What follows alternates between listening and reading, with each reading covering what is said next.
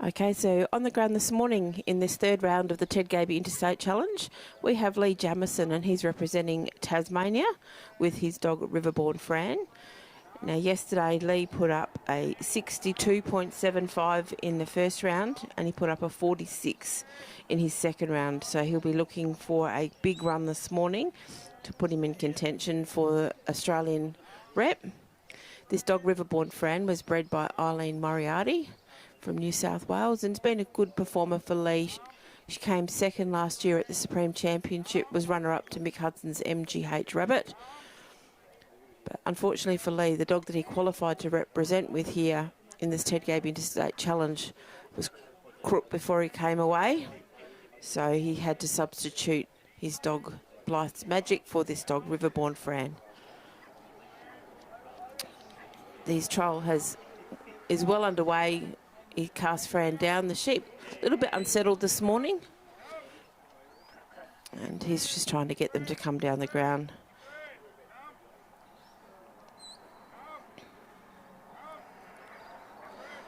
For those that don't know me, I'm Simone Cross, Treasurer of the Australian Working Sheepdog Association, and I'm a proud South Aussie. We had some great scores yesterday, and it's very close at the top for those gentlemen that are vying to qualify to represent Australia on the following weekend. The leader after 2 rounds was David Lacey from Victoria with his dog Brands Hatch Tusker. So he's the guy that they're trying to catch today. After 2 rounds, he was sitting on 145.25. Then we have 2 equal second at the moment, Grant Cook from Western Australia with Pendelup Gilbert on 145, and he's there with the ever reliable Bill Davidson from New South Wales with Wirchilibar Rain. And currently in 4th place is, I believe, Jim O'Connell from Queensland with Mara Blackmore.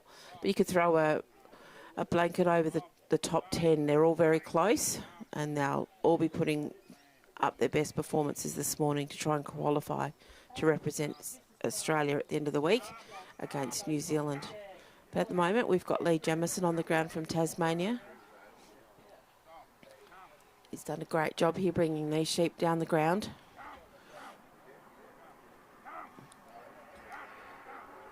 Of course, he needs to deliver these sheep to his left-hand side.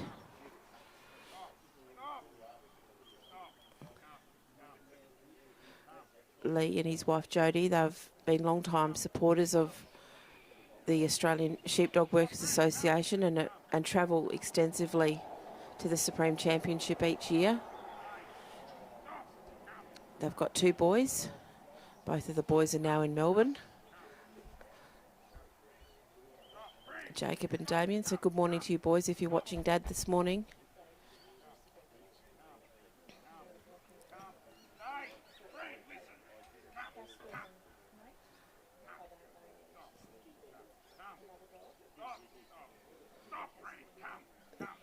Fran's just about got these up to Lee now.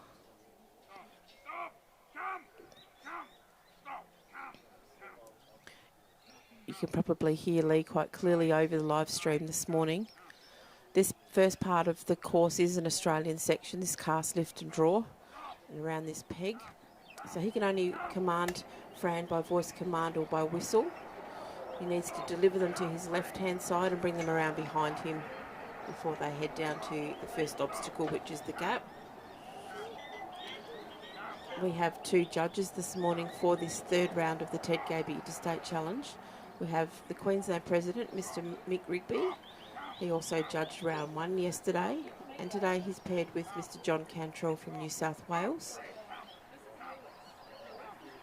Their scores, they each put their own score in, then we add them together, and then the competitor gets an aggregate. The reason that we do this is that the judges see different things. I would think Mick Rigby will be in the cart. He'll take the outside of the ground, so he'll see things differently to what John will see, and he will be walking the middle of the ground.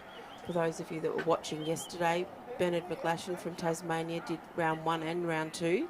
Round 1 he did with Mick Rigby, in round 2. He did with Kylie Victory from New South Wales. And then today we've got Mick Rigby, as I said, with John Cantrell.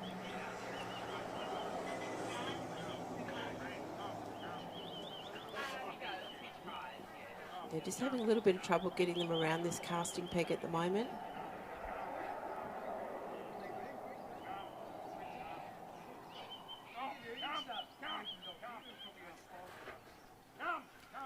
Riverborn Fran, she's a white border collie.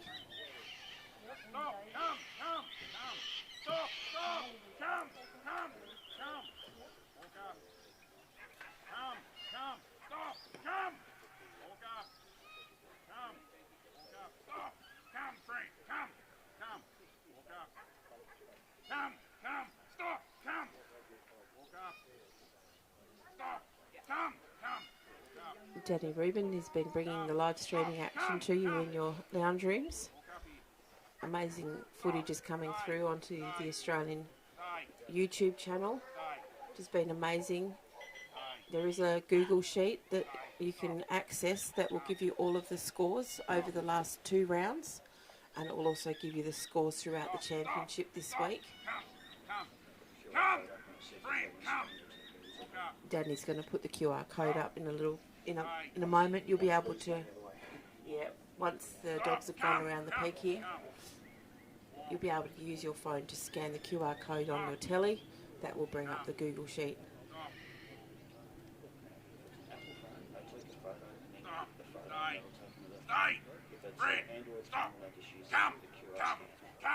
So if you've got an Apple phone, take a photo and then hit on the photo. If you've got an Android phone, you need to use your QR code on your phone to be able to access that Google sheet. The link is also on the Queensland Facebook page, and it's also on the Australian Facebook page. And we just remind all of our viewers not to go clicking on any links that aren't on those recognised sites. There are people that are trying to trick you, trying to get money out of you. All of these things are being brought to you for free, so please do not click on anything that isn't from those recognised sites or on our Australian YouTube channel. So Lee and Fran have gone around the peg. They're now heading down towards the gap. Those sheep are currently off course. You'll see that there's a corridor between the casting peg and the gap. Ideally, Lee needs to keep those sheep within that corridor on his right-hand side as they head down there. Fran's just gone down to collect them before they run too far past. This is an Australian section, so he needs to carry them along on his right-hand side.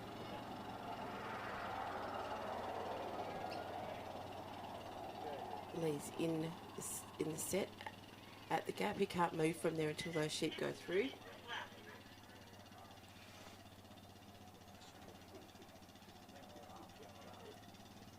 And they just ducked around the end of that obstacle, so he'll now need to bring them back around.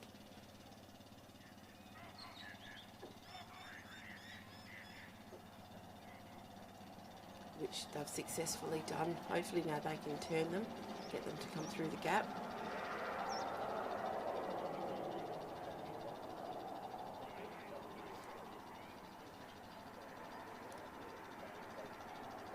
They're near the opening there. There we go, we've got them through.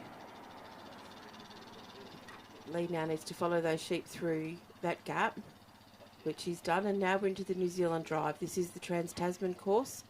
We select our Australian representatives on this Trans-Tasman course. This is the course we will be using later in the week for the Trans-Tasman test when we try to retain the Wailago Cup that we won last year in New Zealand. So this section, the judges are looking for flow. And there is also a corridor out there. So trying to keep them within that corridor, trying to get them flowing. It's a drive. Sorry, I've got Mick Rigby. He's actually walking up the middle of the ground as our judge. And John Cantrell on the outside. And those sheep have just gone back behind Lee. So they're the things that the judges are looking for. Ideally, those sheep need to be in front of Lee.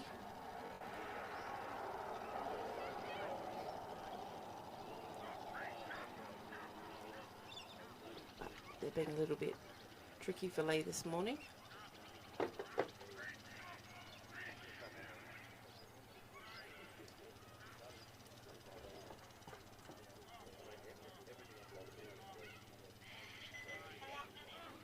time will be starting to become an issue for Lee. I've just heard the timer say there's 4 minutes left. And he's still got quite a way to go yet. So they're currently moving towards the Maltese cross on this New Zealand section. And Fran looks like she wants to keep heading those sheep. Ideally, she should be in behind those sheep, trying to drive them down.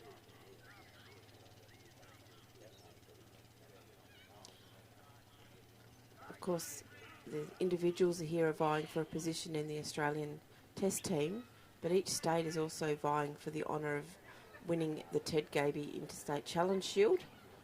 So the 3 workers from each state, their scores will be added together, and then the state that has the highest score wins the Ted Gaby Interstate Challenge. The holders of that currently are Queensland. They won it last year at Northam in Western Australia, and they will be very keen to retain the trophy that they won last year.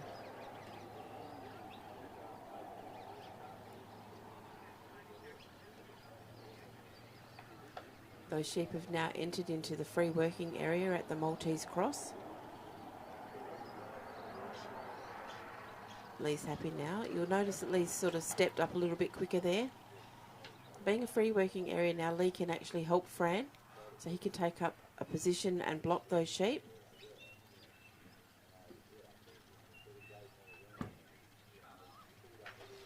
Which is what he's doing there. You can see he's got his arms out.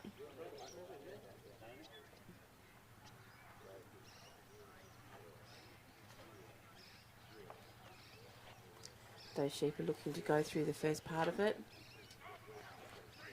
They've entered in. Unfortunately, they haven't gone straight through. Fran was up to the task. They've got them back on course now. They've negotiated the first part of the Maltese. Lee's now just walking around to get into position to complete this obstacle. You're great.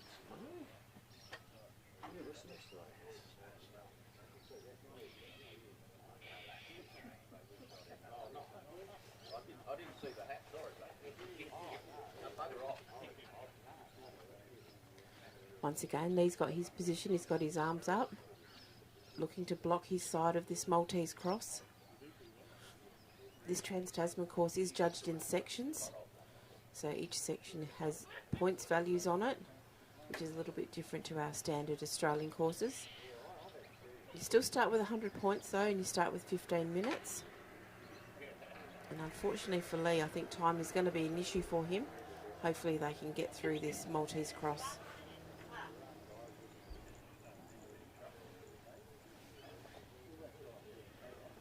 Lee's just giving those sheep a little bit of room.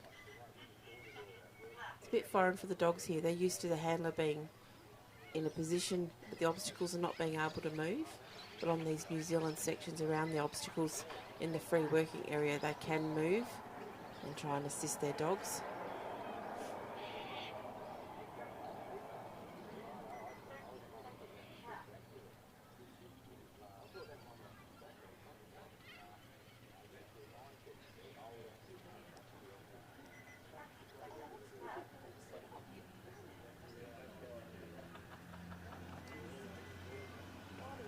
Those sheep, they're getting near the obstacle, but unfortunately I can hear the timer starting to count down.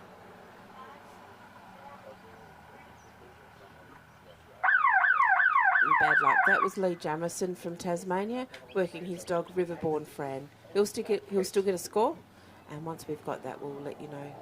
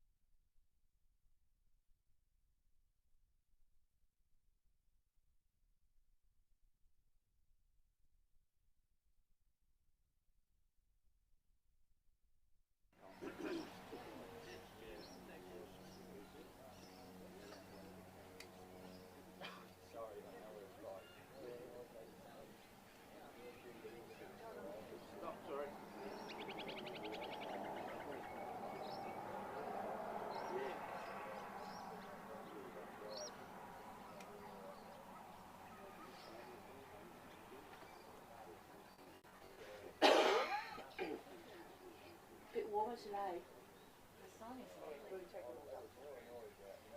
Just in the freezer.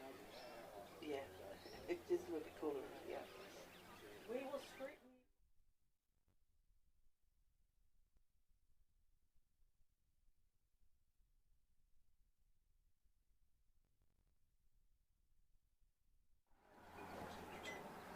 Okay, so the second competitor out this morning in this third round of the Ted Gaby Interstate Challenge, Mr. Gordon Curtis from Western Australia.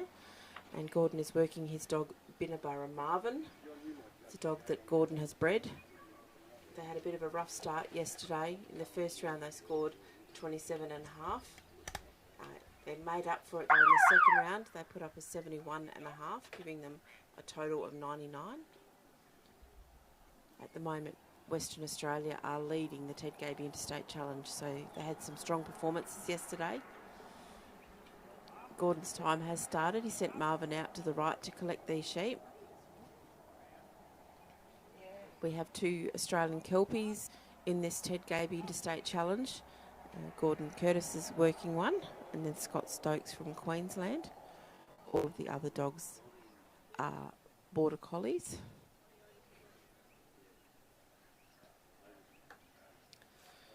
Gordon Curtis is from Kellerberrin in Western Australia, and he has been a long time supporter of sheepdog trialling around the country, both in yard and in 3 sheep trials. I think anyone watching at home would probably know the name Gordon Curtis. He's held many positions of office for both the Australian sheepdog workers and also the Australian yard, and has also held positions in his home state of Western Australia.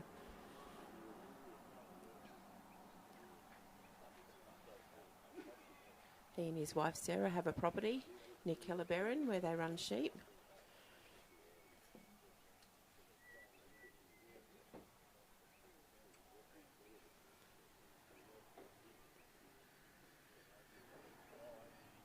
Marvin's doing a good job here, just bringing these sheep down the ground.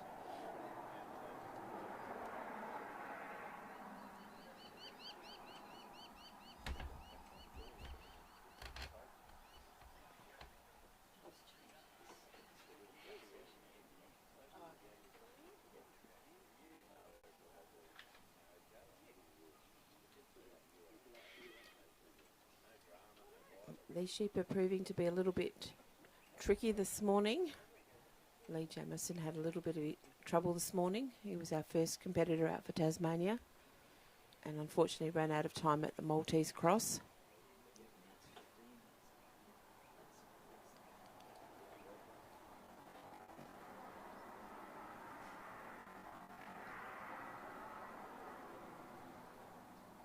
At the moment these sheep are on Gordon's right hand side. They need to be coming down onto his left hand side at the start of this trial. So he'll be trying to get his dog to push them across.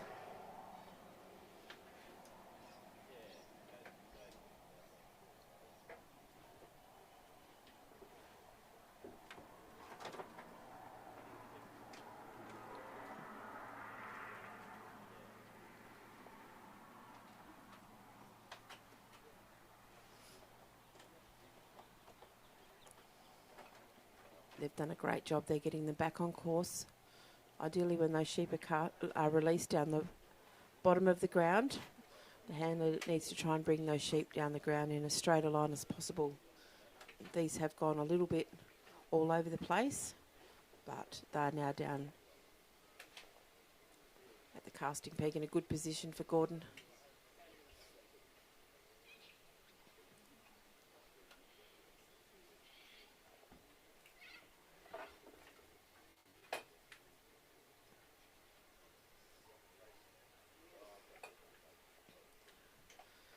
When Gordon's not working his dogs, you quite often will find him judging a trial. He judged our Supreme Championship at Strathalbyn a few years ago. So he's a very accomplished handler and judge. And he has been our team manager for our Australian team that went to New Zealand a few years ago. So he knows his course inside and out. Those sheep have now been delivered to him around and have gone around behind him. He's now stepping out as he'll head down now towards the gap. So these sheep are in a good position at the moment within the corridor. So Gordon will be trying to get Marvin to bring them up to within that corridor on his right-hand side. If they go outside of that corridor, that's where the judges are looking to take points.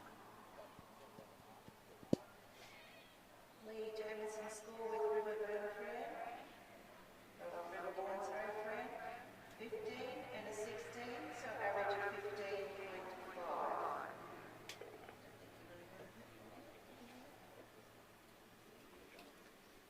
All the sheep have just decided to have a little bit of a run. Dogs managed to get them back within that corridor. And try and hold them up now. Wait for Gordon to get down to the gap.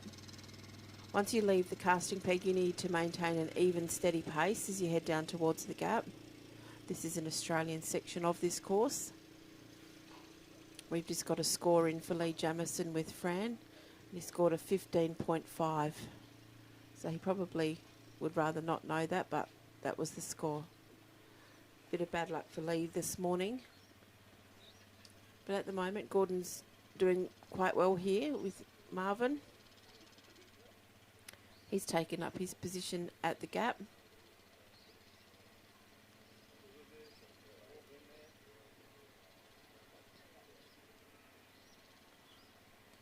The sheep are quite settled at the moment.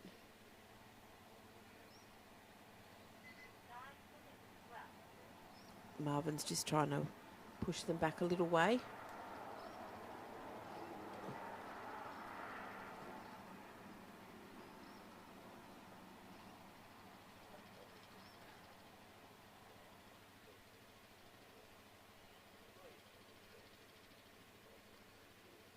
Managed to roll them around. That's beautiful work. Just trying to get them to look through the gap. At the moment, they're not looking though. They're facing up to the dog rather than the gap.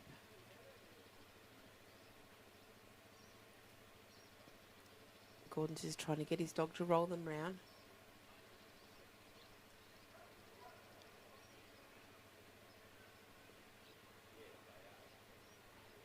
And that was beautiful work there. Just calm, quiet work. Hold them up. You'll see Gordon stepped out now from his position at the gap. He now needs to walk through the gap. And then we're heading now into the New Zealand driving section. So this section from the gap to the Maltese Cross is a New Zealand drive. So on this particular section is judged how they would judge it in New Zealand. They judge on flow. They'd like to see the handler and the dog behind the sheep, one on each side. The handler needs to stay behind the sheep. They can't get in front. If they do get in front of the sheep, they lose points. If they take a backward step, they also lose points. So it's all about flow here.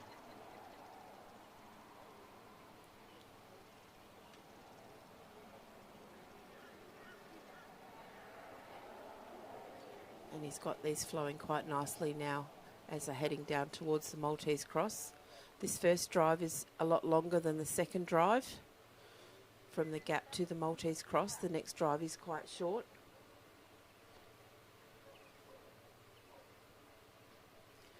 And you'll see Gordon's got his arms out. You can do that in this New Zealand section. You can help your dog a lot more than what you can on our Australian sections. Those sheep have now entered into the free working area. So Gordon's increased his pace. He's now caught up to those sheep. You'll see he's taken up position on one side of that Maltese Cross. And he's got his arms out ready to try and help block those sheep from getting past him.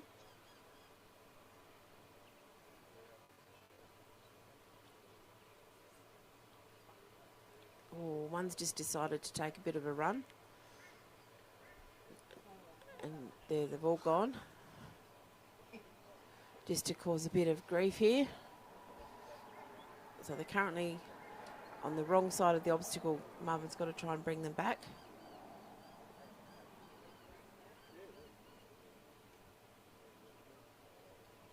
And and he's decided he's going to push them through the obstacle.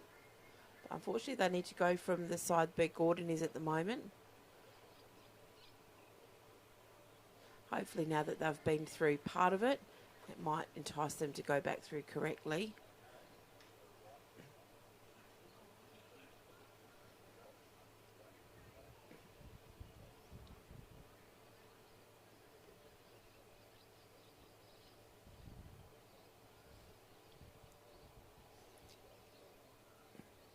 They're in a better position now. They're just milling around near the obstacle.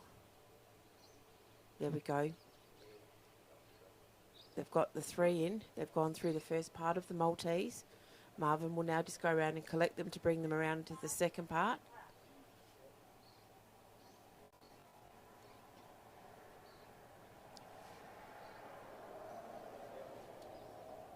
Once again, Gordon's in position there, got his arms out trying to help block, take up his side. See that there's one sheep looking through at the moment.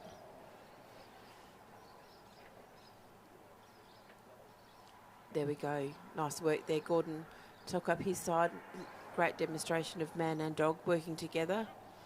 They're now into the next section, which is once again a New Zealand driving section. So these sheep, they'll be looking to drive them between the Maltese crossing the bridge.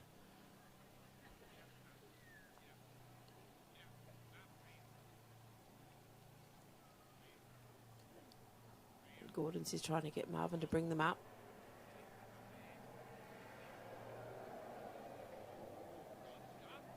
They've done quite a nice job here. Gordon on one side and Marvin on the other.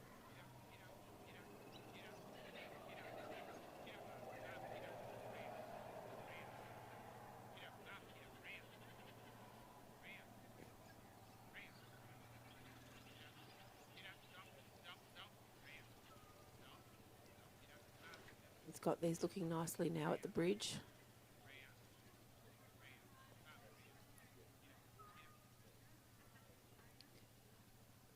Gordon and quite a few of the handlers over in Western Australia are part of the Kelpies for Kids program. Great initiative in Western Australia to try and link sick country kids with services to make their journey a little bit easier for really sick kids over there. We were able to see what they were doing last year in Western Australia. And yeah, Gordon is part of that. A great initiative. Beautifully done. So they've gone up and over the bridge. We're back now onto an Australian section. So Gordon will start his walk now towards the pen. He'll once again keep an even, steady pace and try and keep these sheep on his right-hand side within that corridor. He can't stop now that he started the walk, and he also can't assist his dog now other than by voice command or by whistle. It's now up to Marvin to get this job finished. Still got plenty of time. This final section, this walk across to the pen is worth 10 points and the pen is worth 20. So in this particular course, you really do need to get home. This last section is worth 30 points.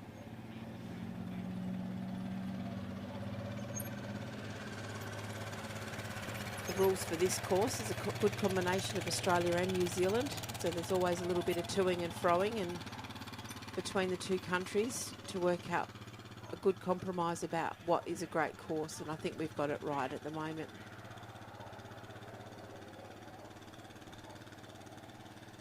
Gordon's now in position at the pen. He's taken up his position.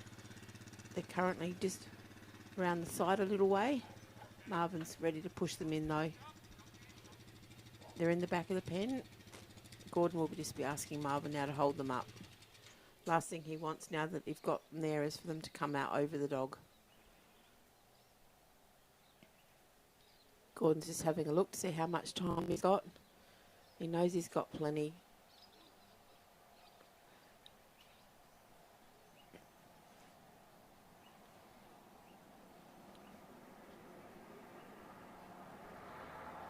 It's just waiting there.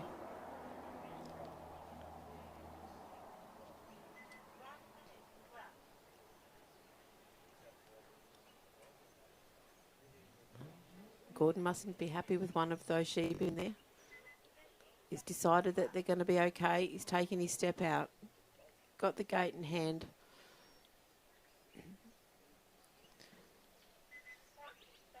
Beautifully done. So that was Gordon Curtis representing his state of Western Australia with Binnaburra Marvin. Great job.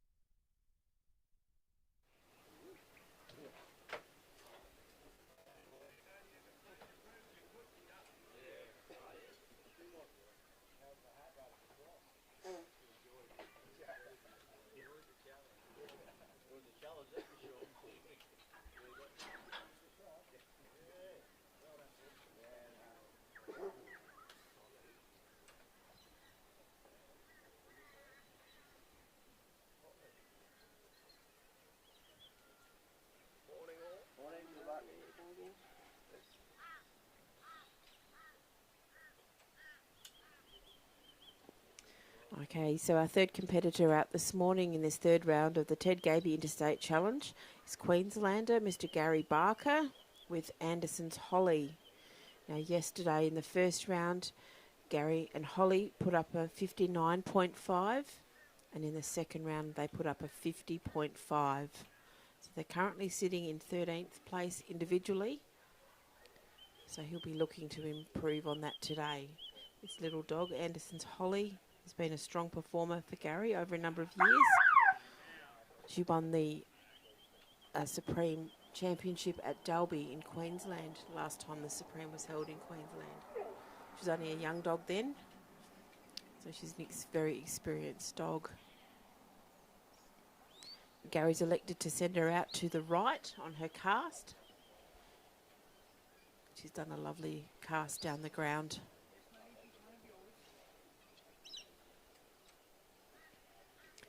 Gary's also a very experienced judge. He was one of the judges last year at the Supreme Australian Championship at Northam in Western Australia.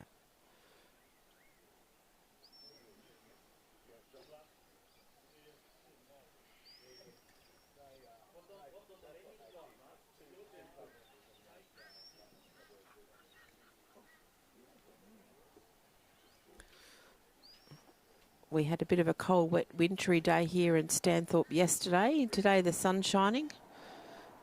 So hopefully today it's going to be a lot warmer than what it was yesterday. For all of us that have travelled to Queensland, we've expected warm, sunny days, but it hasn't been that so far.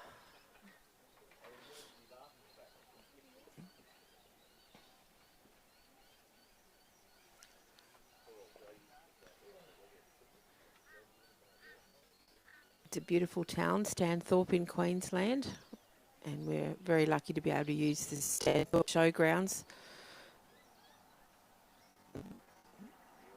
Very well set up, plenty of room for people here.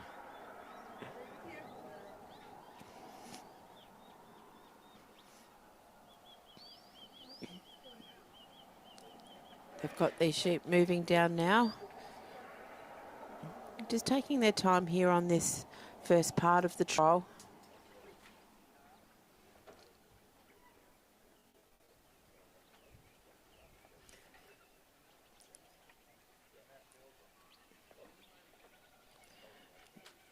The Queensland Association have had plenty of support from their local community, which has been amazing.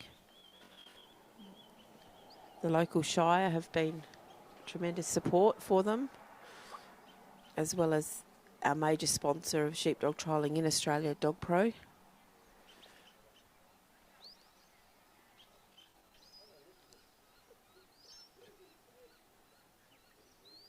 Holly's doing a great job here, just bringing these sheep down to Gary. Just quietly bringing them down, not causing too much trouble here.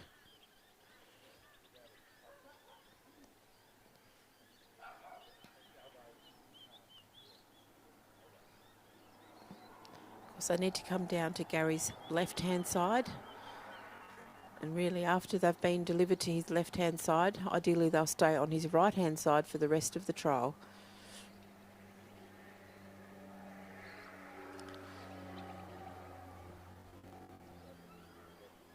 This Ted Gaby Interstate Challenge this year has brought the best 18 handlers from around the country to Stanthorpe. And it's been a very tight competition. This is probably the best thing about this championship each year. It brings all competitors from all around the country to one place for them to all compete against each other, renew friendships, make new ones. Good morning to you too, Antonia Simmons.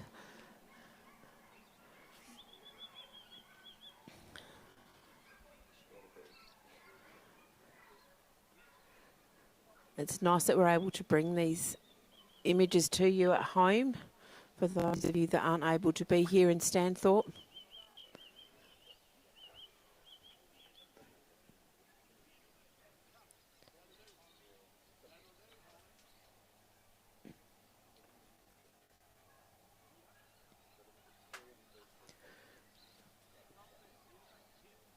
These sheep just keep looking at the dog.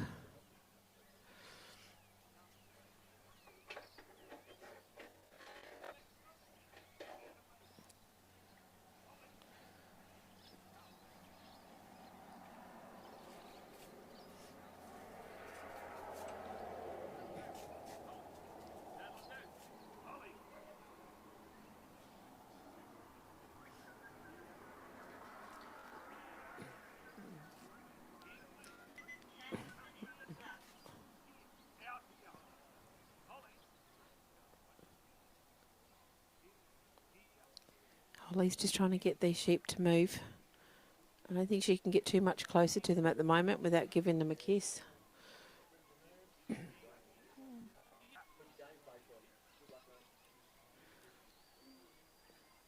These sheep have been good even sheep. They have been quite testing at times for the dogs. But we're certainly very grateful to the person who's lent the sheep for the trial.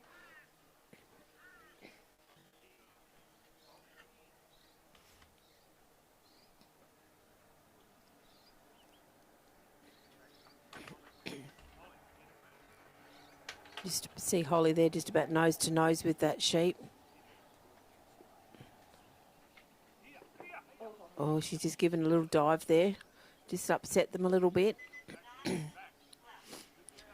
That little dive, though, has got them moving again.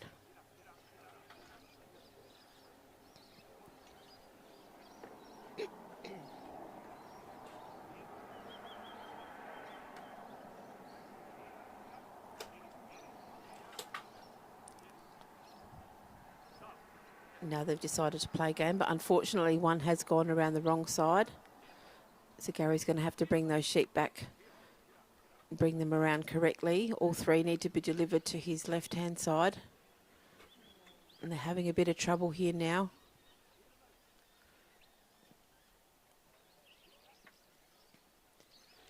Of course, this is costing him valuable time and points. Of course, everyone starts with 100 points and they have 15 minutes to complete this course.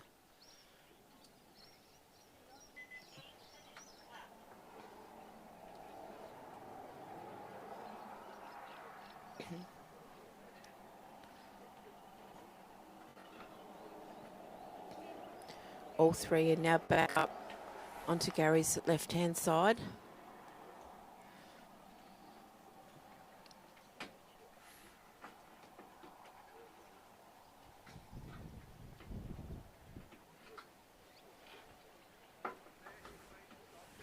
Beautiful. We've now gone round. And the judges are happy for him to move on. So he's just stepped out from the casting peg. He's now heading down towards the gap. And those sheep are currently within the corridor.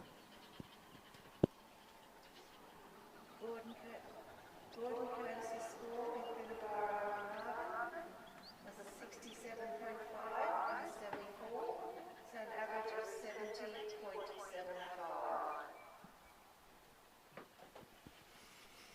We've just had a score come in for the last worker, which was Gordon Curtis, and Binabara Marvin, which was a 70.75.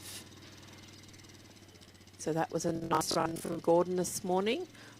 Unfortunately for Gary and Holly, they have had a little bit of trouble here, but they've got them back on track now as they're heading down towards the gap. And they've just ducked outside of that corridor.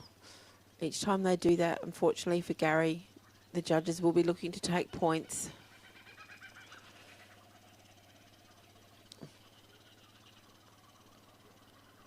Gary's now in the ring at the gap. Those sheep are now near the gap.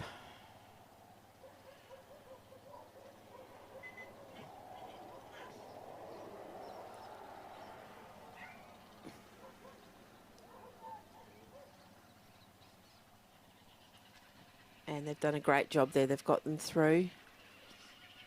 Holly's just held them up now to give Gary the opportunity to walk through that gap to catch up. Righto, now we're onto the New Zealand drive. So Gary can get a bit of a speed up here. The judges are looking for the driving here, so the sheep need to be flowing. Gary doesn't want to get in front of those sheep, and the dog also doesn't want to get in front of those sheep. Ideally, they need to be behind the sheep.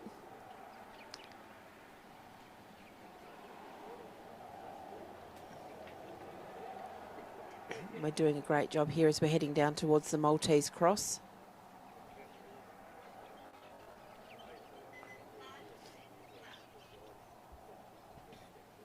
Gary's just increasing his speed now. Those sheep have now entered into the free working area at the Maltese cross. And Gary's in there now. He'll take up position here to try and help his dog. Try and block up his side. And they've done a beautiful job there. They've gone straight through the first part, the Maltese cross. Gary's now getting to position for the second part. Holly's just gone round to collect them up.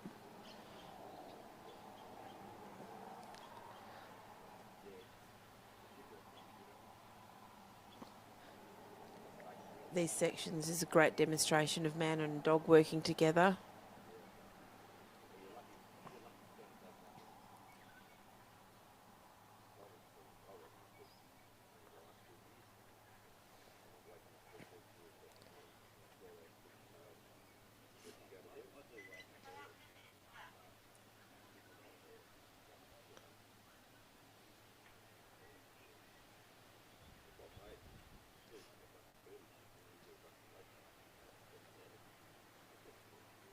Those sheep are just not looking at the gap at this point in the obstacle. Gary's just trying to creep in a little bit. Doesn't want to put too much pressure on. Just enough to try and help Holly get these sheep to turn.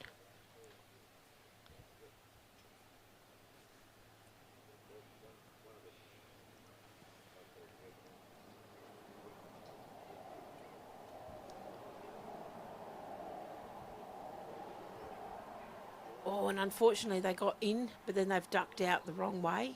They need to go straight through. So Holly now needs to collect them up and bring them back and renegotiate that part of the obstacle again. They've already successfully completed the first half of it, but they do need to complete the second half before they can move on to the bridge.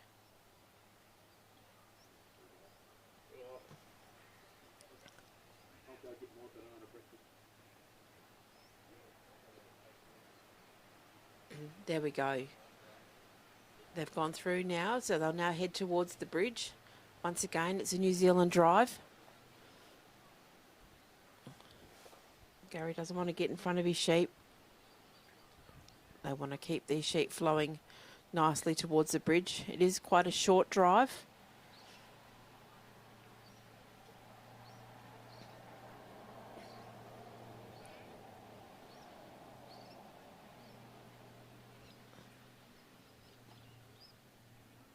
They've got these going quite nicely now as they're heading towards the bridge.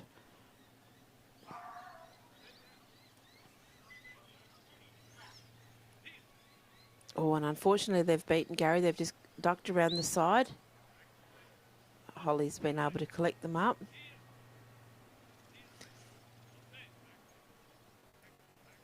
We're looking to roll them in.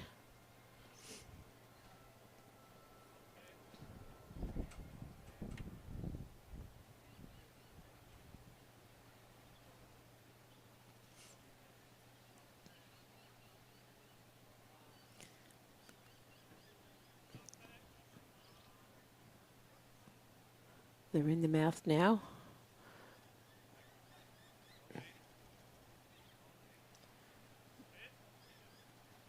Nice work there. They're just heading up the ramp. Oh, two have gone up. One has gone around.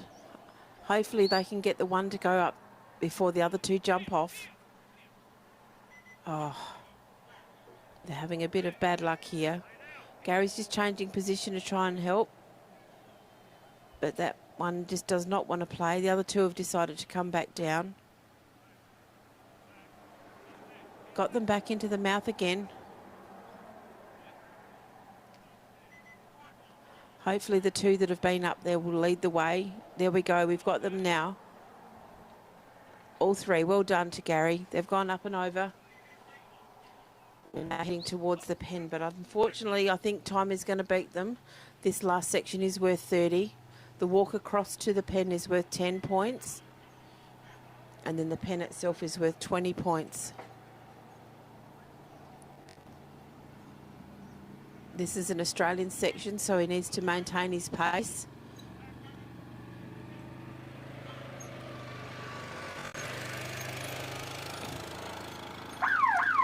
But unfortunately for Gary and for Holly, they have run out of time. The siren is gone on their run. They will get a score. Once the score is through, we'll let you know what that is. Our next competitor out will be Paul Darmody, representing New South Wales with Z-Free Troy.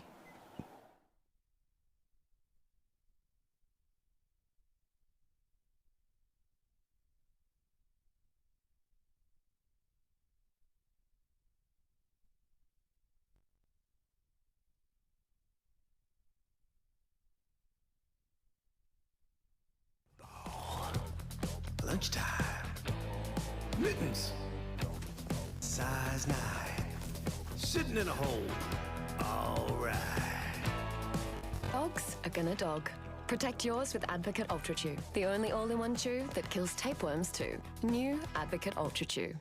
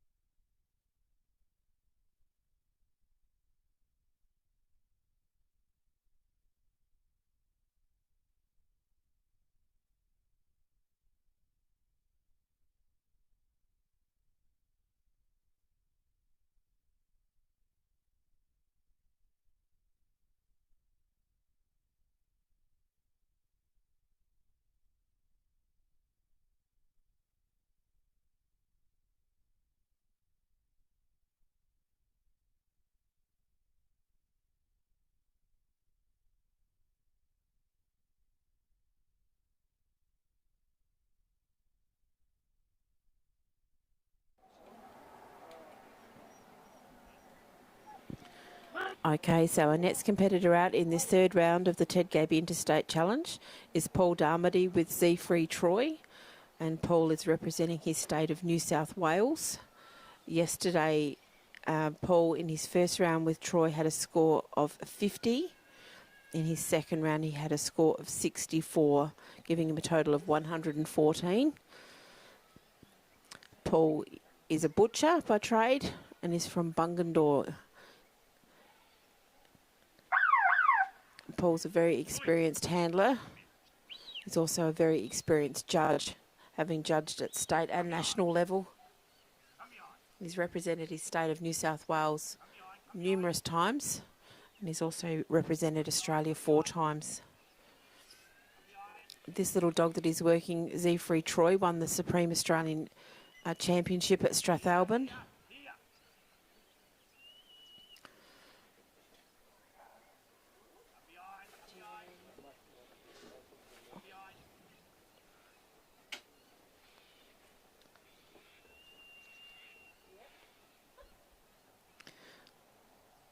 So Troy's doing a great job here. Got a nice pick up down the ground.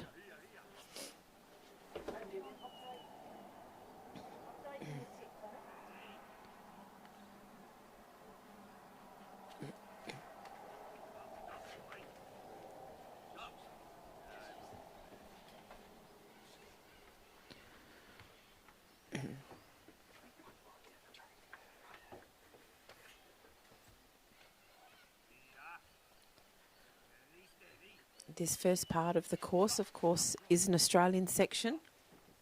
So Paul can only help his dog by voice command, by whistle.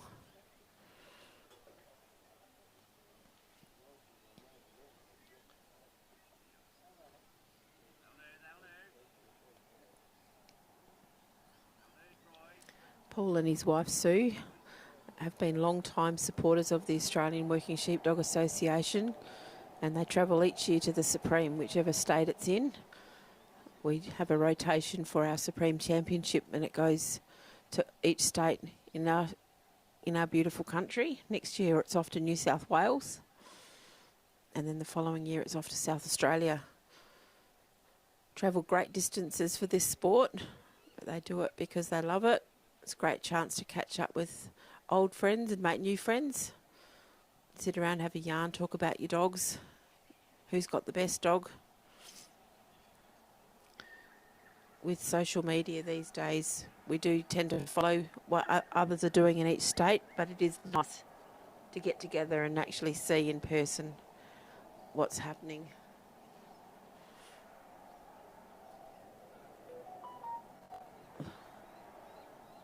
Paul and Troy got these walking nicely down the ground. That one's just decided to take a little bit of a run. Of course, Paul needs to bring these down onto his left-hand side.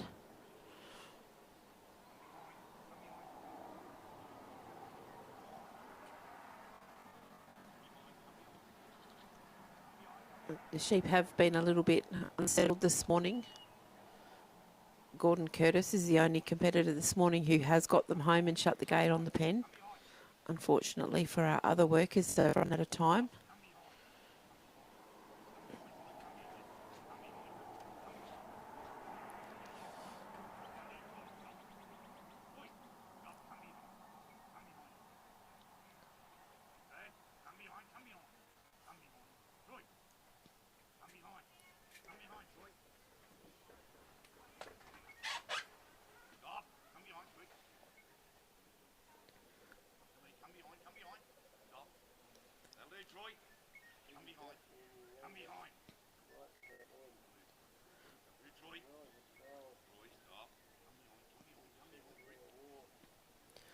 Those sheep have now come around behind Paul. He'll head off now down towards the gap. At the moment, they're currently off course. On this Australian section of this Trans-Tasman course, they do need to be on Paul's right-hand side within that corridor that's marked out there with some cones on the ground. While these sheep are outside of that corridor, our judges will be looking to take points We've got very experienced judges for this third round of the Ted Gaby Interstate Challenge. Mr. Mick Rigby from Queensland, Mr. John Cantrell from New South Wales. Mick Rigby is in the maroon blazer walking up the centre of the ground. And John Cantrell is on the outside in the buggy.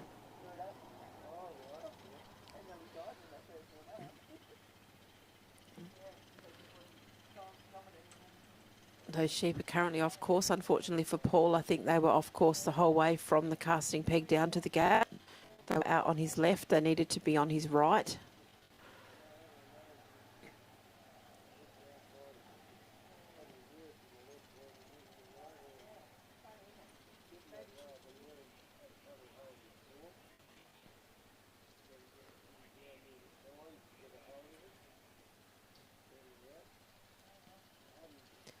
He's just trying to get them back on course.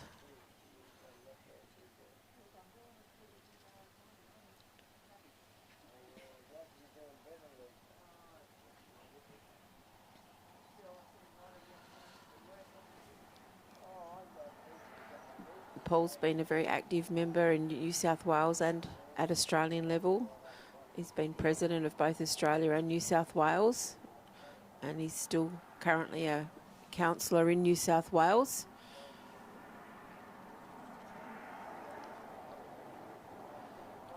We've now got these sheep back on course. Back within the corridor.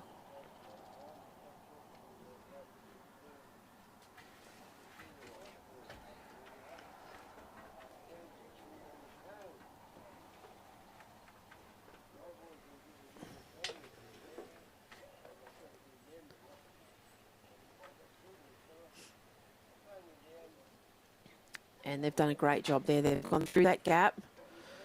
Paul will now follow them through. We're into the New Zealand drive here now. You'll see Paul's now running to try and catch up to those sheep. He wants to help Troy to drive them through to the Maltese cross. Paul's represented Australia 4 times on this course. He knows it like the back of his hand. He's also judged it at national level.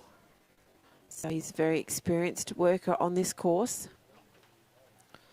And they're doing a great job here as they're driving them now down towards the Maltese.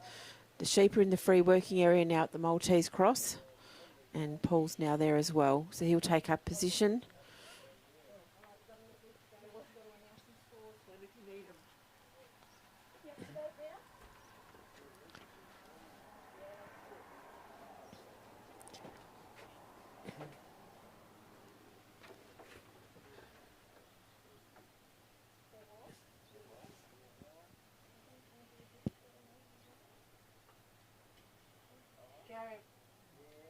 Gary Barker's score against Holly was a 31 and a 32, so an average of 31.5. So Paul and Troy have got them through the first part of the Maltese cross. Now bringing them around to negotiate the second part of it. The score for Gary Barker with Anderson's Holly has come in, and they've scored a 31.5. And they've done a great job here. Paul's completed the Maltese cross. Troy's gone out to collect them to bring them back online as they now head down towards the bridge.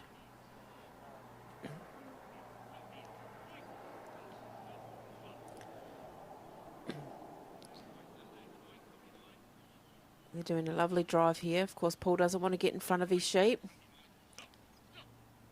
Paul's increasing his speed. He wants to keep up to them. They're looking for flow here, and they've flowed nicely between the Maltese and the bridge. Paul will now take up position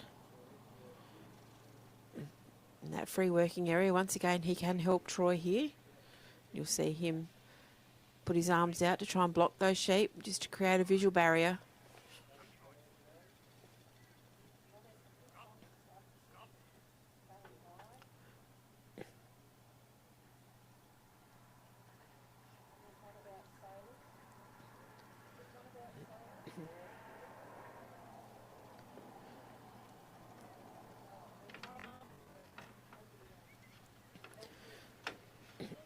The sheep are now heading up the bridge.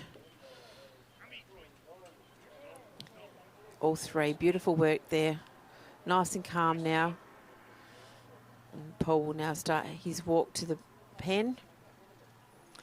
Be trying to get Troy to keep them within that corridor now to try and save as many points as he can.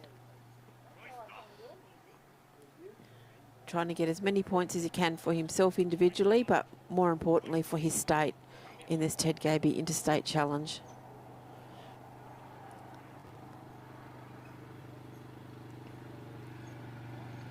These are in a lovely position within the corridor as they're heading now down towards the pen. Of course, this last section on this Trans-Tasman course is the one that they want to do the most. It's worth 30 points. The pen is worth 20 points, and this walk across to the ring is worth 10. So if you don't complete this last one, you lose 30 points. So you've got to get home if you can.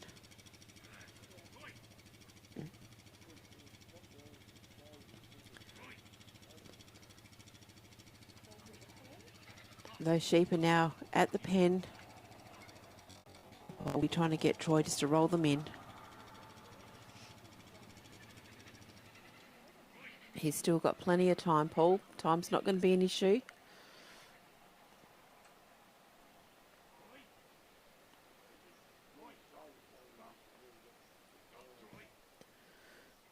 One of them is looking to go. They're just rolling around there. Troy covered that nicely. Oh, unfortunately, one's just ducked around the side. Not too much damage there, but they will be looking to take points. But they've done a beautiful job now, rolling them into the pen, but they're not settled. One's come out. All three are there now. Paul stepped out. He must think they're settled enough. Troy's holding them up as Paul shuts the gate. So that's Paul Darmody, the butcher from Bungendore in New South Wales, with Z-Free Troy.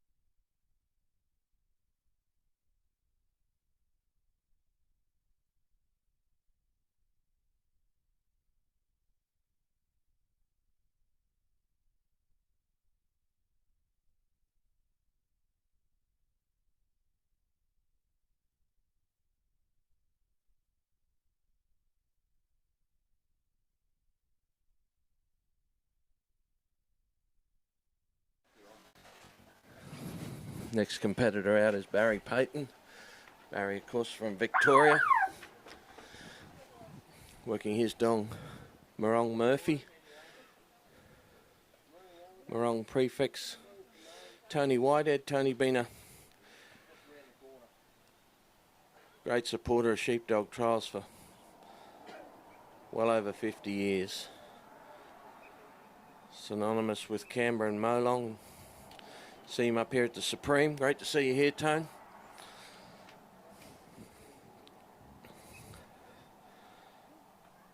Sheep have been a bit lighter here this morning, wanting to turn up and face the dog, and Morong Murphy's got him behind these sheep nicely there now and working them back to the peg here to Barry.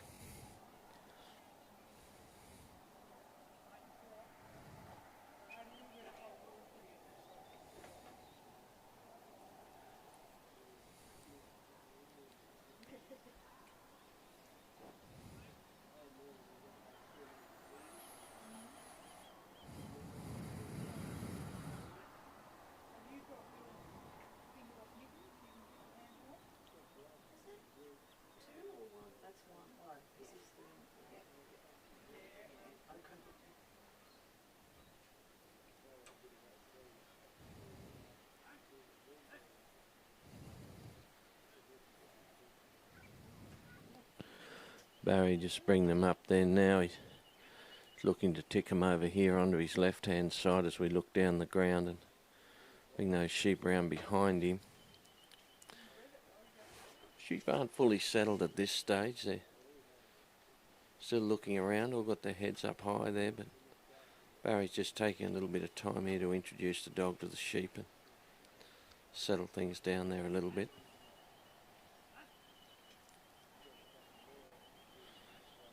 Still wide open for the selection for the Australian team here and the results of the Ted Gaby. We've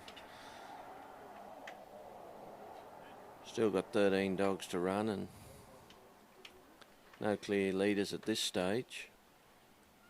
Sheep will work beautifully here the last 2 rounds we've had yesterday, and thank you to the Hindmarsh family for the loan of the sheep. They've worked tremendously well here, and thank you for your support here during the week at Stanthorpe.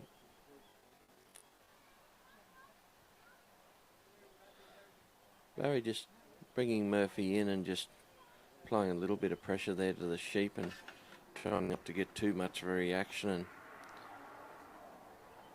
try and desensitise them to the dog as such. Rolled them beautifully there, Barry, as he's kicking him over onto the other side. When you're putting out the next competitors, because by the time you call this 2 extras, we've forgotten the first ones, and we're more than an hour away. It means you're on the call holding the folks start thinking that an hour's enough. You think about it from your point of view and you do whatever you bloody do. But from us listening, the pause that we need is too many. Thank you.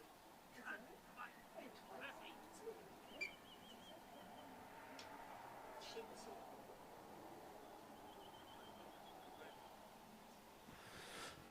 Barry just working these sheep around here, just taking his time here to bring these sheep round on the left-hand side. And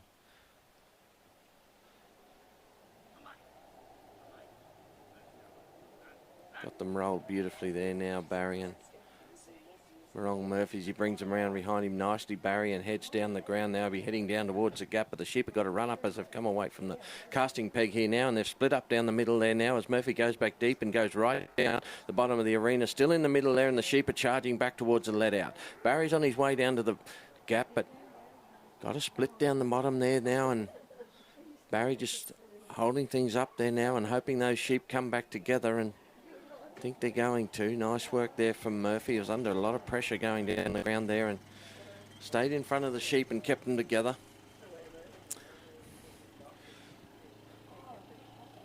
Barry's just going to let things settle down again here now as he brings the sheep across and tries to put them back on course.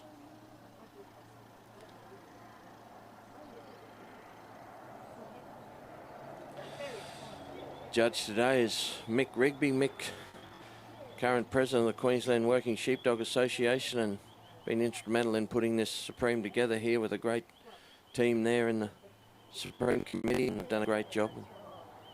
Still got 7 days to go, but we've had a great start here at Stanthorpe. His score was C3 Troy, was a 73.5 and a 74.5,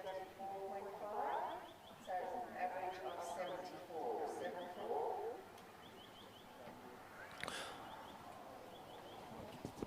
Paul Darmody's score was Z-Free Troy, was a 74, 74, 74 for Paul Darmody, New South Wales.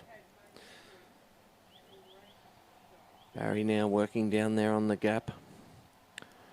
Just bringing those sheep around.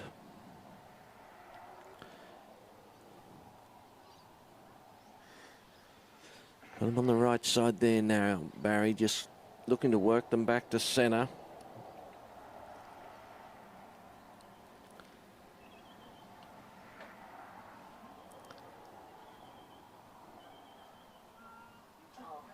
Just working them back towards the centre, looking for them to take the gap, and they have this time. Great work, Barry and Murphy, as they pick the sheep up as they come through the gap, and Barry moves down. Makes his way through the gap as well. They head across the bottom end of the arena.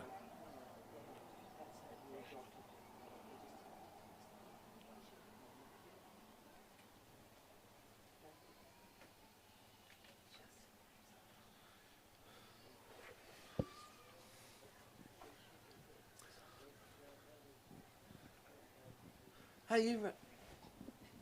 How you, Ray? Going good, thanks. How are you? Well, thanks.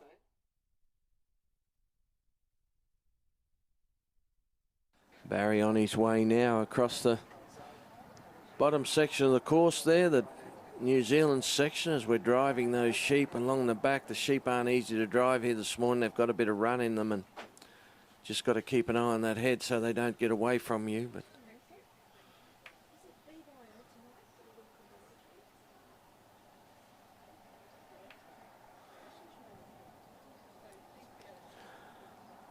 Barry's got them travelling nicely there now as he's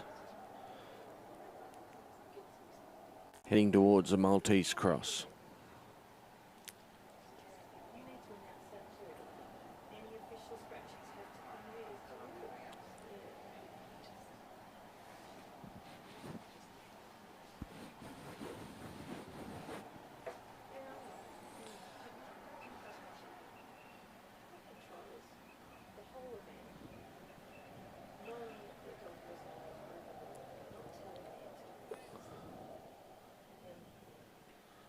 Barry just making his way across there. I think the sheep might have just got outside the line of the corridor there, but Murphy's got them back on track now and just headed backwards a little bit there, and Barry moves in to put a bit of pressure on them. Got them travelling nicely now, Barry Payton and Morong Murphy, as they go along the back section of the Trans-Tasman course here at Stanthorpe.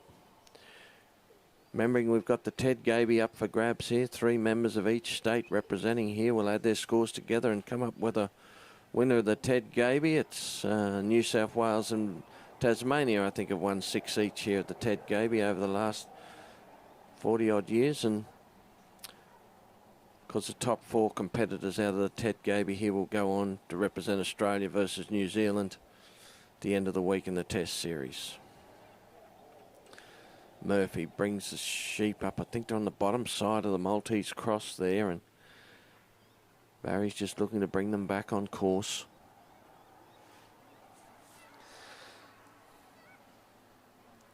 Shape them up and put them through the middle. He's got one looking the right way there, Barry, as he rolls old Murphy round and tries to pick it. Got them this time, Barry Payton. He's put them straight up the middle of the Maltese. Morong Murphy right around the front and caught them there too as Barry goes down now. Takes up his position at the back of the Maltese, and he'll be looking for Morong Murphy to bring them round on the outside. Been putting a bit of pressure on dogs as they go down the back there, looking to go back towards the let out, but Barry beyond that as the sheep come right round the top there now, and Murphy right out in front of them. Barry just steps away and gives the sheep a little bit more room there as he's just got to point him straight up the middle of the Maltese. Got him. Oh, nope. Just come up on the outside there. He's got a couple up the inside and one outside. He's got to bring them all around again now, Barry.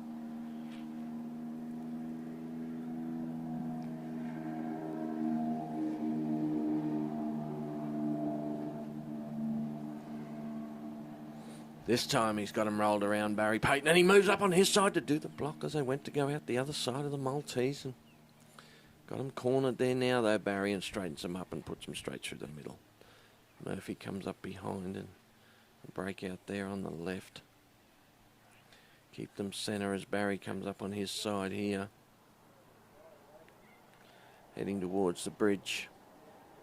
15 minutes they've got to complete the course. Still got plenty of time, Barry.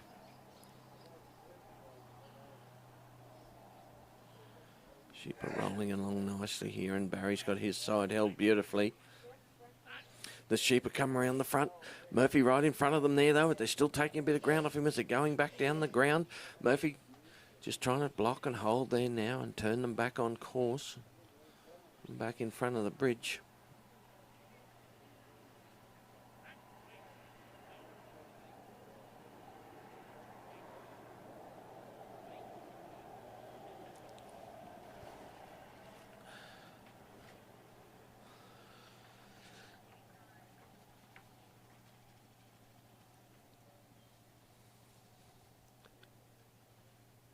Settling things down there, Barry, as he rolls the sheep back on course nicely now, and Murphy's gone right around the front of the bridge now to pick up those sheep on the other side as Barry steps up on the inside here now.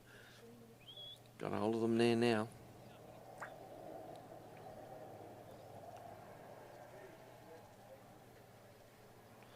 And bring them up and put them at the pen. Time just ticking away here on Barry. He'll be looking for him to go up and over the bridge pretty quickly and make his way to the pen. 20 points in the pen there. Crucial they get him, and he set these up beautifully. Set them up beautifully, Barry, and they went straight up the middle of the bridge. 1, 2, 3 off the front. He's got them this time, Barry, and he'll be off to the pen. Back on the Australian course here, of course. And Murphy out in front there now.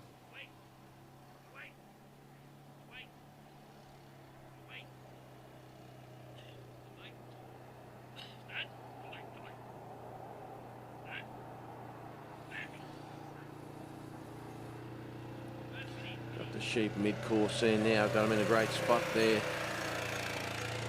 Barry heading down towards the bridge. Heading towards the pen, sorry. We just negotiated the bridge. And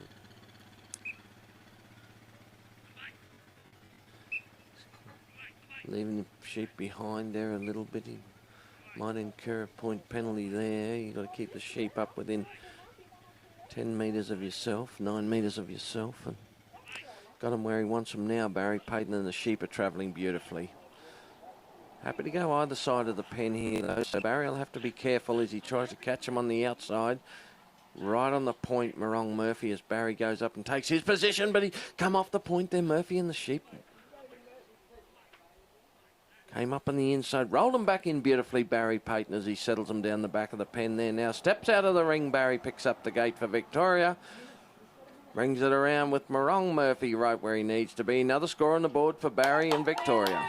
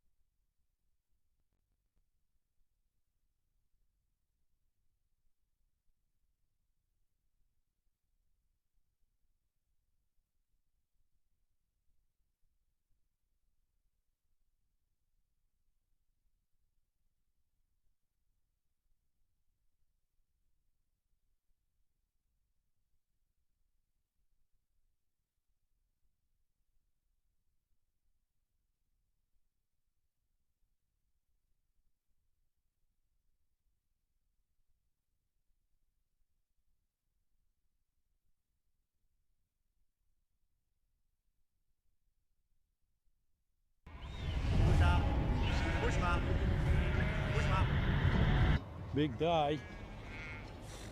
Other one tomorrow.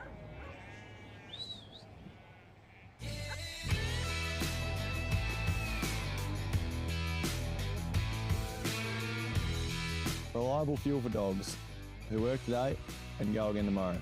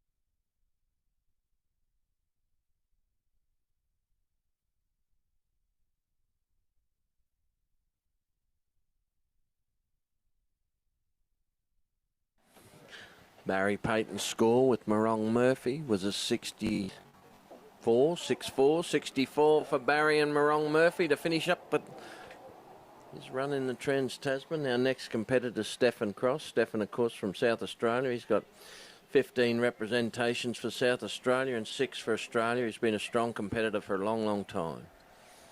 Out on course here today with his dog Echo Park Uno.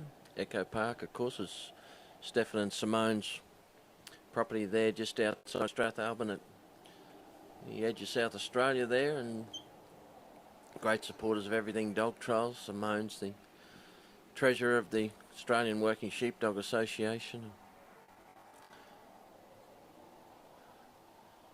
Great supporters of anything to do with the sheepdogs in Australia. Sheep have come out nicely there for Stefan, and he lets Uno go down on the left-hand side. We haven't seen a lot of people cast down the left, but Uno's running out nicely there now.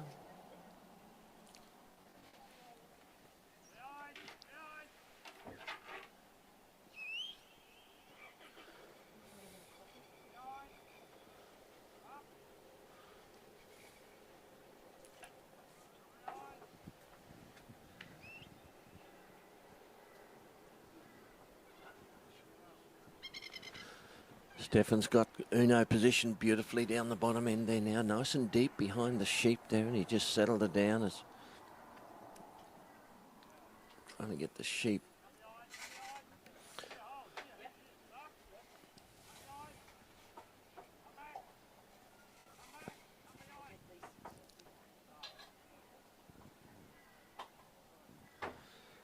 Moving down there now, just moving the sheep up towards himself and the casting peg, but the sheep are just taking a little bit of ground off him there, heading over towards the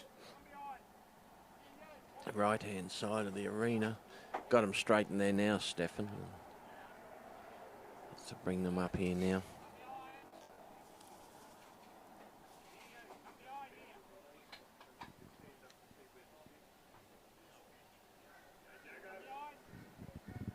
How are you, Gary?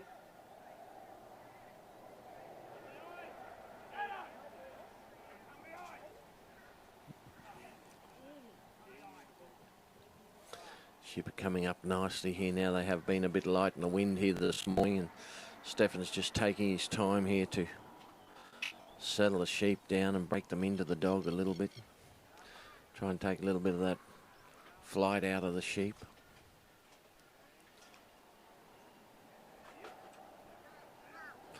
The big grain and the fat lamb operation down there at Strathalbyn's. Stefan and Simone and the family are all involved in the farming operation there. Bit of a tough year last year, but they've had a great year this year over there in South Australia. It's good to see.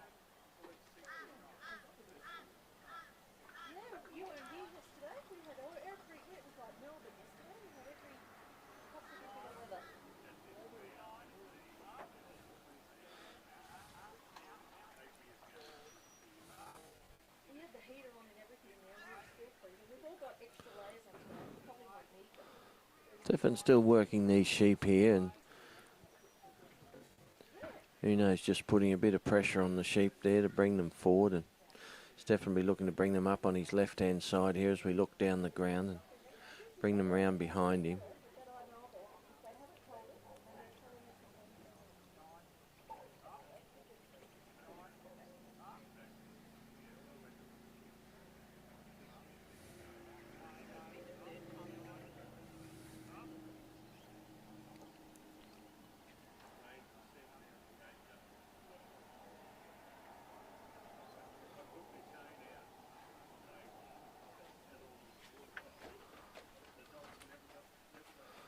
Still just working away on these sheep here and slowly edging them up.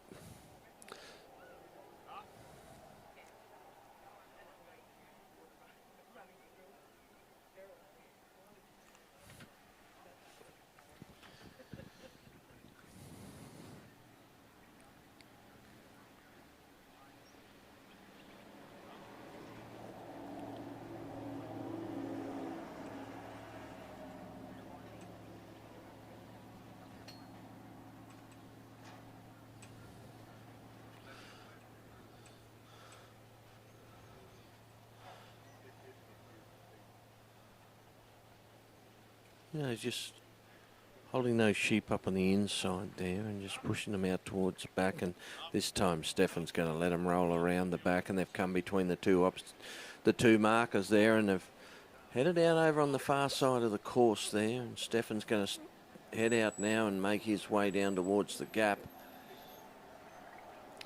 Sheep have been dynamite off the top here, and they've run down the corridor generally and swing over into the middle, heading back towards the let out, but Stefan will be onto that there as he's just holding the sheep out on that side there, and Uno's got them blocked up nice. He's did them nice work there, just putting a bit of a block on them here as they came into the casting area here. And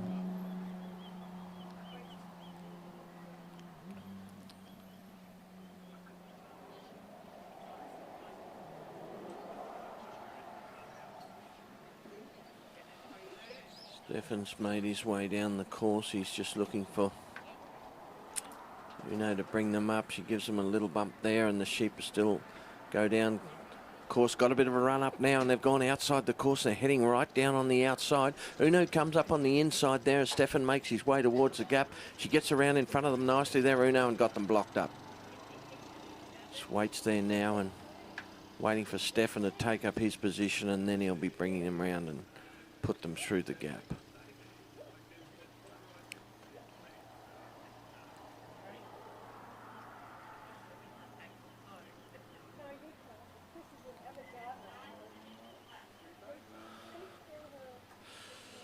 Stefan takes up his position in the set there, just off the end of the obstacle. Uno's going to come forward now and position those sheep and try and put them through. Still plenty of time here for Stefan and Uno, but the sheep have broken out the back there now, but Uno's got that one covered and brings it back in again.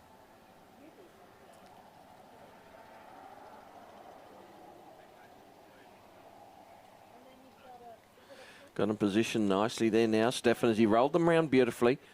Got them looking at the mouth of the pen, but they've turned back onto the dog there now. Just comes forward to roll them again. This time they're looking forward. Straight through the gap there for Uno. Stefan steps forward, and he'll take up his position on the inside of the line here now, remembering most of the pressure's always been on the backside there as we come across in front of the let out. This is no different as Uno's got it covered on the inside, and Stefan steps up nicely on this side here now as the sheep make their way down to the Maltese cross. Got him right in the middle of the lane there, Stefan. Lovely drive from Stefan over the back part of the course there now as he comes up, puts the sheep in the free work area.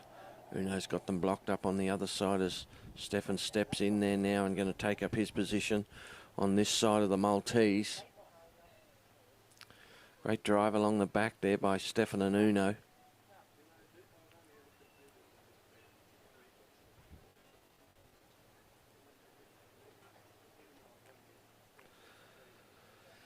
Sheep have just rolled back. They've gone back a little bit there. Puts them back in the free work area now and rolls forward and picks up the eye of that lead sheep there. Just rolls him back a little bit. Be looking to poke them over. They're not far off the middle there, but they're not looking the right way.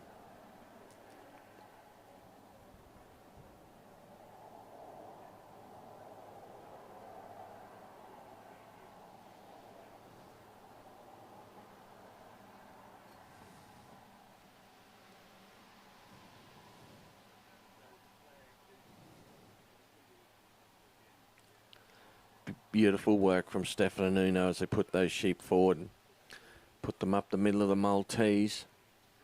Uno out in front there now, and she's got them covered, but she's come up from the back side of the sheep there, and they've rolled right out and around the front of the Maltese. Got them there now, though, as Stefan makes his way down to the back of the cross, but he's got to come round and pick those sheep up. Come right round the front there now.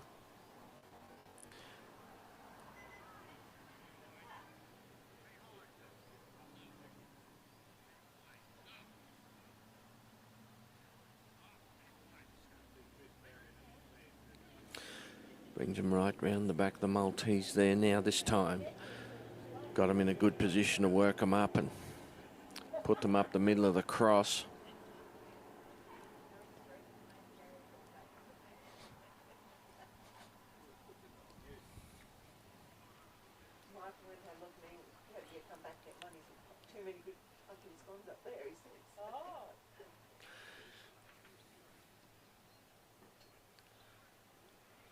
Still working away down the back of the Maltese there, but the sheep have come up the side here on Stefan and Uno, and he's just going to have to roll them back around there now and try and get them up the centre.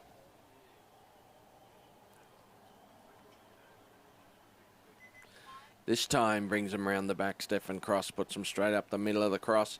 Straight through the middle they go with Uno on one side and him blocking on the other, and it's gone through beautifully. Up on this side here, but the sheep suck back down into the middle of the course here again now.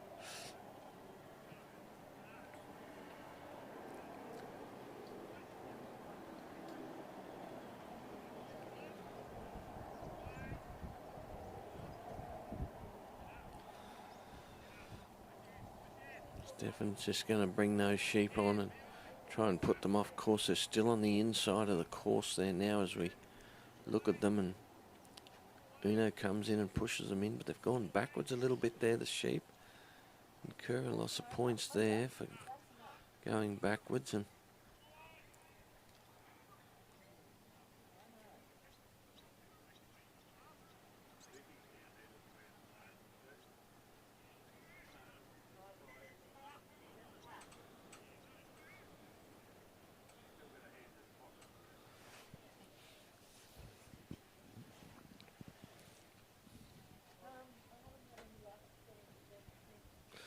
rolled around heading the right way now, Stefan, as they come right over on the edge of the corridor. There they are now.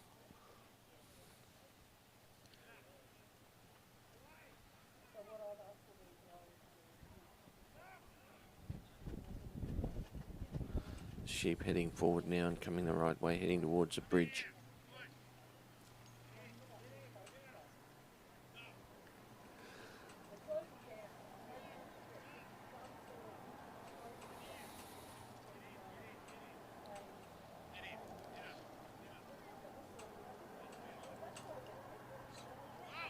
Moving in towards the bridge. Oh, they've just slipped up the side of the bridge here on Stefan.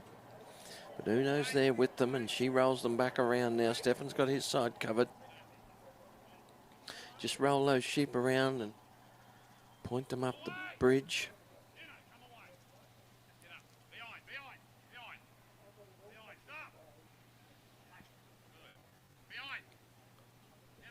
Just put his head around the outside, that sheep there, but Stefan's just rolled it back inside now and goes back, catches them nicely there with Uno. Got him in a great position now. They're just inside the wings of the bridge, and he's going to come forward there nicely and push them up behind the bridge.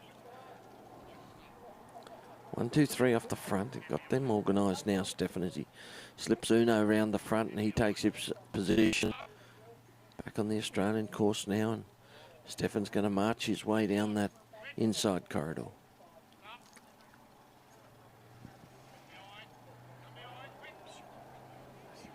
Sheep got a bit of a run up there now, and they've come back across inside Stefan's line there as Uno picks them up there now.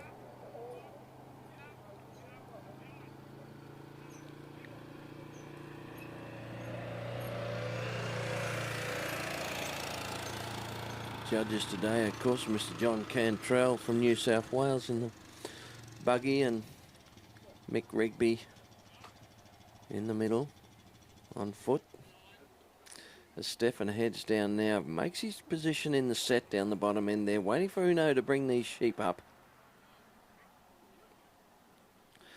And turned around nicely there now, and they're heading the right way. Pen out in front of them there now. All on the side. Uno caught it too and turned it back inside. As Stefan's got them positioned right in front of the mouth of the pen there now. Uno comes round, blocks the gate on this side too. They're just looking to ticker around the back and pick up those sheep. There he goes there now. Wants them to roll straight in on the hinge of the gate there. Lovely work from Uno. Stefan's just going to let the sheep settle down the back of the pen. Steps out of the ring, Stefan Cross. Well, Echo Park Uno for South Australia brings the gate round. Another score on the board for SA.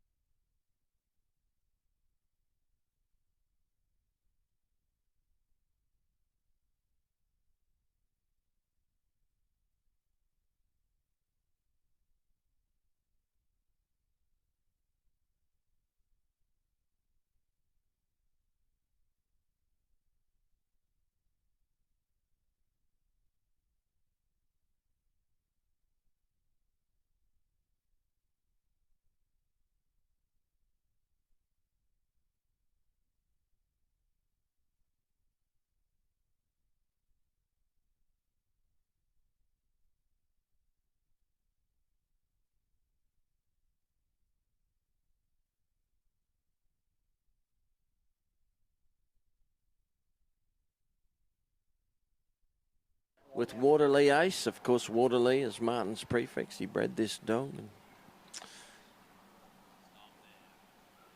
Martin's been a regular in the Tasmanian team for the last 3 or 4 years.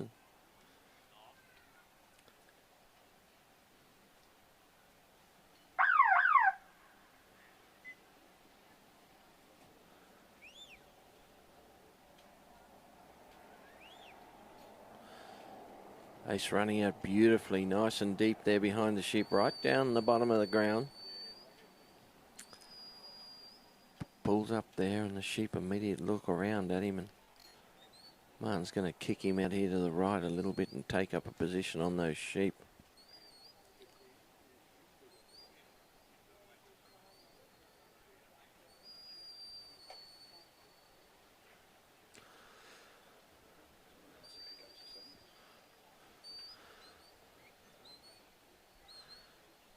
Tasmania being dominant in the Ted Gaby over the last 30 odd years. They won 6 of them, equal with New South Wales.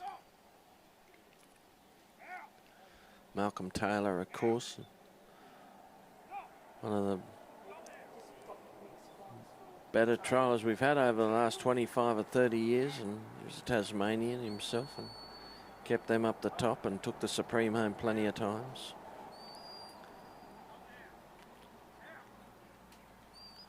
Bernard McGlashan, of course, Tasmanian, judging here yesterday, is current captain of the Australian team that won the Waylego Cup when we went to Ashburton last year in the Test Series. Waylego up again for grabs at the end of the week on Friday, Saturday and Sunday. We'll have the Australia-New Zealand Test Series here.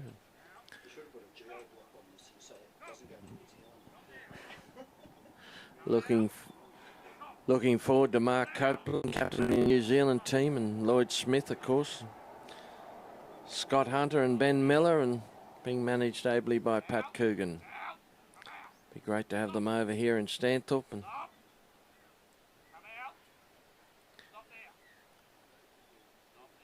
anybody looking to go on a holiday, go to Gisborne next year. The Test Series will be in Gisborne. The North Island next year, Australia versus New Zealand. We'll select our team at Hawkesbury next year in September, and October we'll be heading over to Gisborne.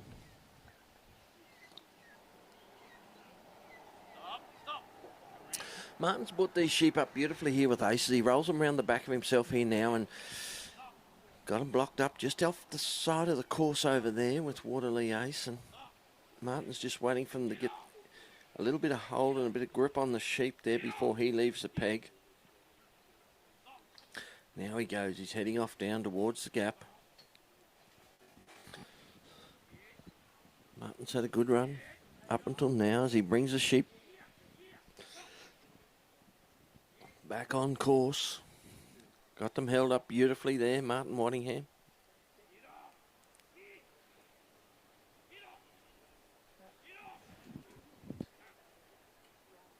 Stephen Cross's score with Echo Park Uno was a 64.5 and a 71.5, so the average was 68.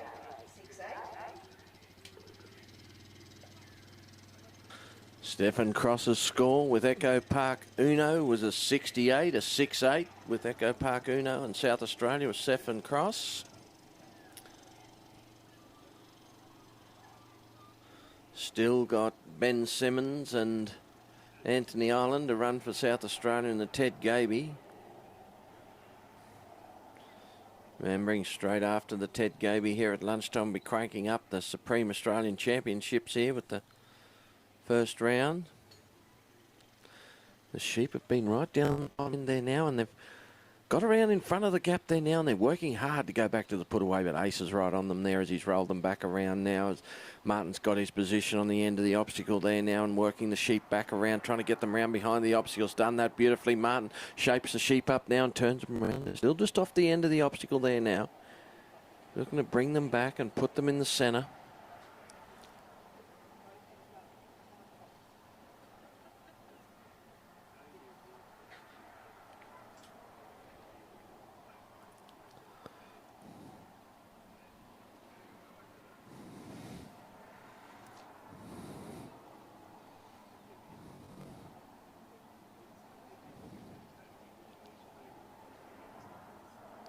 Did it this time, Ace and Martin. Nice work there as they put them through the middle of the gap, and sheep roll out in front as Martin makes his way down, goes through the gap there, picks up his position. He's going to come up on this inside here, hold the weight on the backside there on Waterloo Ace. He comes across the draw on the backside. Martin takes up his position, going to catch up with the sheep there. They're working along beautifully there. Ace has got them held up nicely, right on course on the far side there. Making their way towards the Maltese cross.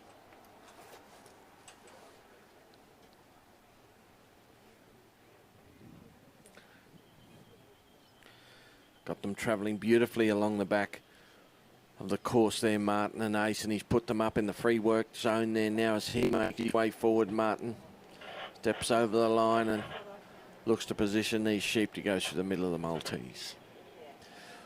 Got them straight up the middle there. Beautiful work from Martin Waddingham there as he put them, just timed his run beautifully to step forward there and straighten the sheep, and straight up the middle they went.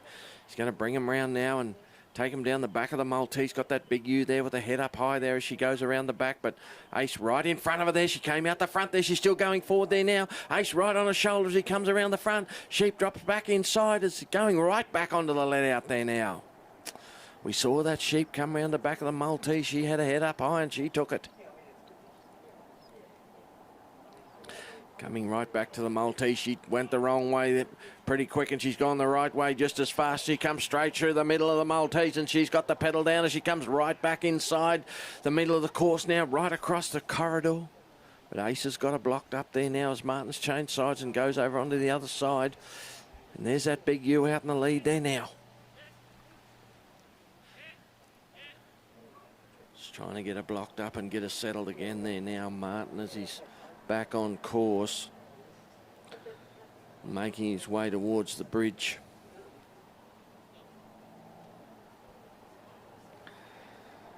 Brings the sheep forward here now, and there's that big ewe. She's out the front there again, and she's come up the side of the bridge. Come right up the side of the bridge, but Ace has turned her back there nice. If he can get her up the mouth of the bridge, I reckon she'll go over, but she's hard to get position, and she's come right around the front here again. Sheep everywhere at this stage, but Martin and Ace are getting them back together, and he brings them right around. If he can roll that big ewe. There she is. She's looking up the bridge. She comes straight up onto the platform. 1, 2, 3 off the front. Got him beautifully, Martin. Once he got him shaped up, that big ewe leading the way, but unfortunately she keeps leading him off course all the time. Bring them round there now. We're back on the Australian section as we head down towards the pen, and there she's on the trot again, the big girl right out in front. As she goes down, makes way right down on the inside of the corridor there now. Ace goes round to pull her up on the front. They go right down outside the pen. Still got hold of her there now as he rolls her back down nicely. Ace, as Martin makes his way down the corridor here now to make his way down to the set.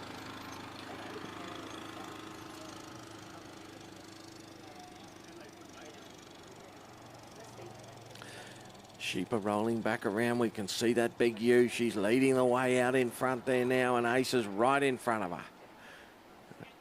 Bring her around to the left, and she takes every opportunity she can as she trots back down the ground there now.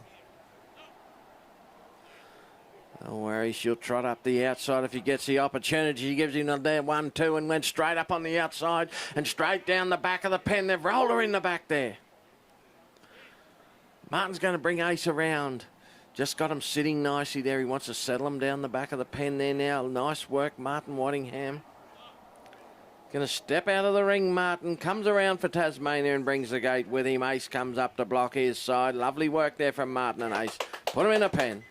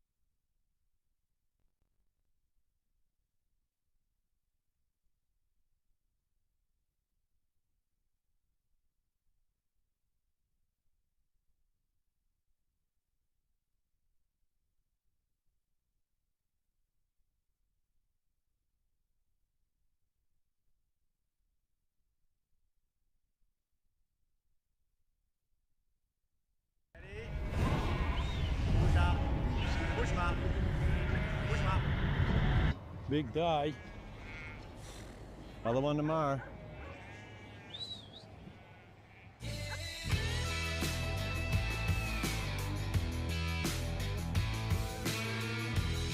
Reliable fuel for dogs who work today and go again tomorrow.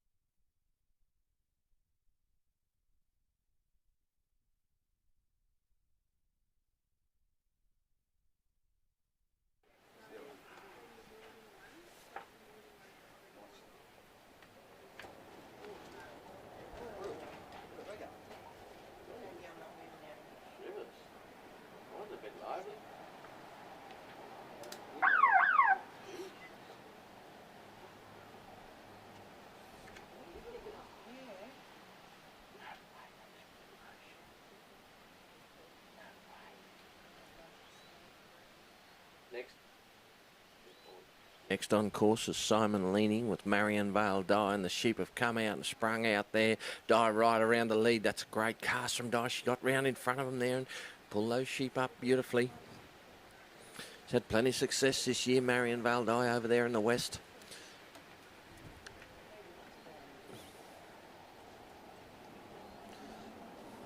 Sheep are giving it to her down the back of the let out, but she's equal to it too, Marion Di. Marion Vale Di, she had a big run last year at Northam over there, copped some tough sheep and worked them beautifully, and she's right on these sheep here today too.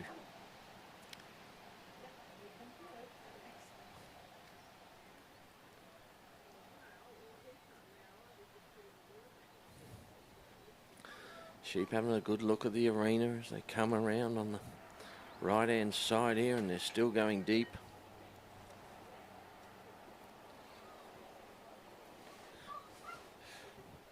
Di working away there now and bringing the sheep back towards back towards Simon here. Top of the peg. It's been a great bitch.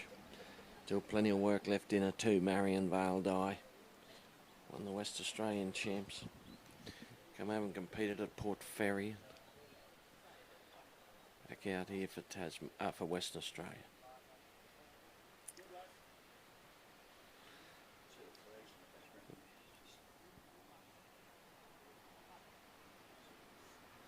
Plenty of wind here this morning. The flags are flying in the background here. Plenty of flapping going on there. And Marion Vale Di's got that big high-headed ewe there, the bare-headed ewe on the tail. She's starting to settle there now, but she was a handful to start with. Beautiful cover and hold there from Marion Vale Di's. Stepped up onto him there now. It's a big ewe in the lead there now as she's going to roll her back round and try and bring him up on the left-hand side here as Simon as she rolled a big ewe back around again. Just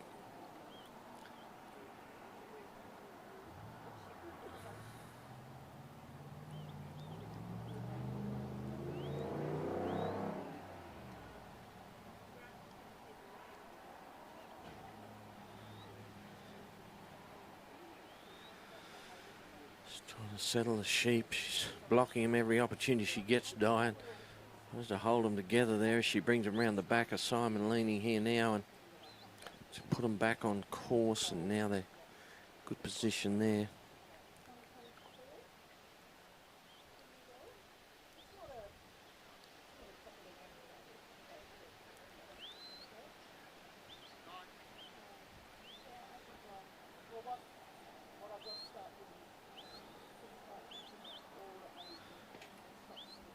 This time Simon's got them shaped up beautifully as they come around the back of him there now, and they head down the ground. They're heading down the corridor towards the gap, but Di right in front of them there too. He brought around beautifully on the inside there and picked up the lead of those sheep and got them blocked right on the outside of the corridor. Little ewe back inside. They're just peeling a few points here off Simon as they come across the face, and just waiting for things to settle. That big ewe in the middle there, she still hasn't settled, and bring her over onto the inside of the corridor there now. Di right in front of them where she needs to be there, but sheep aren't easy.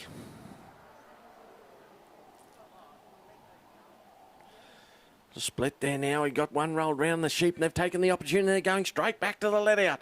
They've gone right down the arena there now, and they've gone right back down onto the back fence. Di's on the way down there to pick them up, but oh gee, they're right on that back fence. They had an opportunity there, those sheep, and they didn't miss it either. They split them, and Di went to cover one, and the other two sucked back inside and went for home. And they're right over on the back fence there now. Di's going to try and work them off the back fence.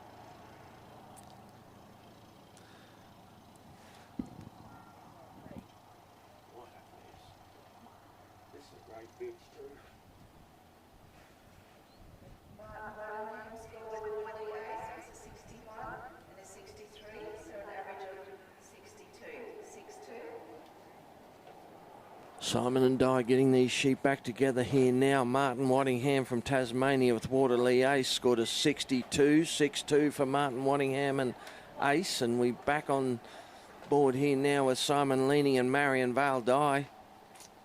She's working the house down this bitch, but she can't seem to get on top of these sheep. They're splitting up and going down onto the back fence, but she's got them positioned nicely now. Right in front of the gap and just out the back a little bit as she's going to approach them. And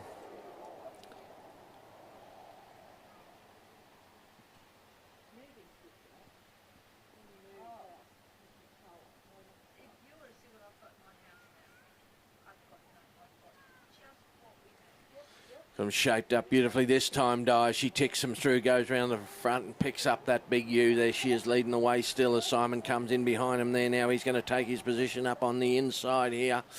The weight will be right on the back fence there now. They've had a look at it a couple of times down the back there and dive right on the shoulder of those sheep too as they come across the back New Zealand drive area.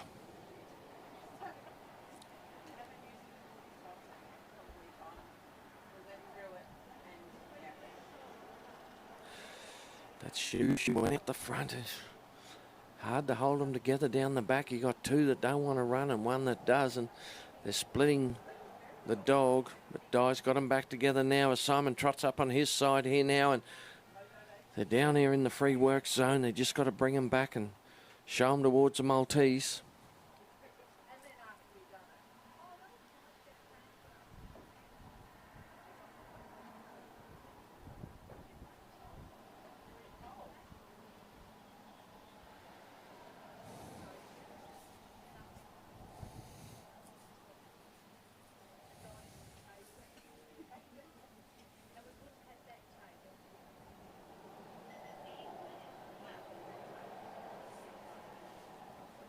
They've got plenty of time, Di. They've got round there quickly, but Simon and Di are just working around. The sheep have gone up the middle of the Maltese, which is not where we wanted them. We want them up this side of the Maltese, and they've come through the middle, sucked out. They've been tricky, these sheep, all the way through.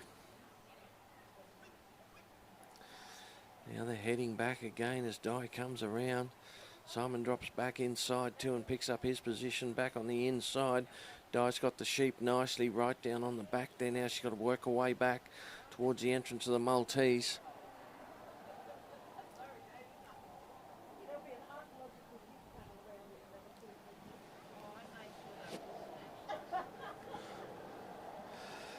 Bringing him back nicely now, Simon and Di. Just settle down a little bit, but that big ew's pretty explosive as they come around the back. Beautiful work, Simon leaning, stepped into the sheep, lovely there, Simon, and blocked his side, poked him through the middle of the Maltese. He goes down, takes up his position down the back, and Di comes right around the outside to pick up on the lead of those sheep there. The Dynamite going back to the let out here, but Simon will be right on that as he picks up the sheep there, just tries to roll them around.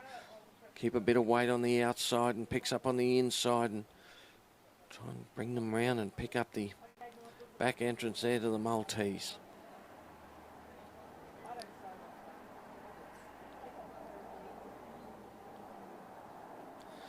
Got him coming around the back nicely. Lovely bit of work there from Simon leaning on the inside.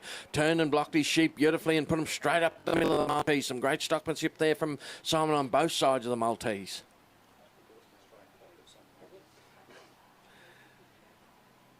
Simon goes back on the outside there. He's going to leave the weight on Di on the inside here now as they head down towards the bridge.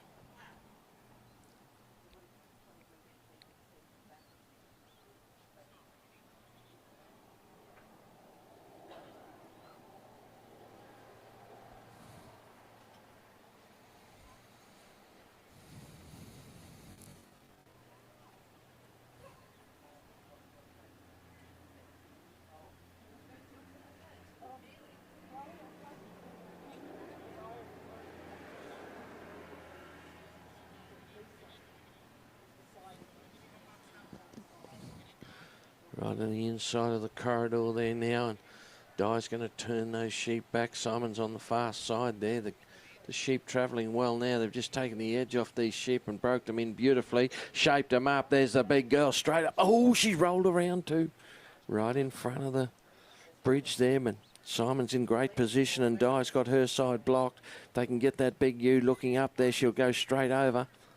Thought she was going to go, but she turned just at the last minute. Tried to come out, but Di was right on her there.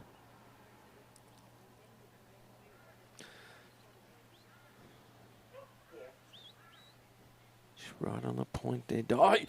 She snuck around the outside. Got her this time, Di, and they got her pointed up the right way.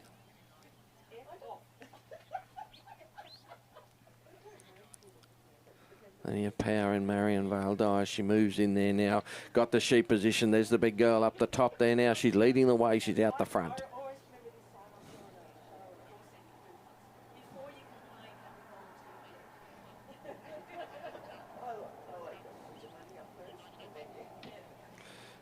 The big ewe off the front. Di right on top of the bridge. Lovely work there from Simon and Di as they push the sheep off and they head towards the pen.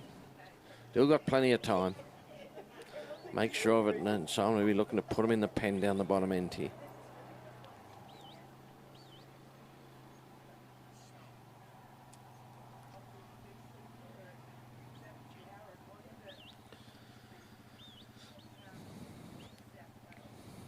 The sheep back on course nicely there. Simon leaning and dying. West Australian reps.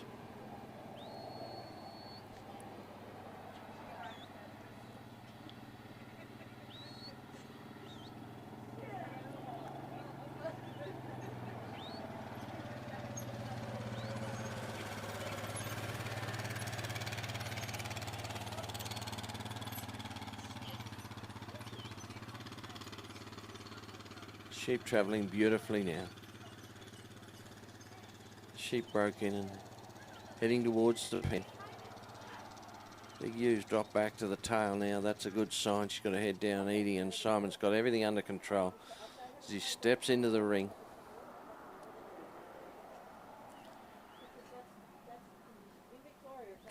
That ewe stepped up and tried to come around the outside, but Di was right on her there as they come around the other side. Got him right on the gate there where he wants him, Simon. He's just got to come up on the inside and shove him down the gate and put him in the back of the pen.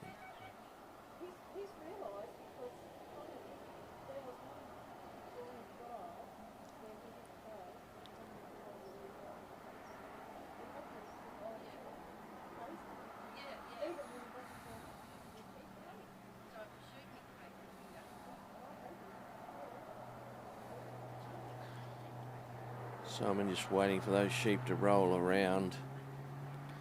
Di working beautifully there. Around on the outside.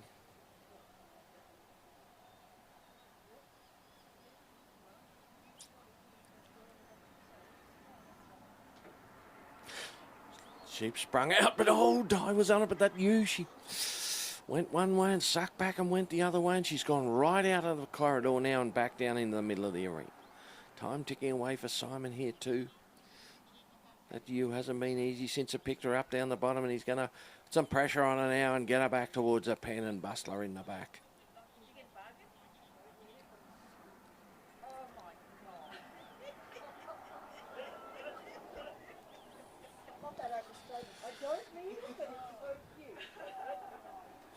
Brings him round nicely.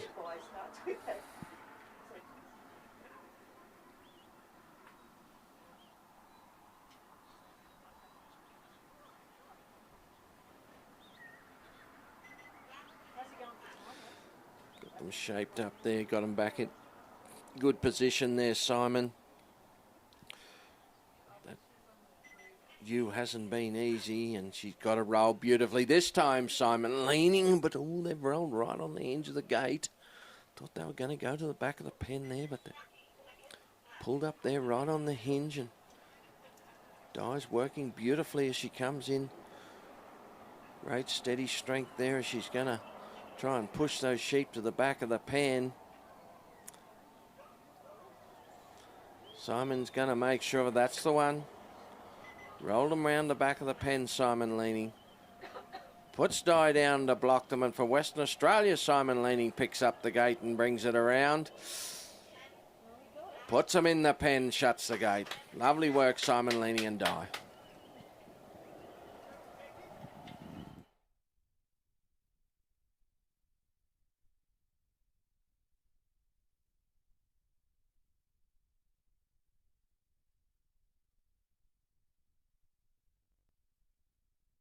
You already know one thing. They don't stop. Early mornings, long days, hard work. So what you're feeding them actually matters. That's why I use Dog Pro Plus Working Dog. It's proudly Australian owned and Australian made product, built for our conditions, not overseas ones. This is a complete and balanced formula designed to keep your dog in peak condition, high protein to support muscle and recovery, healthy fats to keep their energy up all day, plus essential vitamins and minerals for strong bones, immunity, and overall health. And it's not just performance. You'll notice it in their coat, their skin, even their teeth. Bottom line, if your dog works hard and never switches off, feed them something that actually keeps up. Head down to your local feed shop and grab some Dog Pro Plus Working Dog.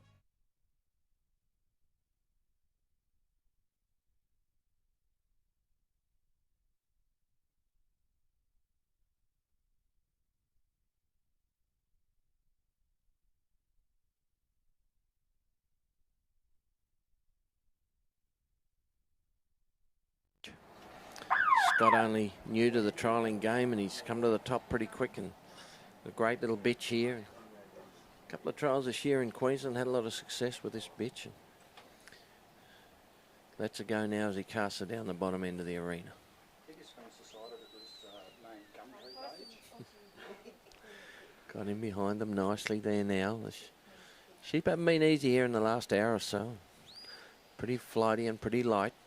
These ones too look a little bit light down the bottom of the arena, and Scott's got Gage behind them now, and I'll hand you over to Marion Whalen, the Secretary of the Australian Working Sheepdog Association, the Victorian member and commentator extraordinaire, Marion.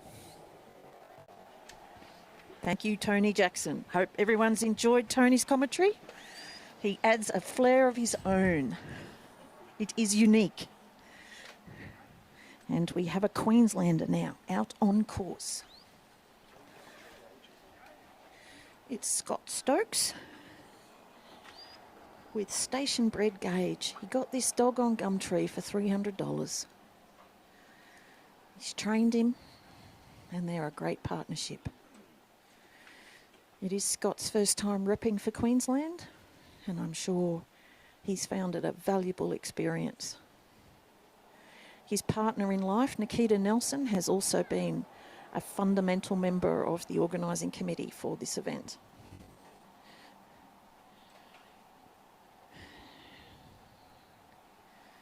So Scott's just got Gage to settle there and getting a dog to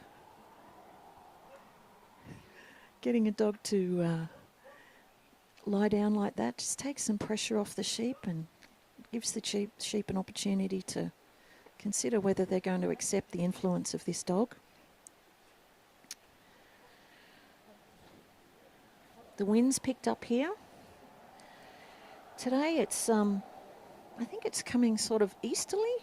I'm not local. I'm a little bit disorientated with my northwest, but the esteemed timekeeper and scorer here, Lisa, she says, yes, that is from the east, Maz. It'll be blowing in all the people from Brisbane. So as we've been discussing, how the weather changes during the day affects how the sheep respond on this field. They've never been out here before. Possibly never these three sheep together. They come out of a large mob, over 1,000 sheep required for this event for the 9 days. But it's all part of how we test. This is a sheep dog trial. We are looking for the best dogs in the country. And in this round, we're looking for the best 4 Trans-Tasman trialling combinations to form our Australian team.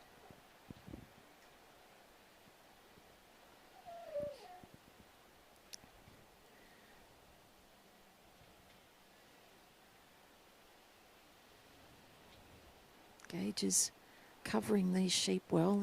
They're just putting on a bit of a test, seeing if they can get past the dog.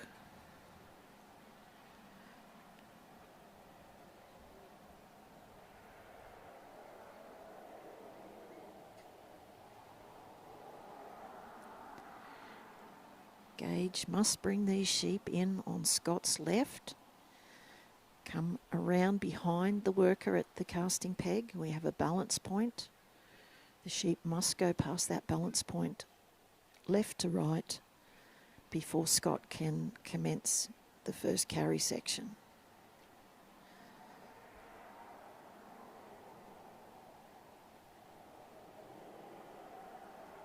You'll see here that these sheep, they need to pretty much walk into the wind. They don't often like to do that.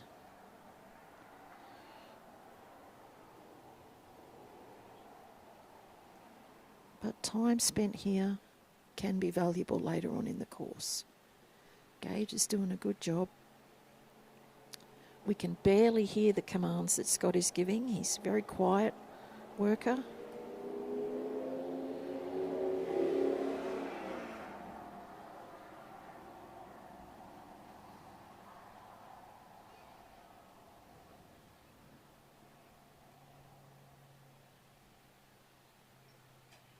You'll notice some of the workers, and they can't step out of the ring here at the casting peg, but they can rotate. And in doing that, it gives the dog an indication of the direction that the handler wants the sheep to come round. Some handlers do it, some don't. But it is something that is allowed. Now they're coming around. Gage has been very calm here.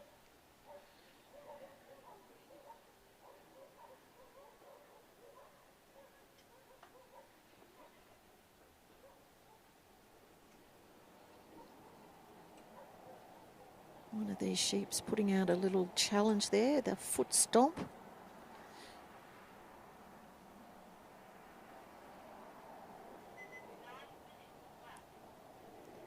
So it's been 6 minutes now since the clock started. But that's still plenty of time to get round the course.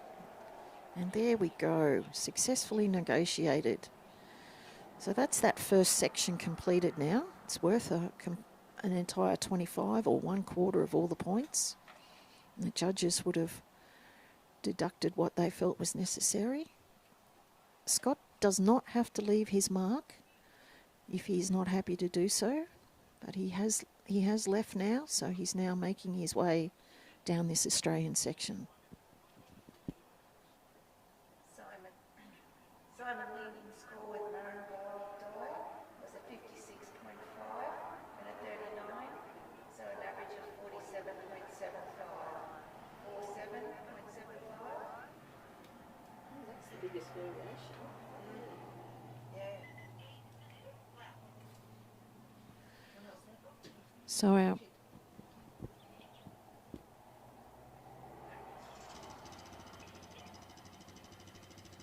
Sorry guys, I apologise for that. The second score was 61, so an average of 58.75. I apologise for that.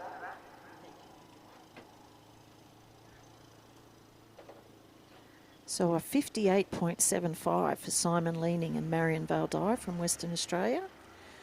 That's their final score. So we're starting to see the individual tallies coming up on our Google score sheet and also some state results. We're into the second round here. Sorry, we've started the third round. We have. So we're running down. We're going well this morning. And Scott and Gage, with 7 minutes on the clock still remaining, have negotiated that gap. Scott's walked through the gap as well, entering onto the New Zealand drive section. So ideally here, the handler and dog are beside or behind the sheep.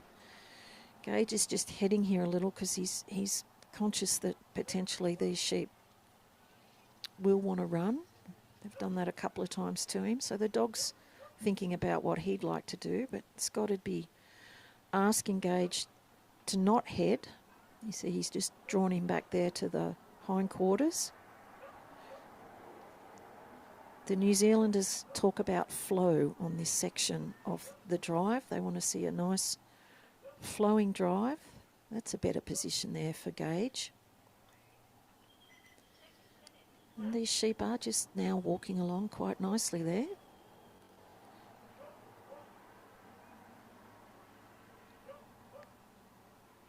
They're about to enter the free work area for the Maltese cross, the first half. And nicely done. So here, a little foreign to us Australians with our regular courses, but here we can assist our dog more. We can block and assist the dog with the work required to get these sheep to pass through the cross from west to east and then from south to north. Geez, I'm really getting my geography up now.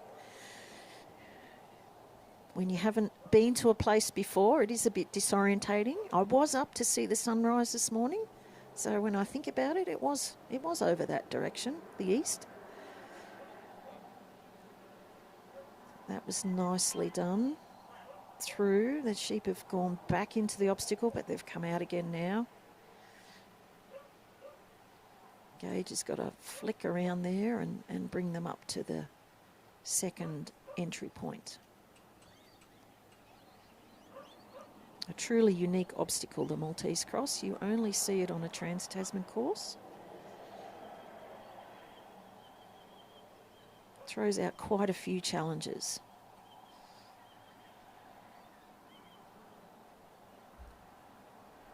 This pair are working well. They've got just over 4 minutes left on the clock. Not sure if Scott carries a timepiece, but most of the triallers do. So they know where they're at and what they've still got to complete. Uncompleted sections in this competition, of course, result in no points for that section. And with the last section, 2 last sections worth a total of 30, all the triallers are doing their best to get around the entire course to maximise their points.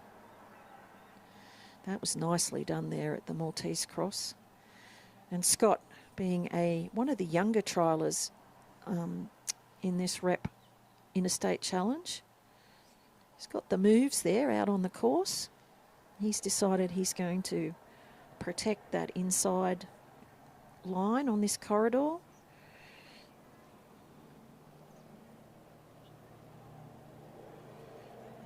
They're doing a good job here, this pair. That's nice work there in terms of that drive. Gage has stayed back behind the sheep. And they've brought them up nicely to introduce them to the third obstacle, the bridge. The feet of all the sheep must be in the free work area before Scott can step in there.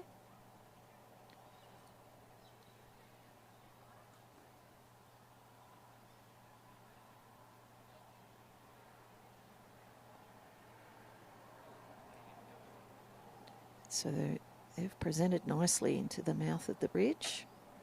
They were looking over. They've turned back now to have a look at Gage once more. He's got to be looking for a lead ewe here. There we go. There she is. Up and onto the bridge and off. Nicely done. 2 minutes left. Very doable here. That time spent earlier just breaking these sheep in and seems to have paid off for Scott and Gage. So got a carry section now down to the final obstacle. Back on the Australian rules now. So Scott must keep walking, cannot assist his dog, can still talk to his dog and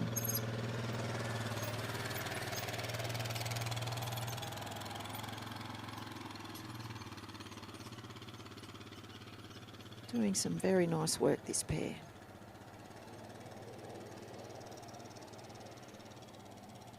Sheep are quite settled. They've got their heads down, or 2 of them have, having a bit of a nibble on the grass. They are aware that Gage is behind them and I'm just going to move off now, and Scott would be looking to get them to be looking into this pen. Yep, just protecting that other side there. The triallers can use the open bridge to the gate to the pen to sort of use it as a little bit of a barrier there, slide the sheep into the pen. He's down to 50 seconds. So we're on the outside and we're starting to bite our toenails and fingernails, but Scott needs to stay calm here, keep his dog calm. It's down to 30 seconds. The sheep are just milling a little bit in the mouth of this last obstacle. They need to be in the pen with the gate shut to maintain the maximum number of points. Just still a little bit apprehensive. We're into the final 10 seconds now.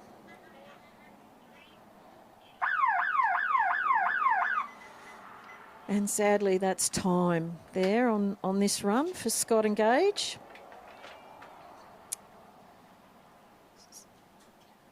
But we'll get the...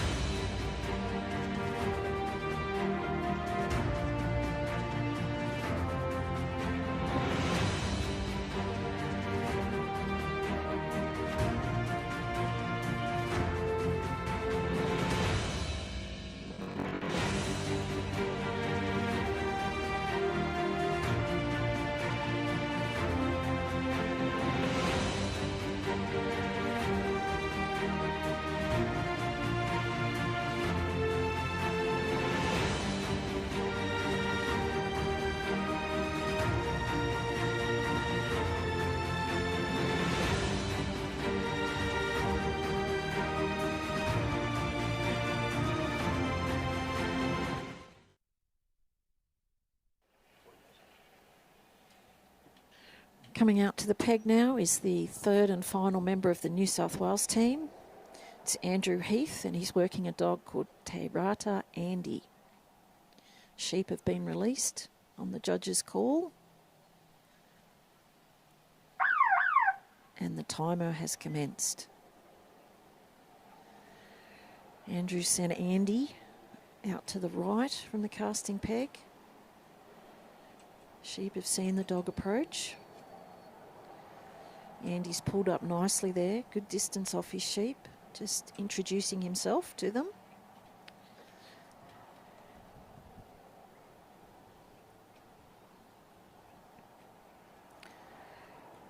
This is Andrew's first time repping for his state as well.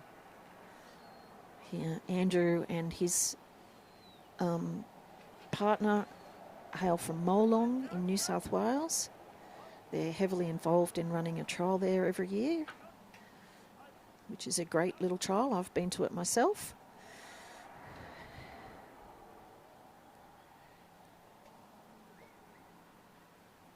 And Andy, the dog, not Andrew, is doing a good job here.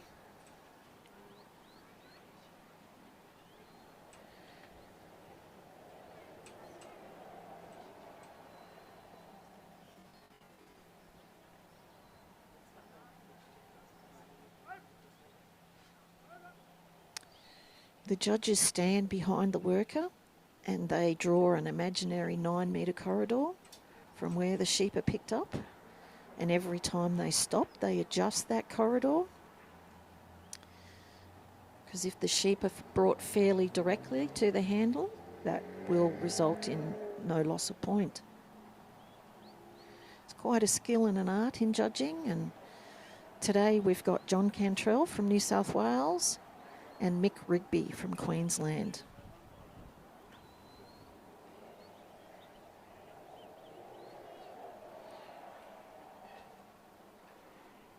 These sheep are coming up, trotting up nicely up the ground. Andy's out there nice and wide, just putting some control. Sheep are amazing. Being herd animals, they can see 300 degrees without turning their head. They've got very good vision in terms of almost all the way around them.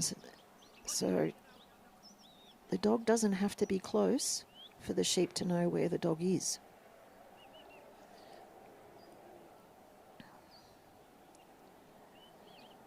Sheep have just turned back to have another look at Andy here. Options for sheep in this situation are fight or flight. So clearly the work of the dog and the handler is to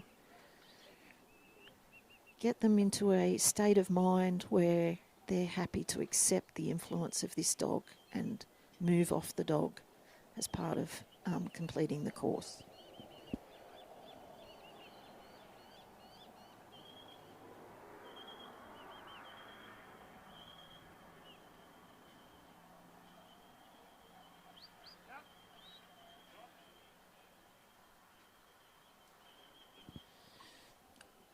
We love to see your engagement on our streaming channel, your comments. Keep them coming. Comments about each of the commentators. We've got tough skin, we can take it. I'm not sure of Tony Jackson's background, but yes, he has quite a unique commentating style. Bit like a race caller. Maybe he's a McAvaney fan, I don't know. But we just try to add a little bit more information for you as you're watching our live streaming on the Australian Sheepdog Workers YouTube channel. The work done by Danny Rubin, who's done 3 Supremes now, Danny? Yeah, yeah, this is his 3rd Supreme. It's a fabulous addition to our sport and our ability to bring this sport to you wherever you are in the country. Scott Stokes' score with Gage was a 55 and a 58.5, so an average of 56.75, 56.75. Which would put him at 86.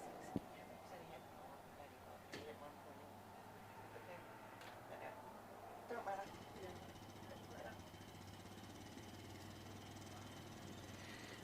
So some nice work here on this carry from Andrew Heath from New South Wales and his dog Andy.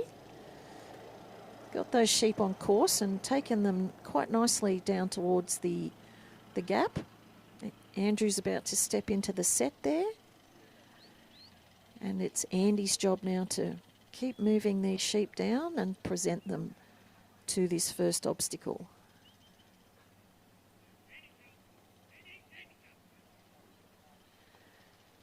Just gone for a little trot up there, but not too far away. The judges, of course, are looking all the time at where the sheep are as opposed to where they ought to be. They're looking at the work of the dog as well.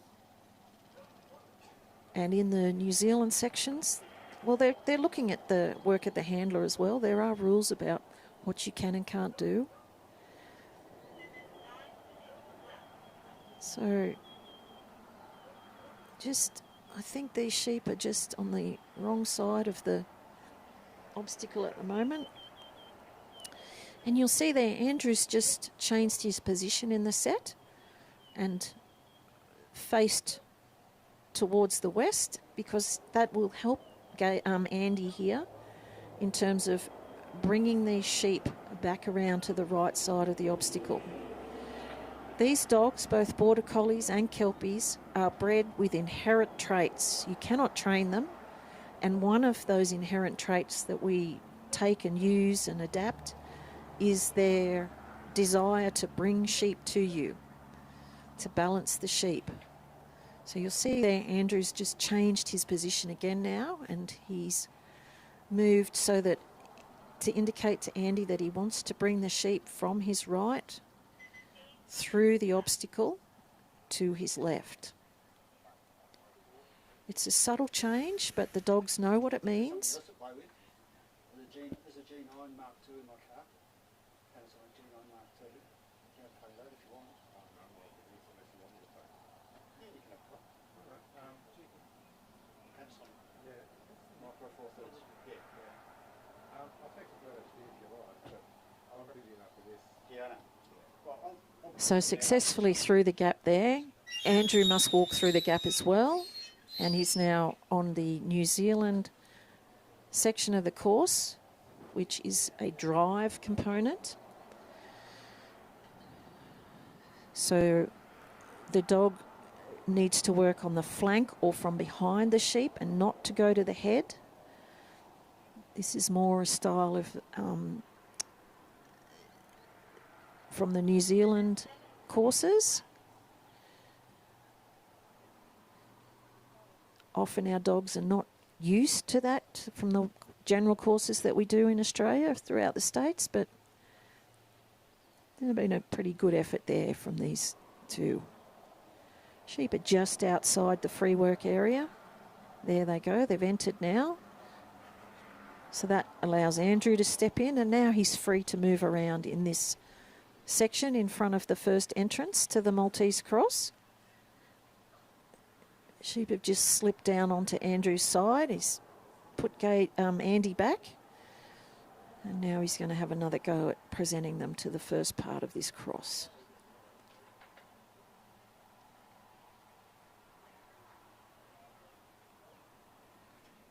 I'm going to work these sheep and give them time to see the opening. You've got one turning now, two having a bit of a look there. Oh, yep. There we go. Nicely done. That's through part one of the Maltese cross. Now we have to come round and do part two. So Andrew can move around and take up a position as a bit of a block. But the work needs to be done by Andy to bring these sheep up and around and present them to the second entrance.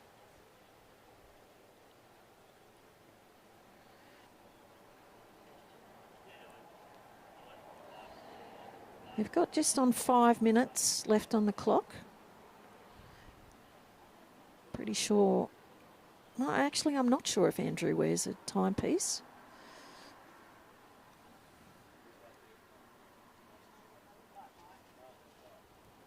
The sheep have just parked here in that corner element, facing the dog, putting up a little bit of resistance to not move off. Now there's turning around now.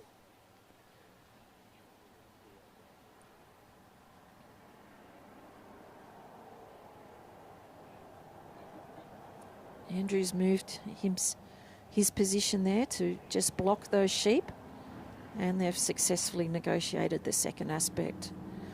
Now he's crossing over in the free work area, and he's putting Andy on the side of the corridor where the sheep have tended to run nearly the entire weekend.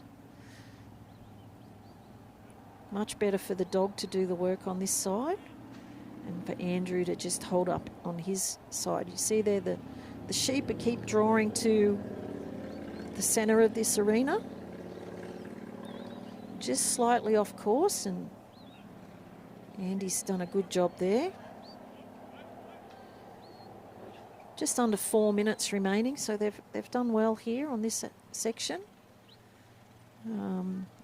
They've entered the free work area, so Andrew can step in now and help his dog. Dog must do the majority of the work. This is a sheepdog trial, so they're working well together here.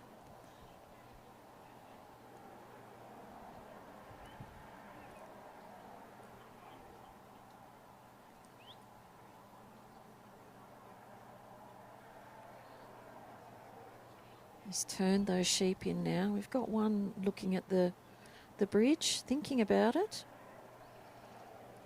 3 minds out there you're trying to control in these 3 sheep.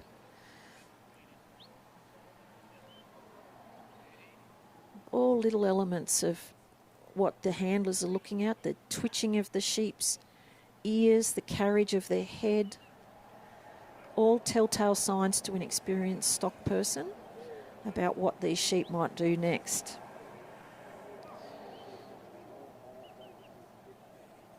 So many facets of this sport to understand and comprehend. Years and years of experience of working stock and competing obviously adds up over time. And all our reps here have had quite a lot of time either on the trial field or in working stock or both. And it certainly makes a difference to their success on the field. So Andrew's holding his side there, and Andy has done his job as well, and the sheep have walked up and over that final obstacle on the New Zealand course. We're now back in the Australian section. There are 10 points for the carry here from the bridge to the pen that Andrew will be looking to retain. And then the pen itself is worth 20. So to retain those points, these sheep need to be up on Andrew's right shoulder. They're a little bit behind here at this point, but Andy's got them moving now within a marker distance. And all the judges are looking at all of these things as they consider each run. A little bit of a run up there, but within the required distance and pretty much on course, I believe. The judges have the better view. It's Andrew comes up and steps into the final set to work this last obstacle. 1 minute left on the clock, ladies and gentlemen, so it's going to be tight. The sheep are facing in the right direction at the moment. Just having a bit of a think about this. They know where the dog is, and they're just making their way now. You can see sliding into the pen down that open gate. Andy's job here is to cover the opening and to hold the sheep in the pen. The points cannot be achieved until the pen is shut with 3 sheep in the pen. We're down to 20 seconds, and they have completed the task. Congratulations there to Andrew Heath from New South Wales and his dog, Tirata Andy.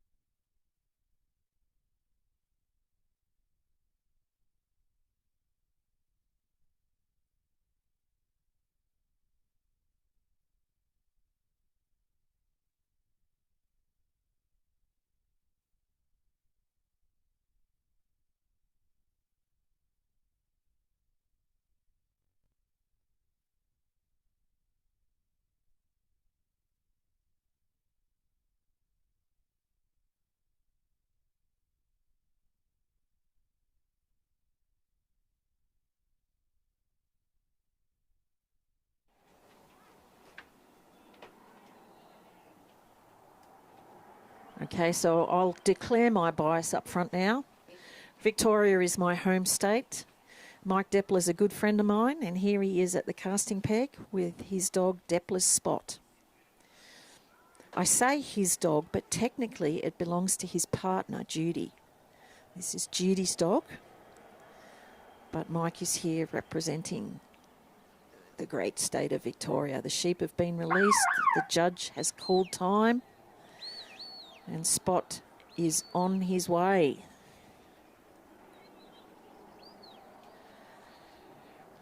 Mike and his partner Judy run a property Croydon, just outside Conda in southwest Victoria. They breed Corriedale sheep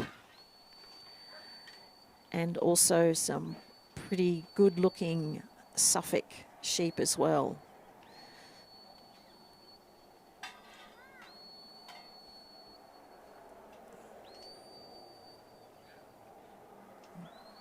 You can hear Mike has got a range of whistles that he uses to direct Spot.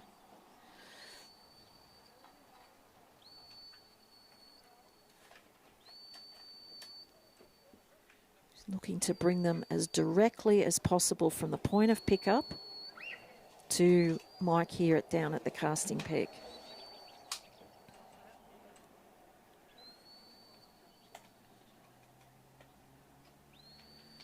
And that's been a pretty nice delivery there. They're almost up on Mike's left-hand side.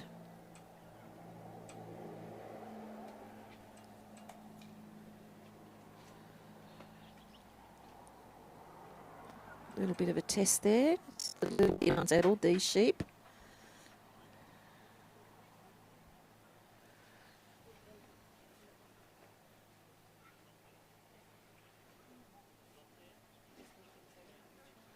He's taken a little bit of ground off Spot there. So just got to do a bit of work now to get them back on course.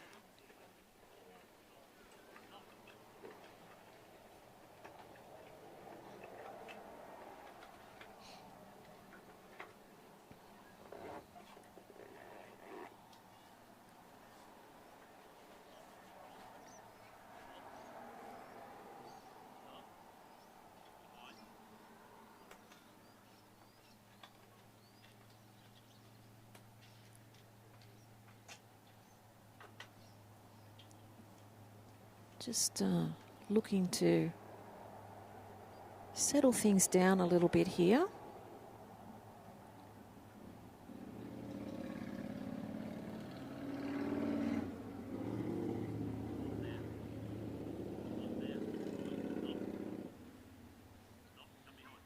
Now the sheep have gone past the point of balance. It's Mike's decision as to when he leaves.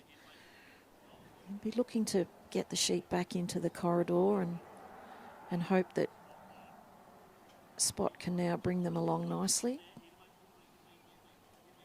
It's an Australian carry. They've put up a little bit of a trot there and a slightly off course now to Mike's left. Andrew, his score with Tirada Andy was a 70.5 and 80.5. So an average score of 75.5. 75.5.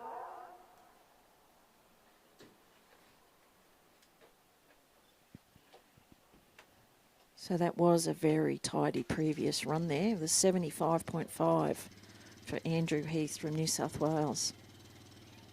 You'll be following the final placings. The top 4 scores on the Google Sheets will be the Australian team to take on the New Zealanders later this week. And of course, the states are vying for the Ted Gaby Interstate Challenge Shield. So in my ear, I've just heard our timekeeper and scorer say that at the moment, New South Wales are sitting in first place. The history of this competition, New South Wales and Tasmania have both won this title 9 times.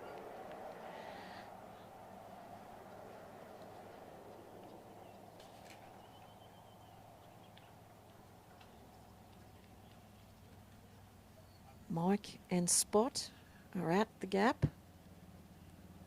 Just looking to, there we go, negotiate the gap, which they've done successfully. This is a driving section now, so ideally handler and dog behind the sheep. Beside, the dog can be beside but not in front is ideal. Mike's putting on a bit of a sprint here to retain as many points as possible and not let the sheep break too far in front of him. It's been quite a free-flowing piece of work here. Spot's done a good job there. And they are delivered to the free work area. The first half of the Maltese cross. 9.5 minutes still on the clock, so time-wise, this pair are going very well through the first half of the cross. Spot zips around there to bring them around to this second opening. Mike takes up his position to block. I know Mike wears a timepiece, so just knowing that he's got a little bit of time here. Just looking to settle things down again. Introduce the sheep to the second opening, second part of the Maltese cross. They're having a bit of look out Mike's side. They've done well there. That's successfully negotiated that pair.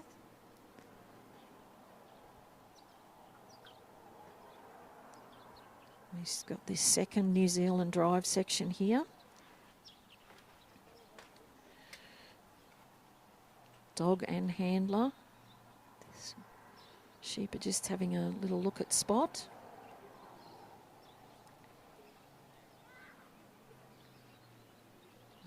Concept here is to drive these sheep forward.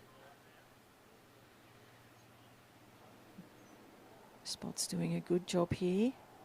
He's taking pressure off by dropping down. Mike's holding up his side of the corridor. They've got a little run up here. Decided to swap over. Still on course, but there is a loss of point for changing sides.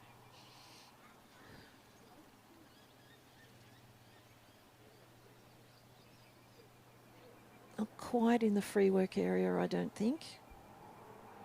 The feet of all the sheep must cross that marked line before Mike can free work. They may be in the free work area now. Judges have the best view. Mike and Spot are just looking to present the sheep now to the opening of the bridge. A little bit of a break back there, but brought back together. A little bit of a duck round that wing there.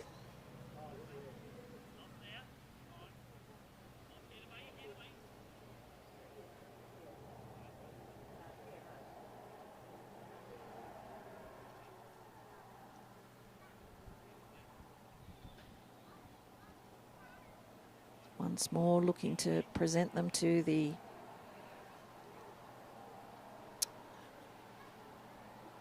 wide opening to this obstacle, the bridge. 6.5 minutes on the clock, so time is not an issue yet. There's one ewe in the front here with her head up. She's just testing Spot a bit.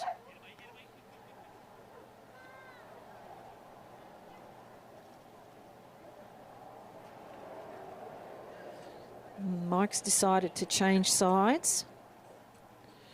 So the sheep have gone right round the obstacle and put in a bit of a break here on the dog. So Spot's going to have to work them back up to Mike.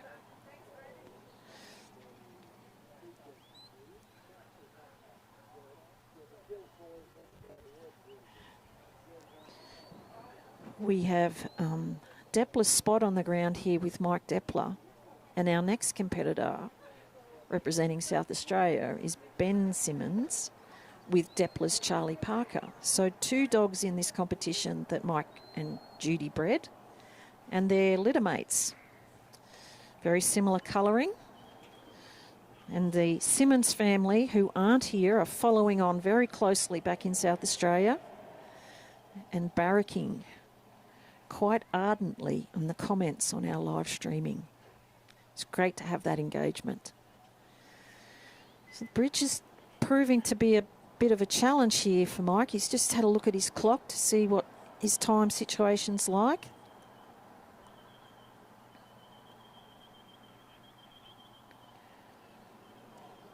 Once more, looking to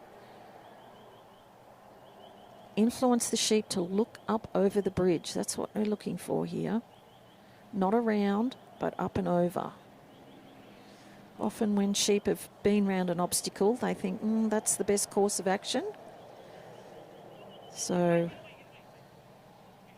putting out some challenges here to Spot and Mike.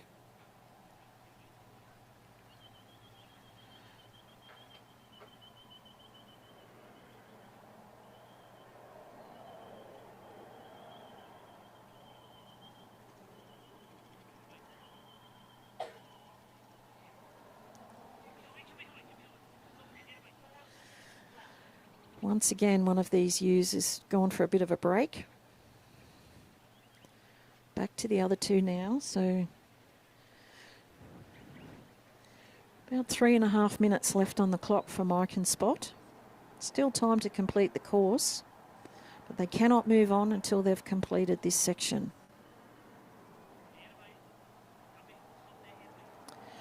There are a maximum number of points that can be lost in each section. From the Maltese Cross to the bridge, it's 15 points. It is possible that they may have lost those 15. The judges can't take any more. There we go. Up and over the bridge. So now we're on the Australian section. 3 minutes remaining on the clock. Mike will be looking to maximise these 30 points now. It's 10 points from the bridge to the set of the pen and another 20 points for the pen. Definitely time to achieve those, but it will take some neat and calm and tidy work. And that's exactly what they're doing here. Sheep are happy to move along with Mike. A little bit of a trot in front, but not too far.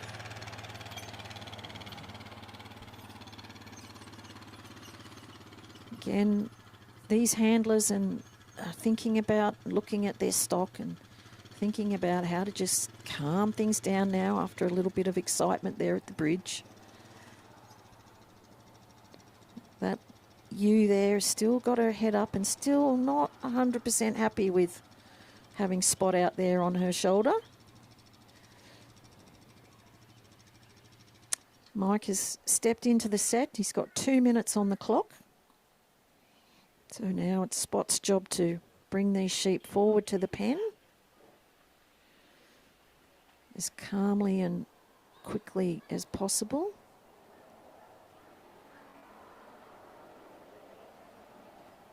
Still with one sheep's head up, and she's taken them down the side of the pen. There will be some loss of points there.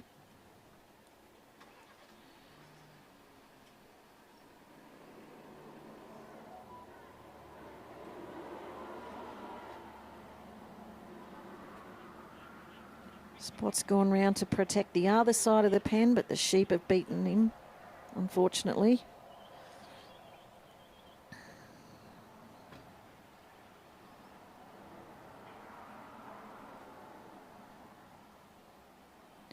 Just a minute to go now.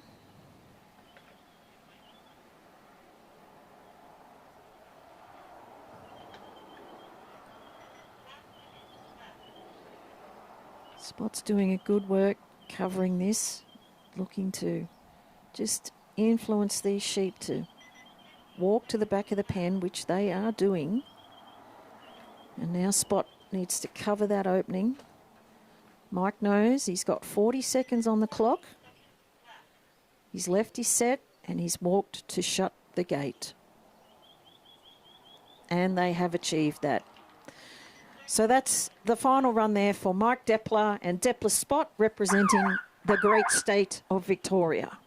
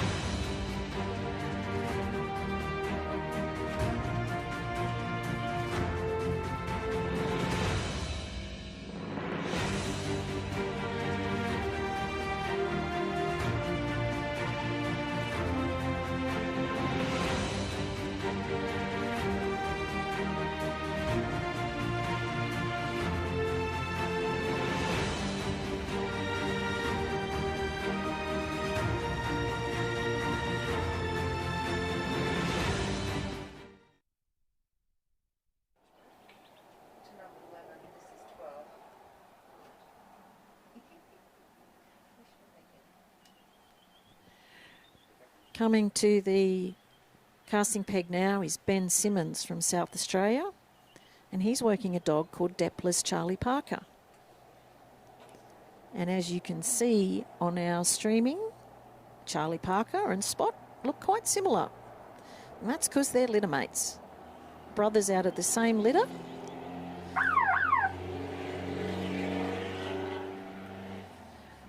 Ben is a school teacher from South Australia.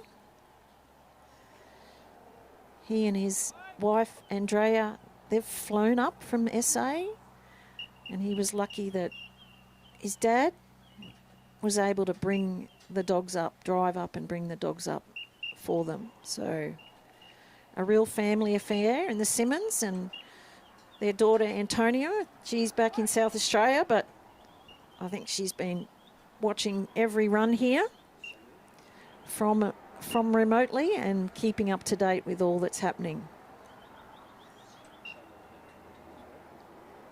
And I believe also Samuel has been watching and also adding comments to our Australian Sheepdog Workers YouTube live stream. Tell everyone about it, folks. You've got to subscribe to the YouTube channel. It's absolutely free, and every run that Danny Rubin records will be available for a long time on that channel to review and watch again. Antonio says Mike and Dad, meaning her dad Ben, who's out here now, could swap dogs and you might not be able to tell the difference, and she's very right. I do think, however, that Charlie Parker might have a whiter white. And I think that's because Antonio often takes Charlie Parker to the dog wash. Not sure Spot gets to the dog wash very often.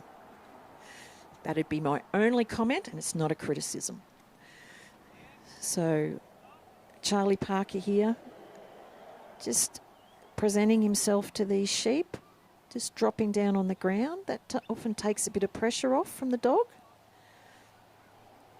Sheep are just having a look at Charlie Parker. They're thinking, what are our options here?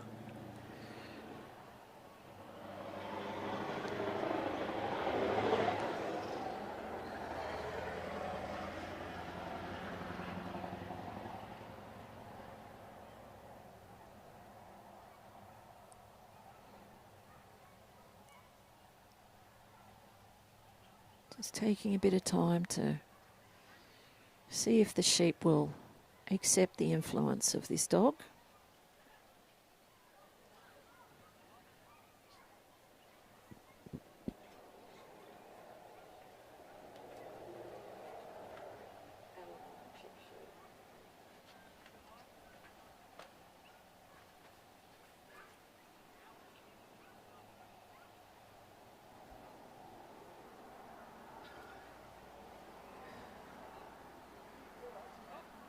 So we've got some movement now. The sheep are turned, not quite stayed in that potential imaginary 9-metre corridor, but when they stop, the judges reposition to take up a new assessment of a new 9-metre corridor.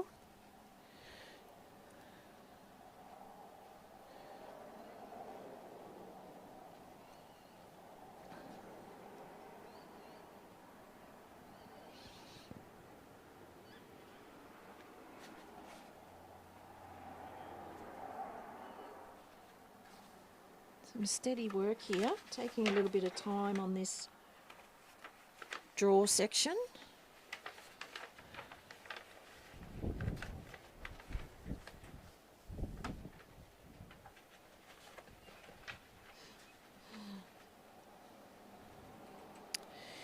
And the connection, and I'm pretty sure that it's a musical connection for the Charlie's name, because Ben's an ag and music teacher.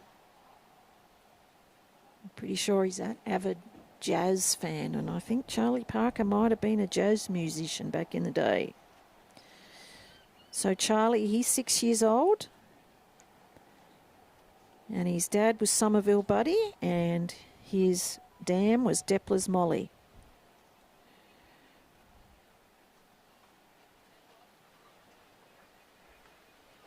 He's a much loved member of the Simmons family, and he's also a very handy stock dog.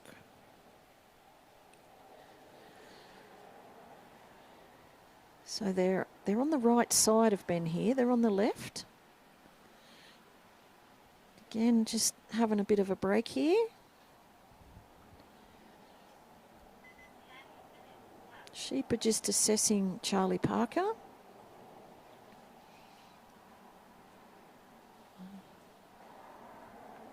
Charlie's just dropped again there to just take some pressure off. And they've come around the correct balance point. Unfortunately, they've just taken a little bit of a run there and gone out to the left of Ben, so they're off course at the moment. And Ben will be asking Charlie Parker to just move them over and influence them to come back on the course.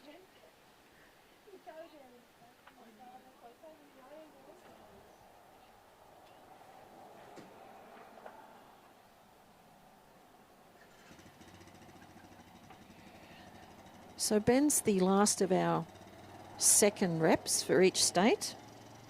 And following Ben, we'll move into the third series of reps.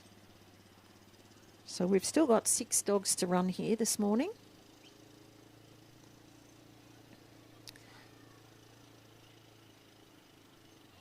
And we're just looking to find the top 4 individual scores and, of course, a winning state and a runner-up state in the Ted Gaby Interstate Challenge. Mike Devon scored Devon squad was a 63 and a 67.5, a total of 65.25. 65.25.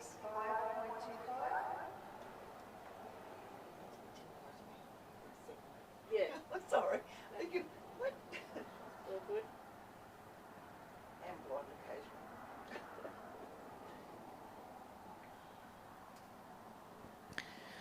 So Ben and Charlie Parker are at the obstacle, the gap, the first obstacle on the course.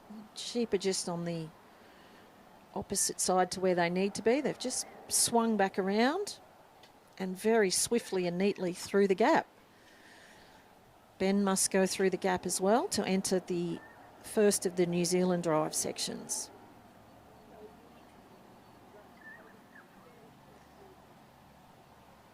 So ideally here, the judges are looking for an even flow and for the dog and handler to be driving the sheep, which was happening there. Charlie Parker just went to the head there because he wanted to stop the sheep. More traditional Australian style of working. More what these dogs are used to, but he's responding to Ben and coming back to the flank.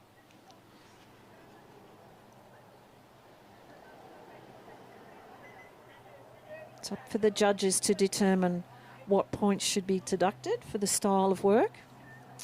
They're in the free work area now and they're looking to position their sheep for the first half of the Maltese cross. And they've done that very nicely. And through they go. Charlie Parker's going to whip round there now and collect the sheep and bring them up to the second part. Got 6.5 minutes still on the clock, so time is still there. I know Ben wears a clock, so he'll be aware of what time he's spent already. Just got to get these sheep and present them to the second opening. One's taken a little bit of a challenging little run, short run there, but Charlie's covered it.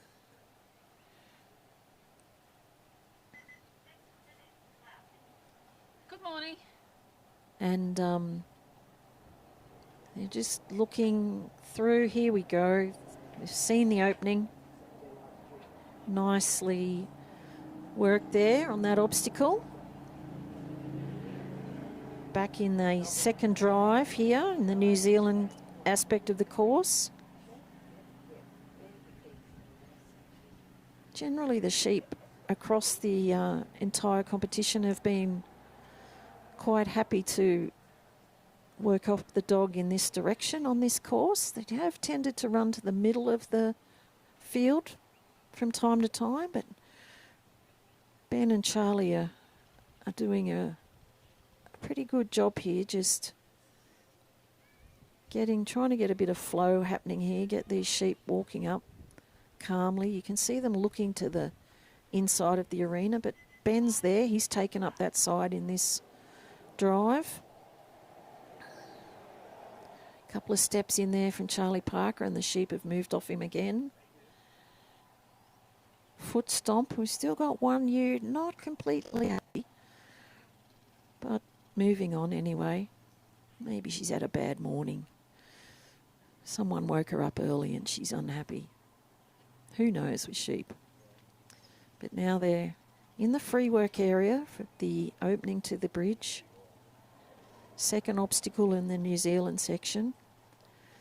Ben is allowed to assist Charlie Parker. Ben's taken up one side of the bridge and Charlie Parker's got the other side to cover and do most of the work in presenting the sheep to this obstacle. They've got them there nicely now in the opening. Had a bit of a look at the ramp, turned back to look at the dog. Ben's moved in to block his side. Just looking for, one of those, that's that ewe that's had a bad morning. Taking on the dog again.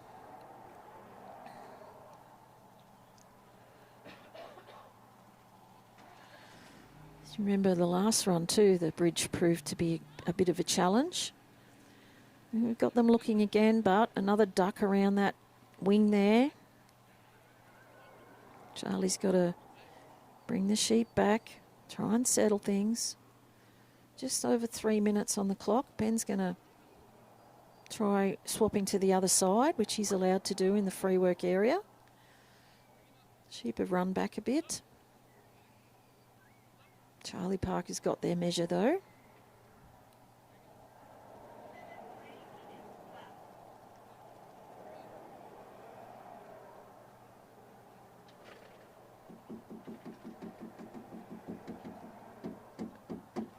Yeah.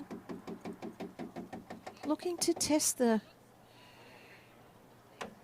dog here on this obstacle. Not happy to consider entering the obstacle at the moment. 2.5 minutes on the clock. Ben's did a good block there, protecting his side. That ewe with the headache, she's gone again. She's taken the other two with her.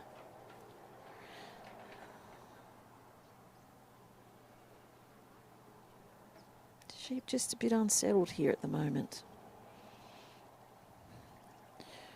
The bridge is almost facing into the direction of the way the wind is coming, so that will have a bearing.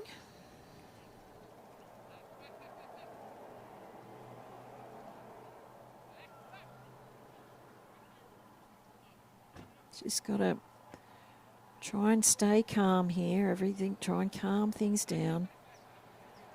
Sheep have got a bit of a run on again around the obstacle. 1:30 now. Some of the handlers wear clocks that talk to them, so Ben might have a little Chinese lady in his ear saying, "Oh, it's getting close now." All these things come into it, ladies and gentlemen. Nerves, apprehension, frustration. Got to try and manage all that out there. Our dogs can sense that from us. It's one of the hardest things to learn to manage. But this combination is still working, still doing the job. Charlie Parker's doing his side. Ben's got to hold up his side. Under a minute now. Must complete this section before they can move on to the last section.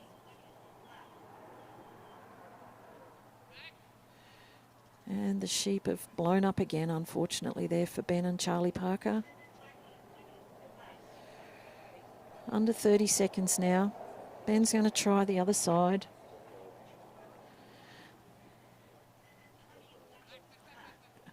The family may have tuned out. Tension's got to them. But they're still working. That's the main thing. Great block there from Ben. But the sheep have slipped out again and gone to their favourite part of the field. And unfortunately for Ben and Charlie Parker, that is their 15 minutes. Still will be a score. Charlie Parker's happy. Done a great job.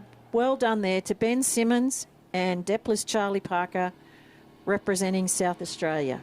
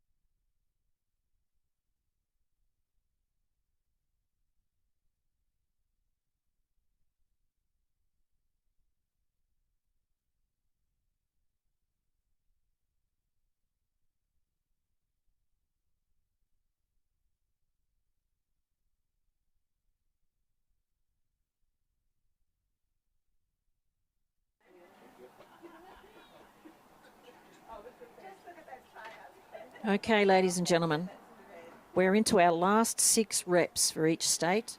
And coming out first is Tasmania. This is Al Hort with a dog called Glenmurray Sammy.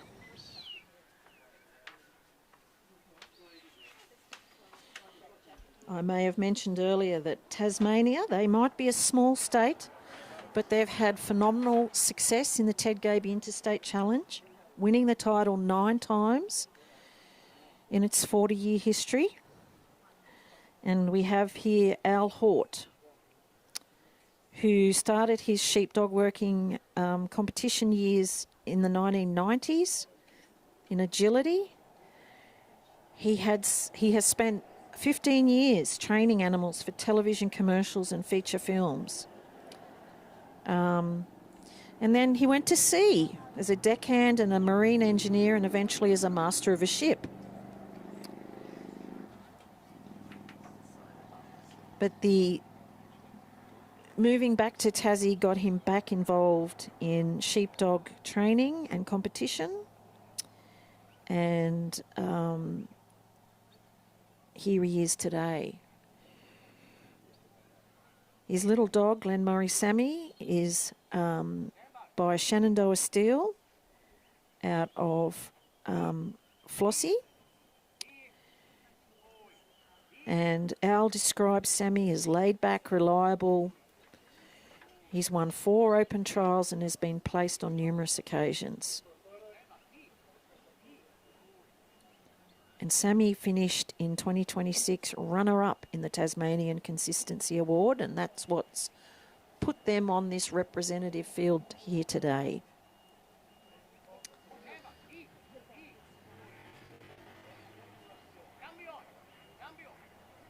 So Sammy's gone down and presented to these 3 sheep. Ideally, the first movement is for the sheep to turn off the dog and commence to travel down towards the handler. Just had a bit of a sideways run there and are still looking back at Sammy.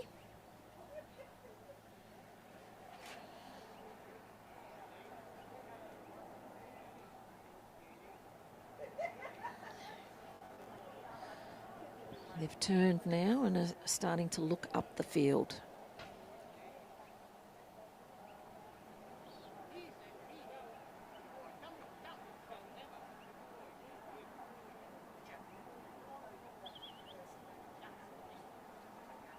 Sammy's got some quite distinct markings. He's nearly an all-white dog, but he's got black patches on his eyes and ears.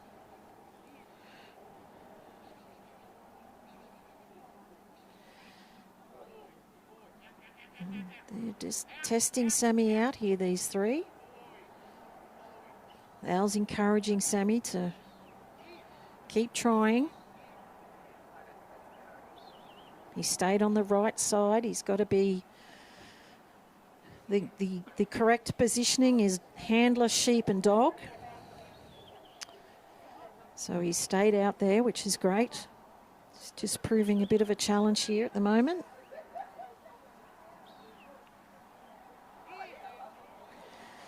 It's just like a game of poker, folks. The three sheep that has randomly come out of that green chute are randomly selected by our let-out team. They've never been on this field before. It's all new to them, and of course there is a strong draw for the sheep to go back to where they came from. They know that that's where they have been for most of the morning. They felt safe back there, so it's natural for them to want to head in that direction. So Sammy's just working hard here now to get these sheep moving, keep them together where possible. He's doing a great job. They keep wanting to go back to that let-out area.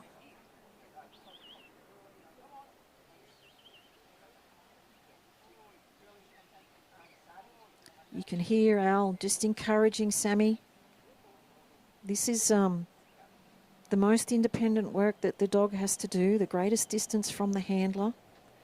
So it's a good test of the dog's capacity. There he's got them moving. He's covering each little attempt at a break here. He's doing a really good job, left to right, left to right. He's keeping his eye on the sheep, and again, a little mini break there, but they're coming back together once more, and they haven't taken too much ground off him this time.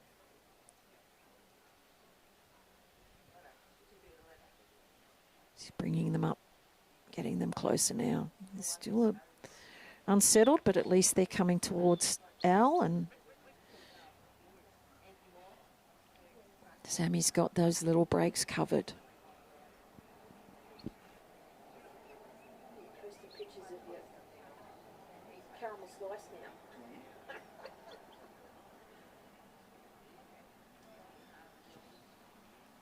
Here we have them now coming in on Al's left, which is the right side of him to present these sheep.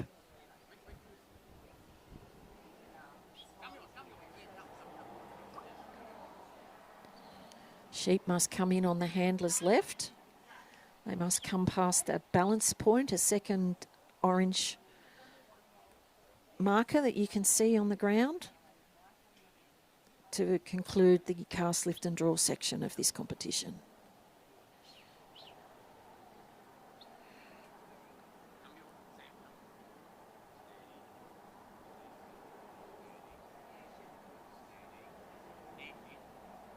Nicely done there. Just coming now around past the balance point. Al's asked Sammy to come round and head these sheep. They're on his right, but they're off course at the moment. Al would be looking to get them back inside the 9-metre corridor here in this Australian section.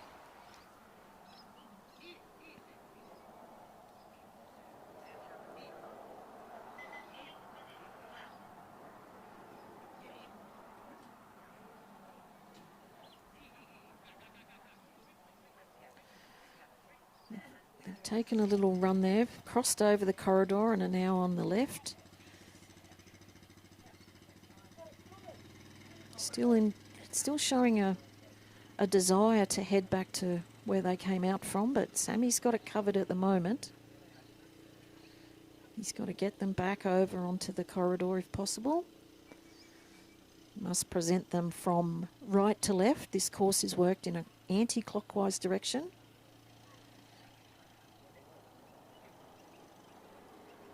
He's just negotiating these sheep back onto the right side of the course.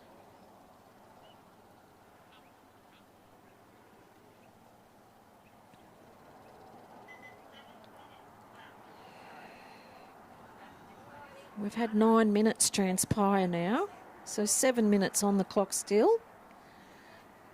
Sheep are still not quite where they ought to be. There we go, back on course. And Sammy's now got to turn those heads and get them to look at the gap in the obstacle. They've gone for a little run up there, round the obstacle, not really wanting to settle. Ben Simmons' score with Deborah's Charlie Parker was a 27 and a 38.5, so an average of 32.75.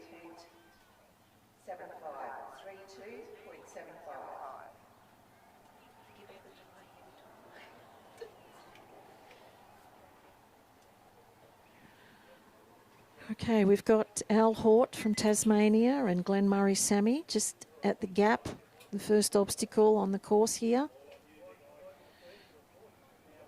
Got them back onto the right-hand side. Just probably a little bit past the obstacle at this point. Bit of frustration. Well, we don't know for sure. Al may have actually looked, but a little bit of a confrontation there between the sheep and the dogs. Unsettled things again. These sheep have proven difficult here for Sammy. But he's gathered them once more and bringing them back. Down to 5 minutes on the clock, so this has cost them a fair amount of the time. And each of these breaks is also taking some points because the sheep are where they shouldn't be on this course. He's presented them back again to the obstacle.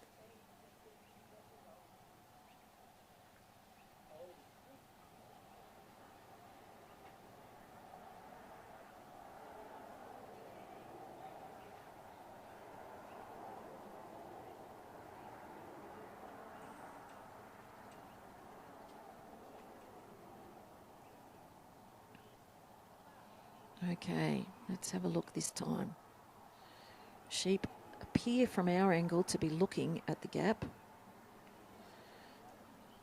Bit of milling around, but Sammy's giving them a bit of distance there, and just there they go. Successfully negotiated. Al's walked through the gap himself. It's going to be difficult here for Sammy because these sheep have been running on him a lot. He's going to want to get to the front and pull them up. It's not the ideal working style for this particular section of the course. Al's put on a trot, which is great. He can do that in this section. Make up a bit of time and keep up with these sheep. Now we're in the free work area now for the Maltese cross.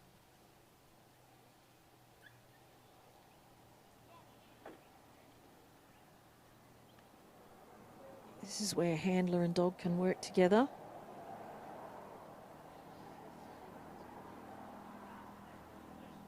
Sammy's got to just move these sheep off that panel there and get them to have a look at the first opening, first half of the Maltese cross. Sheep just want to go down that side panel again. There's a little corner in there that they can park in if they choose to, but Sammy's got that covered.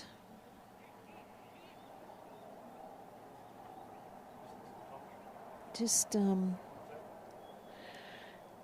looking now to get these sheep to see the opening. They're just a little bit to one side of it.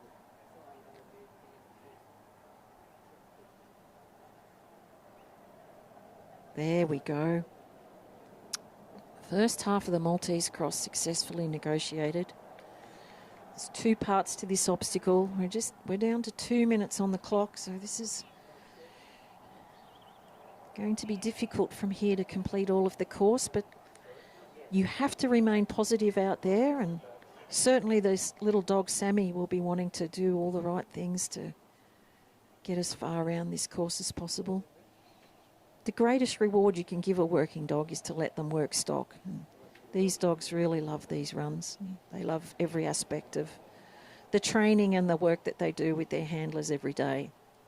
So they're close to looking into the right element of the second half of this obstacle here.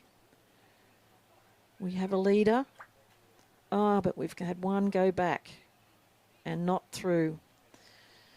Unfortunately there, only 2 went through the second part, so Al and Sammy will have to rework this second part.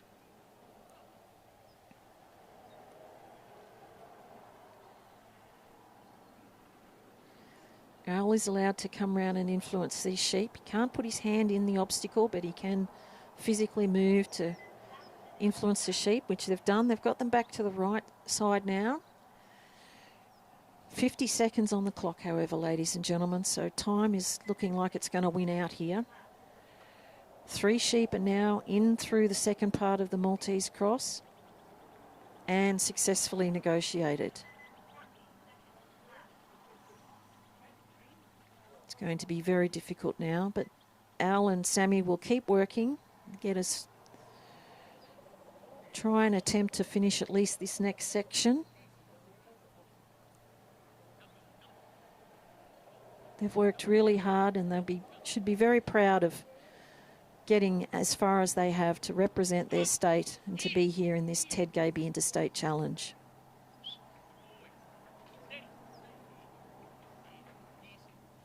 But I do believe the time is about to go. So a tough 3 sheep drawn there by Sammy and Al. That is the sport of sheepdog trialling. That's what happens. You can see there, though, that Al appreciates everything that Sammy has done for him out there on that course. Great to see that bond. Well done, Al Hort and Glenmurray Sammy.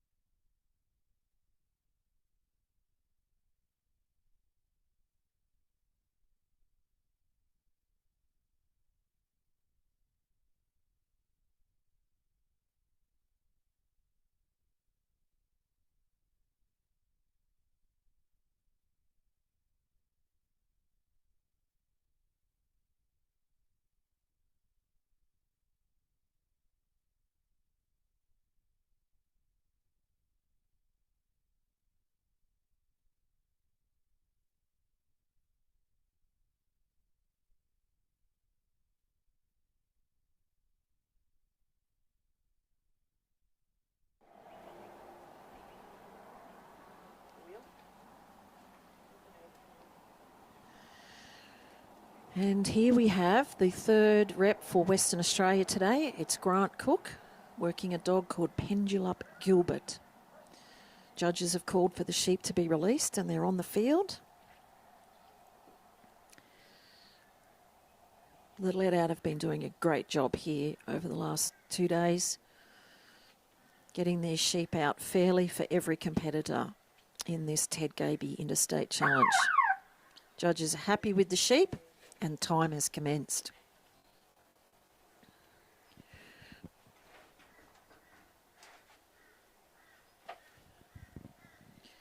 Gilbert's gone out lovely and wide there on the right-hand side of the field. He's a 3.5-year-old and his colouring is tan and white. He was bred by a gentleman called Peter Gorman from Western Australia out of 2 Pendulum dogs. Steele was the sire and Lucy the mum. Grant describes Gilbert as an excellent all-round working dog and he's particularly handy in the sheep yards, and he works as part of the family's day-to-day farming operation, and that's Grant Cook and his wife Linda.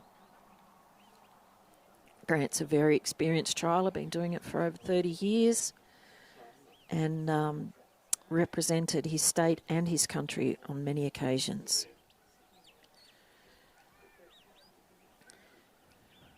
So Gilbert's got the measure here. He's lifted these sheep quite well and is bringing them up the ground.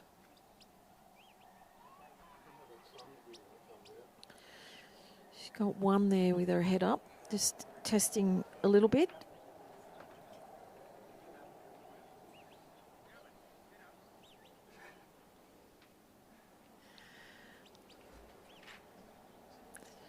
We've got sunshine back here again and at Stanthorpe, on the beautiful Stanthorpe Showground.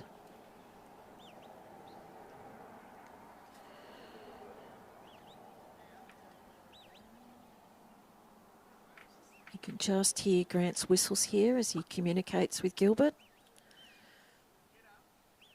He's asking him to get up there and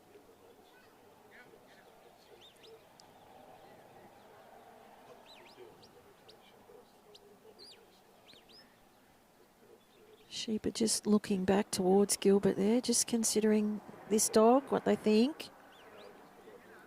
Are they going to accept his influence and move off him freely?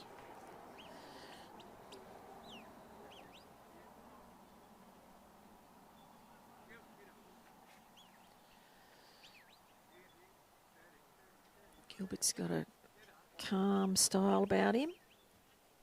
He's light on his feet. He's got good cover.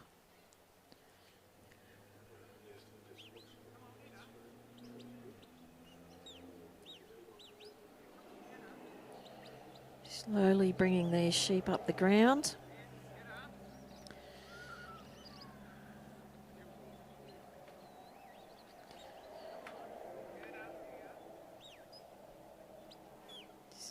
Grant's taking a little time here, which is just allowing things to settle. See if the sheep will accept the dog.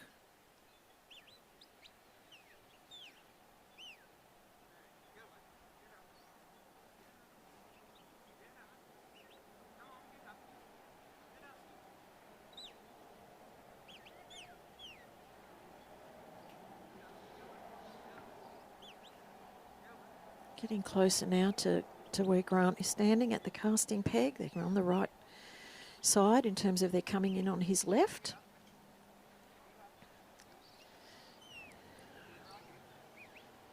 Gilbert's got a keen eye and he's reading his sheep really well. Just covered that little outbreak there very nicely.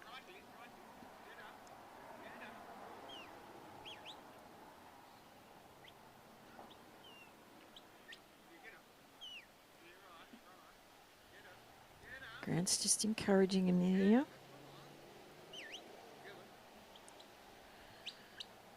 And they're coming around now. Anti-clockwise. This course is worked in an anti-clockwise direction. They're past that balance point and neatly delivered onto the Australian carry section. Gilbert's just holding them up there. Grant's just asking him to give them a bit of room. Grant's got his side of the corridor he must walk down. And ideally what he'll be aiming to do here now is take these sheep to the first obstacle and mostly on course. Swift work there from Gilbert to get that little break covered and look to get these sheep back on course for Grant. Our middle score with Murray Sammy was a 6 and a 26, so an average of 16. 1-6.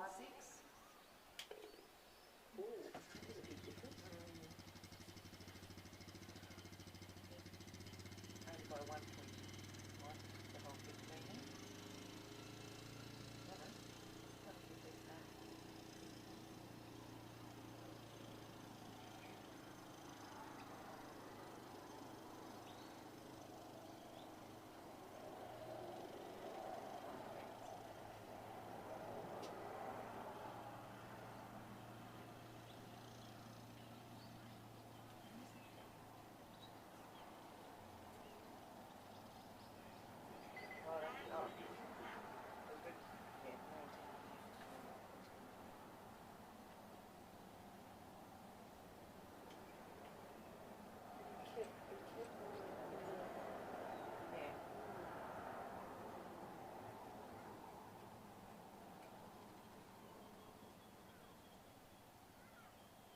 So Mike took 94 off him.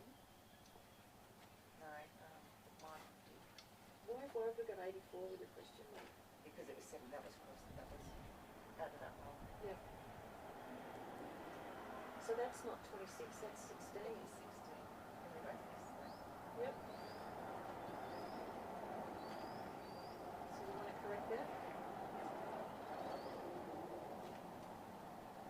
Sorry guys, we did put the wrong score there. So it was 6 and 16 for an average of 11. I apologise, Jane. Grant and Gilbert have successfully negotiated the gap. They're in the New Zealand section now and they're doing some very nice work here, driving these sheep. See, Gilbert is flanking, not directly heading the sheep.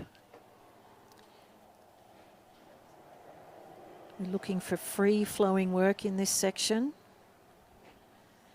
Grant's very experienced handler. He's very experienced competitor in this competition.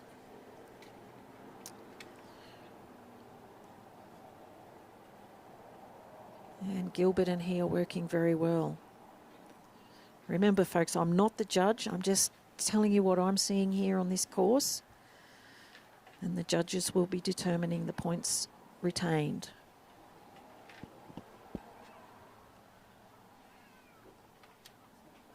That was my fault, so they changed it.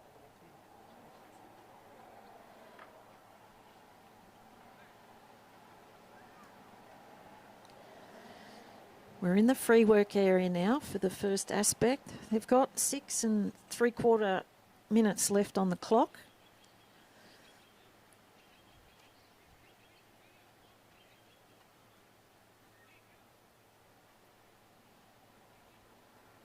Trying to present these sheep to the first part of the obstacle.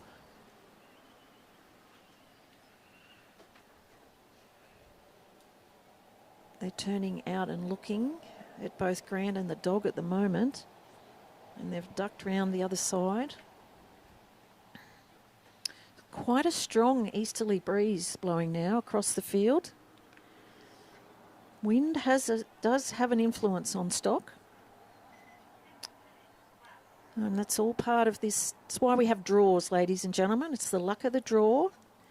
Just as it's in the luck of the sheep that are released, it's the timing in your draw, where you are.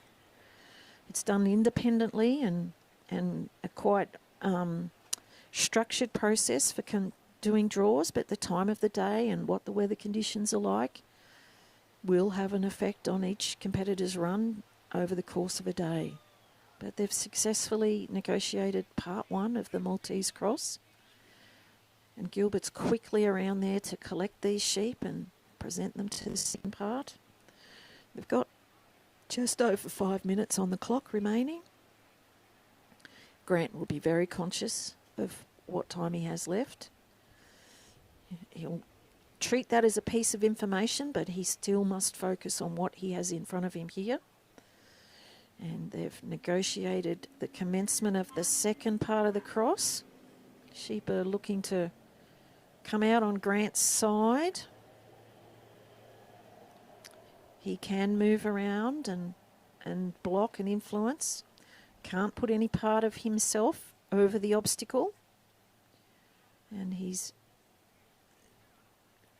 just about cleared them. They might not quite be clear yet. Gilbert's there backing him up. Grant's elected to take the further side and put Gilbert on the inside. He's moving them along here. He's got just on 4 minutes left on the clock. He's got to put a bit of pressure on these sheep and get them to continue moving. There's nice driving work here.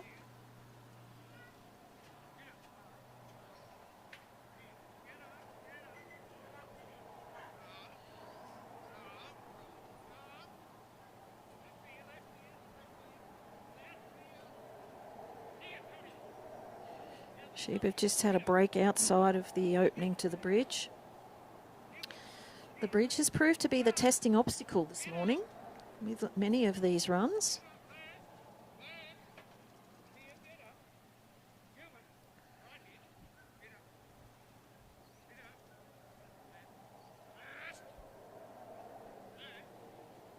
Just got that one new there looking at Gilbert, but she might be the one to lead them over. Yes. Yes, there we go. She did lead them over the bridge. Right. 3 minutes on the clock. Back in the Australian part of the course. Need to carry these sheep now down to the pen. We've moved fairly freely over the time span on this section of the course for most of the partnerships that have got this far. Still plenty of time to achieve this result, and this is the experience and the cool head of Grant out there. He knows that he can still complete the course. He's encouraging Gilbert. They've just been off to his left there, so some loss of points from the bridge to the set of the pen for being off course.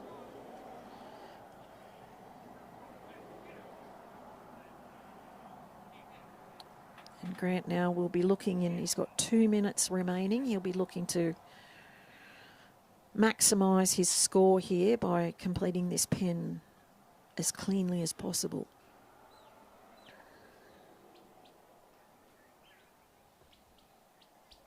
Gilbert's covered that little run there. He's looking to slide them down the open gate of the pen. It's a very good strategy just to encourage the sheep. Oh, they've just popped their heads around the other side, but Gilbert's got it covered. Gilbert's moving around there nicely just to influence these sheep to move away. Still got one looking out. No, she's turned in. Well done.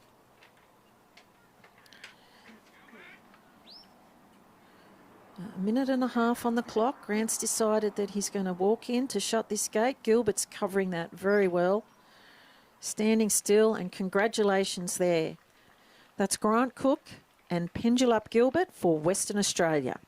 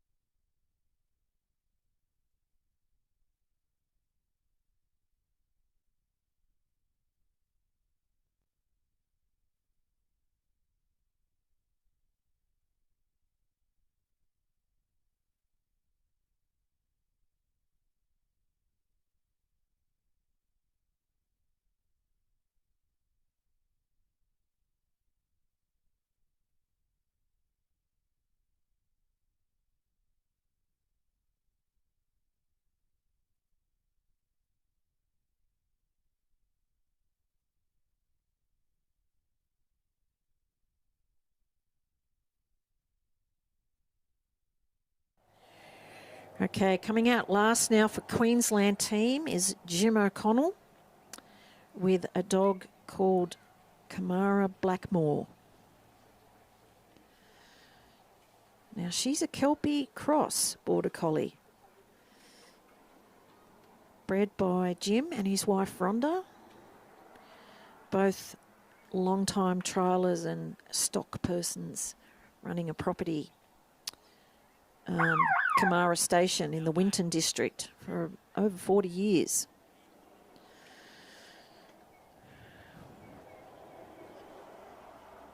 Blackmore, or Moree as I think I hear Jim call her. She's gone out lovely and wide to the right. The sheep have seen her coming. They haven't moved. And Jim is just getting Blackmore to present herself now to these three sheep.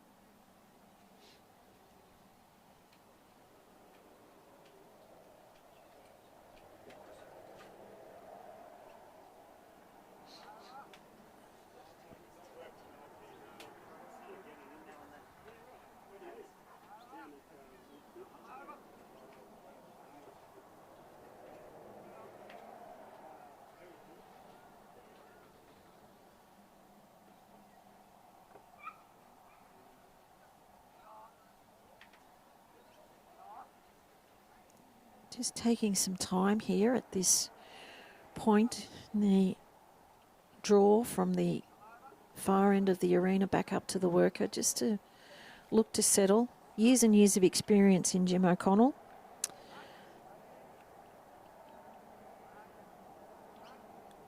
Been trialling for many, many years.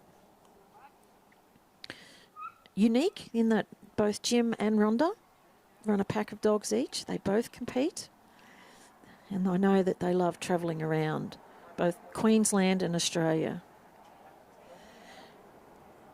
So we've got a Kelpie cross here, and I understand that usually Jim's a border collie man. His wife Rhonda is a Kelpie lady. So we've got a bit of a mixing of the pack here. We all have our own preferences for the sorts of dogs we like to work, and it's not unusual to see different packs in those unique situations where both people in the partnership both also work and trial dogs. She's got good cover here, this little dog. Quite a little whippy movement, anticipating where these sheep are going to go next and doing a good job to cover that. She's brought them down the ground. They've taken her a little bit outside of probably the first 9 metre corridor, but now that they've stopped, the judges will draw another one and continue to judge the work of this little dog.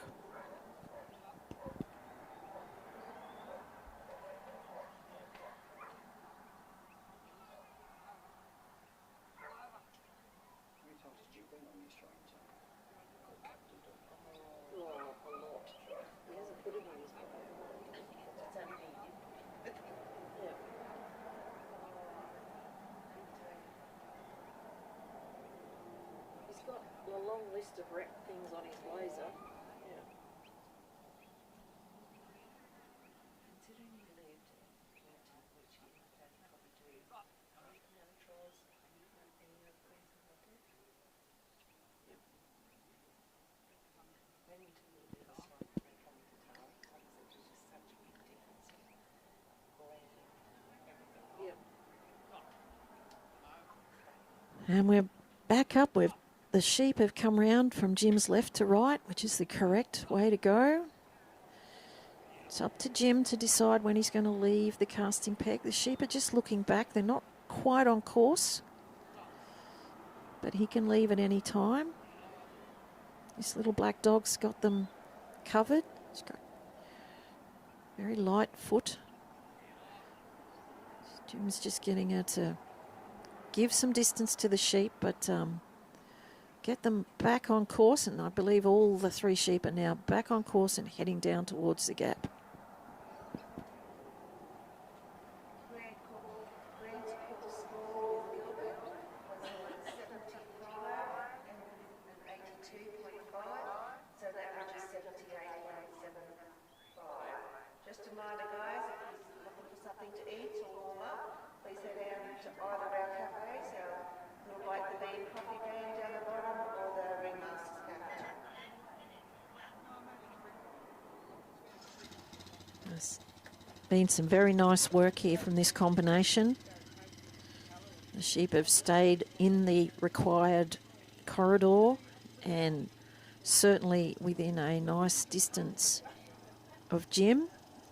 And little Maureen has been doing a very good job holding up her side of the corridor. Just a short break there, and the sheep have just ducked over to Jim's left.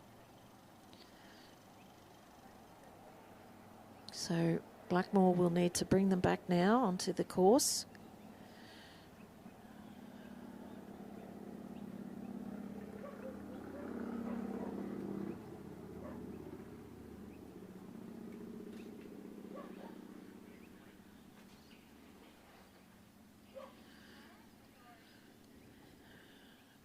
Not just under 9 minutes on the clock, so plenty of time here for Jim and Blackmore.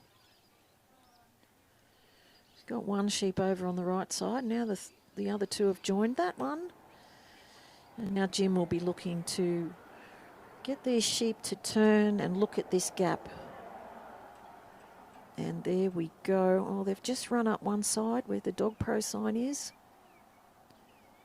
They've turned back again. Jim's just put the dog down and got them, and successfully negotiated that obstacle. Jim has to get through there as well to then commence this drive section. Judged for free-flowing work, and ideally the dog, driving from the rear or the back flank of these sheep.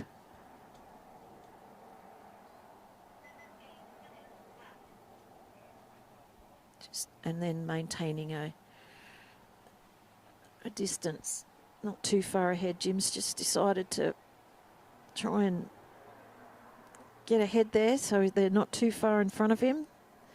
They're into the free work area for the Maltese cross, so Jim can enter that section now as well. Blackmore's just gone out there to look to turn these sheep back now and present them up into the opening of the first half of the Maltese cross.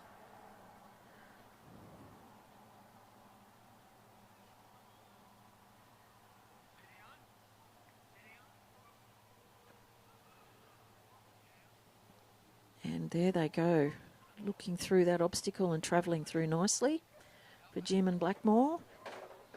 Now they have to complete the second half. 7 minutes still on the clock, so time up their sleeve at the moment.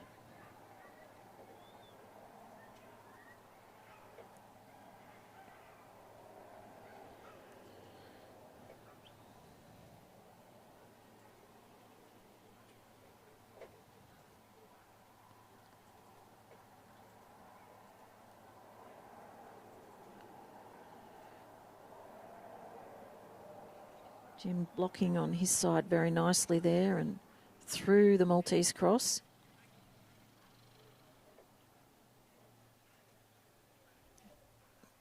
That little break there, the sheep were looking to go to the centre of the arena, but Blackmore had it covered.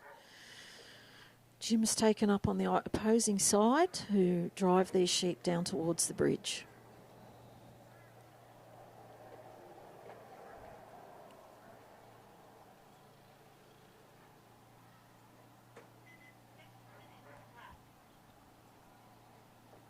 Going well for time. They've still got 6 minutes left on the clock. Oh, a good block there from Jim. Presenting them now into the free work area. Another good move there from Jim just to block those sheep. He's allowed to do this in the New Zealand section. Just looking for one of these sheep to turn and lead over the bridge. Blackmore covered that attempt at a break, and there they go, up and over the bridge. And once that last sheep's off, Jim's back in the Australian section now, so he needs to consider he doesn't need to move until he's ready to do so. But once he starts walking, as he has done now, he must continue walking at a steady pace. So we're back on the Australian rules. Can't vary his pace. These sheep are nicely within the corridor. Just put their heads down to have a bit of a nibble. Oop, they realise that Blackmore is there. Moved. Just ran off to Jim's left a little there. There's 10 points in the carry from the bridge to the set at the pen, and another 20 points connected to the completion of the pen, which completes the run for these two on the field at the moment. Jim being the third rep out for Queensland, so this will be their last opportunity to add a good score to their Queensland state total, with a look to retaining. They currently hold the Ted Gaby Interstate Challenge. They won it in 2025. So like all good Queenslanders, they'd be looking to retain it. Sheep have just slid out around the back of the pen there. So Blackmore's got to just encourage them to come back around. And Jim is going to hope to just slide these sheep around that end panel and into the pen. The pen has not posed too many problems for any of the handlers and dogs who've got this far. I do not want to jinx them, however. They do have 3 minutes left on the clock, so time to get these sheep into the obstacle. Oh, they've slid down that other side again.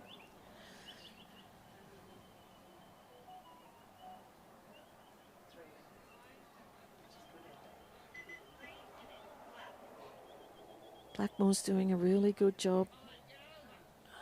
Now we've had another one duck down the other side. Jim's just got to keep his cool, which I'm sure he is. He's an experienced handler. Little Blackmore, she's working her little heart out here. Very responsive to Jim's requests. Now they're looking to go in, but looking out still. And that one is turned in, I think. Not quite. All the feet of the sheep must be over an imaginary line at the front of the pen. Just not quite there. Jim would probably prefer that they were further back in the pen, less risk of them running out. Still got that big U there at the front, looking at the dog, making some choices here, thinking. Jim's watching that sheep very closely. What is she going to decide to do? He's going to expect Blackmore here to hold this ewe in that pen as he comes round to shut the gate. Well done. Well done to Jim O'Connell from Queensland and Kamara Blackmore. Ultra Chew.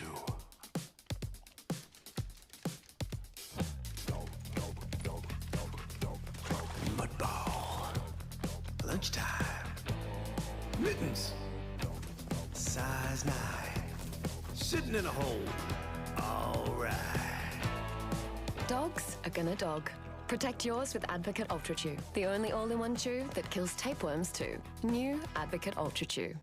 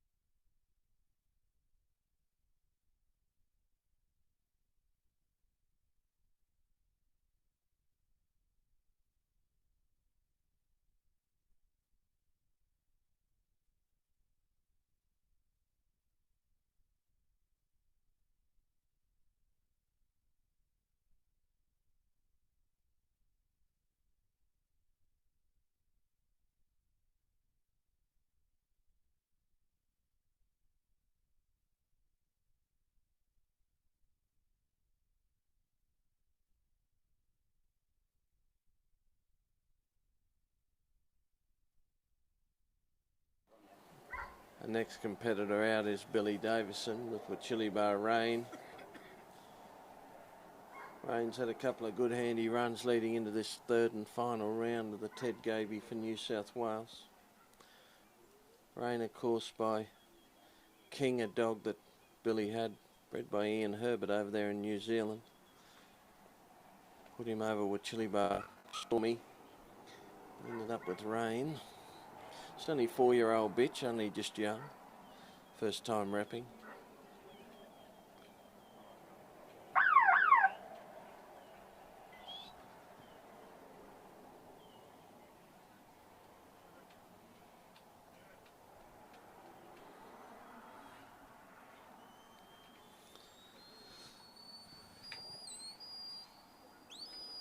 Rain's got in behind those sheep nicely there.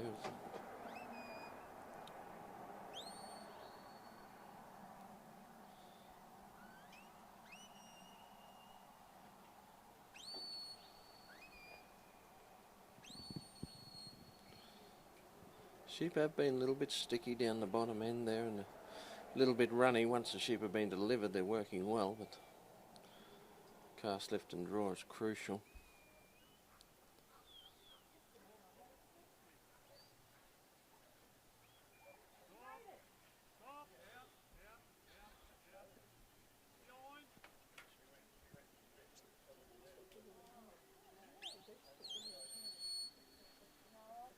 Sheep just splitting and running around down the bottom end there, but Rain's got them back together there now, and Billy will be looking to punch them off that bottom end there and bring them up here towards the casting peg.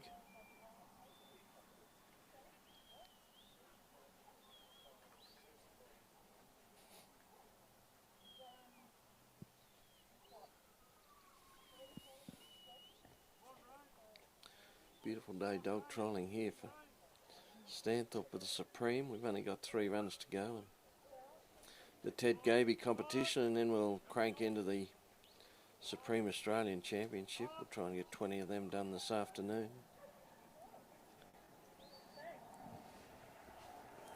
Australian team will be selected here later this afternoon. Top 4 scorers in the Ted Gaby.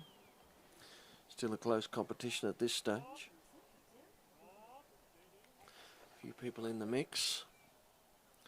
Billy just working these sheep beautifully here. They're looking to split a little bit, and Rain's got them covered on both sides there as she delivers them up here towards the casting peg.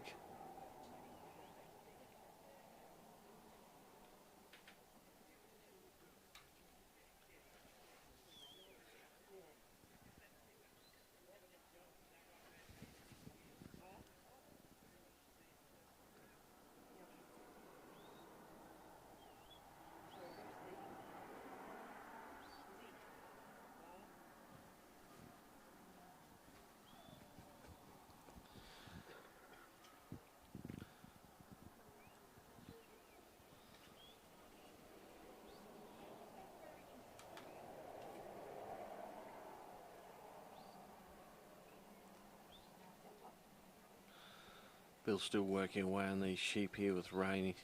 Sheep are settling a little bit here now, and they're working a lot better still. Got that big ewe in the middle there with the head up pretty high, and another one out the back there as well.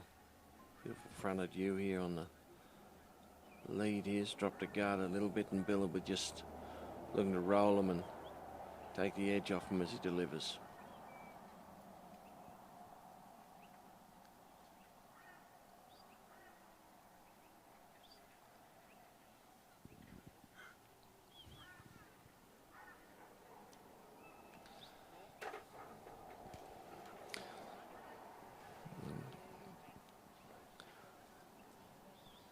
Those ewes there, 2 ewes there testing the dog, but Rain's got them covered up nicely and rolling them around beautifully here and just trying to catch them as they poke their head out and straighten them again and keep them in the mob. And there's got away, but Rain right onto it there and put it back in the mob, but they haven't surrendered yet, these 2 high-headed ewes, and Rain's working beautifully in there behind them now and just covering up.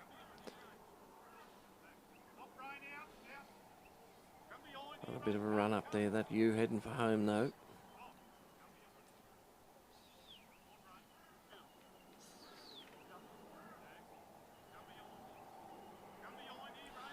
There's that ewe out there again. Rain's got it covered up again. Puts her back in the mob.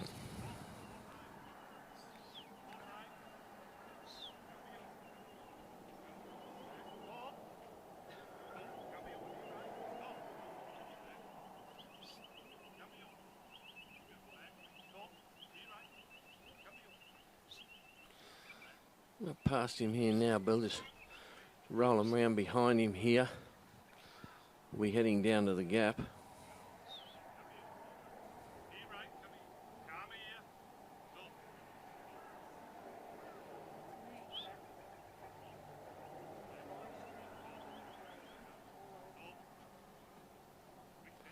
Got him round now, Bill, as he races around the front to catch him there on the face again.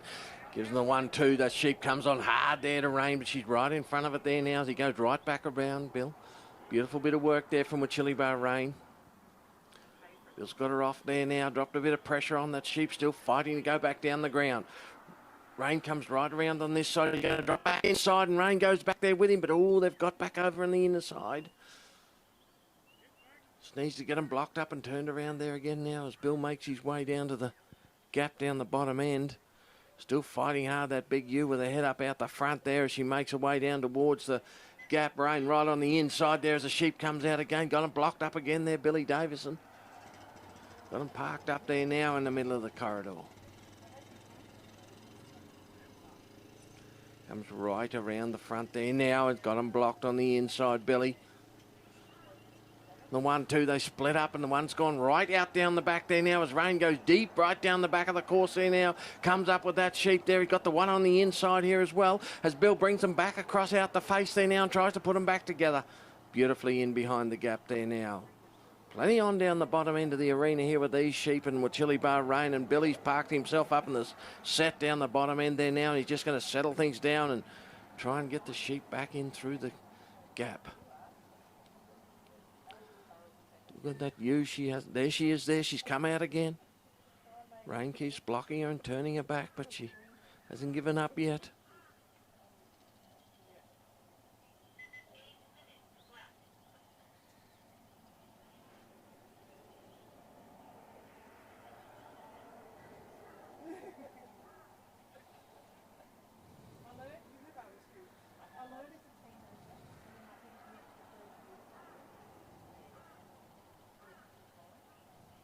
Billy's got him rolled around this time. He's got him set up nicely as they come. Oh, no! I think they split there and they went back around behind the obstacle. Split there on the gap. Bill's put them back together on the other side. He's got to bring them back again now.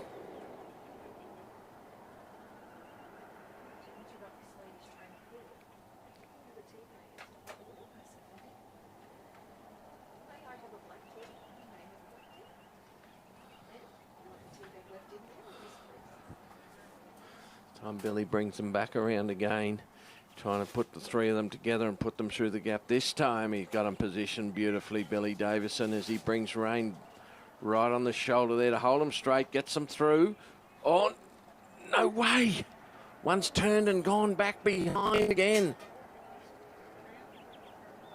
Split the gap again down the bottom end of the ground here.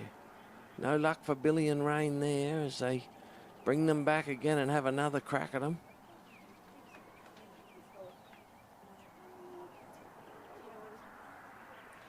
Got one wanting to race away and one wanting to stand still, making it hard as he comes up round the face this time. Going to put him round the gap. Turn them through. This time Billy Davison and Rayner got them as Billy goes through now himself. Picks up the pressure on this side of the corridor now as they go along the back.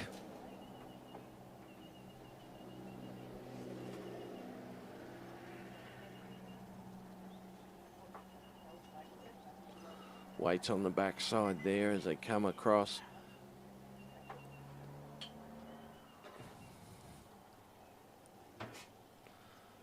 Just waiting for the sheep to come forward now. That ewe out in the lead there. Rain's got him blocked up again there as Billy goes along the back again.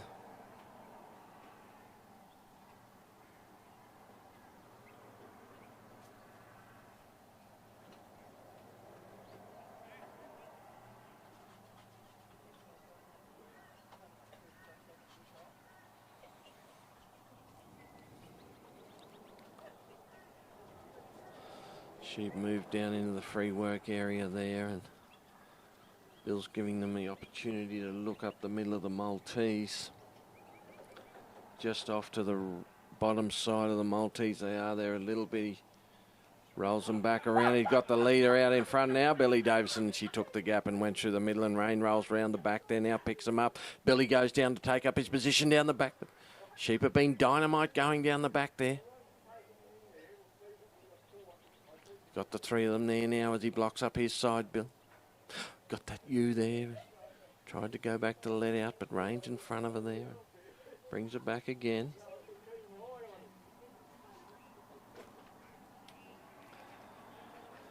Up the middle as Billy's got his side blocked this time. Straight up the middle of the Maltese. And Billy's going to take up his position on the inside of the corridor here now as he changes over and puts Rain on that side. And he's going to lay the weight back on the dog side there as Rain comes right around now.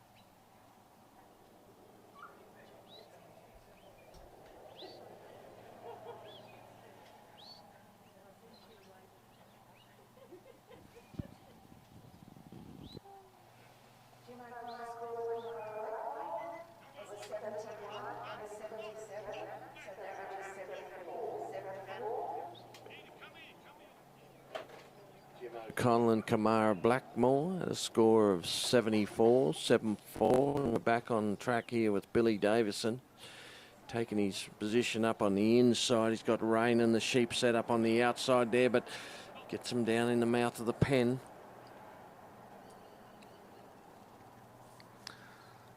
Bill's just going to roll that ewe round. She's been the leader, but mostly taking him the wrong way. This time he wants him to take him up on top of the bridge. Just going to... Ground floor of that building there tomorrow evening at the conclusion of... Bill just backs away there, gives the dog and the sheep somewhere to go as he's just trying to work on him there now. Got him turned beautifully, Bill. As Rain came round the front, hit the shoulder of that ewe and turned her up over the mouth of the bridge. That's 1, 2, 3. They're off the front. Now we're heading to the pen.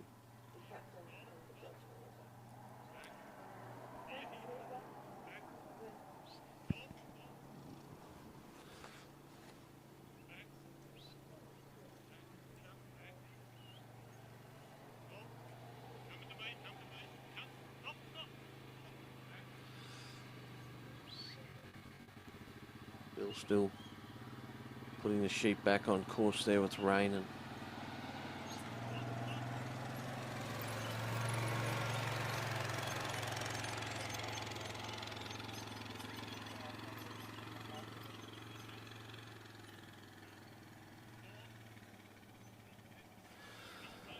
in the middle of the course there now.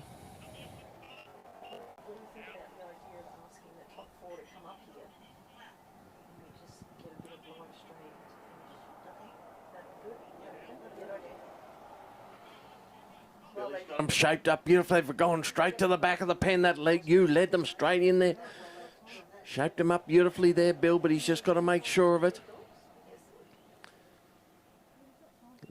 Happy with where they are, Bill, as he steps out of the ring, reaches forward, grabs the gate, brings it around for New South Wales. And with Chili Bar Rain, put a score on the board for Billy Davison.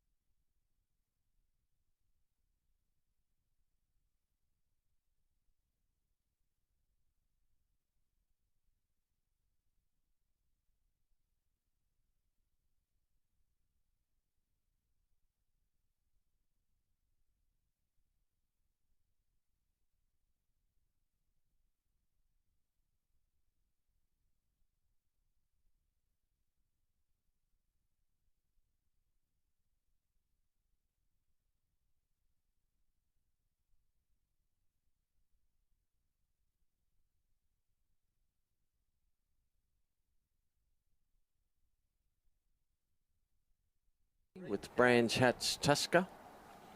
Dave, of course, representing Victoria here. He's represented Queensland and Western Australia in the past and currently residing in Victoria. Brands Hatch Tusker, bred by Julie Burkett down there in New South Wales. Sheep have been released down the bottom end here now.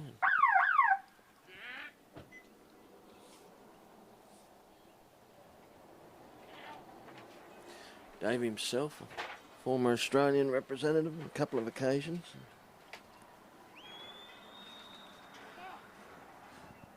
Tusker's gone down the bottom end now. The sheep have been very tricky down the bottom end there on the left. And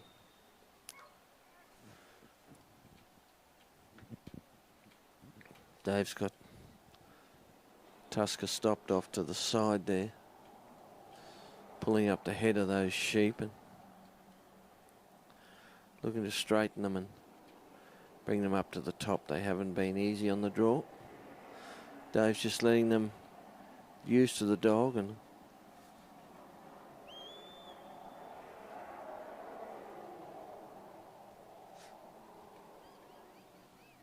just bringing them up, applying a little bit of pressure at a time.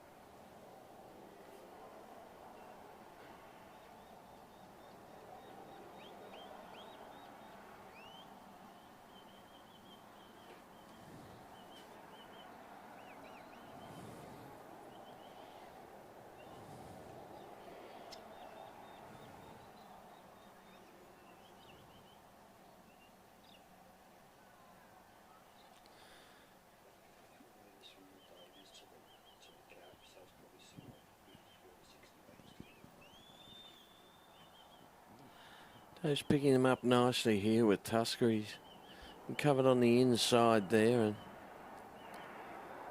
that ewe up there is just springing out a little bit down the bottom end, but Tusker's got it covered up there at this stage, but she's ducked out to the side there now. But Dave should come back round the other side, but Tusker right there in front of her. Nice work from Dave and Tusker, but she still hasn't surrendered. She's still popping out down the bottom end of the mob there, and she's come out again. Dave brings her around again and puts her back in the middle.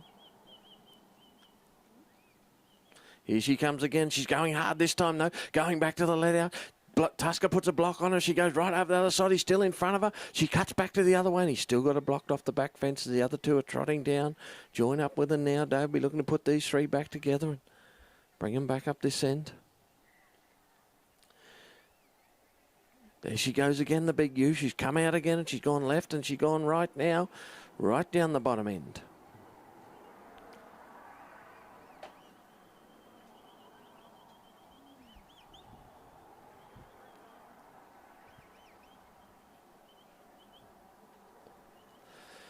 Still racing across the face there now. Dave's got to get her convinced and turned around, and Tusker's working beautifully. No room for error down there against the back fence as he comes right across. Still got her blocked up. Got to turn this time. Turns around again. Tusker.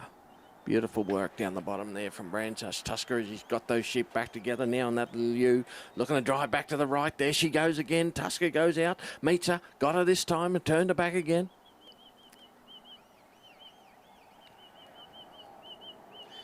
Get a beat there shortly, Dave, as he gets them rolled around there now. He's going to bring them off their dung hill down the bottom end there now and try and get them up on the top here.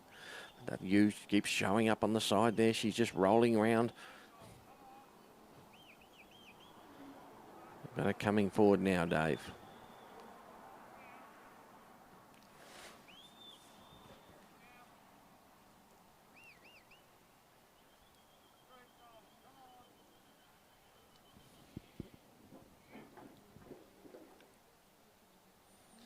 Going there now, Dave, as he's about halfway up, but that ewe rolls back again, but Tusker picked her up there nicely. And back in the herd. Got to keep rolling her and keeping her in the mob and keep taking the lead off her a little bit as such and just giving her not many options here, Dave. And Tusker, there she is out to the front there now. Tusker right on a 2, read her beautifully and turned her back inside and dropped back inside on her again and rolled her up again. Working nicely here, the big red dog. Is a fair bit in the shoe here as they come to the top.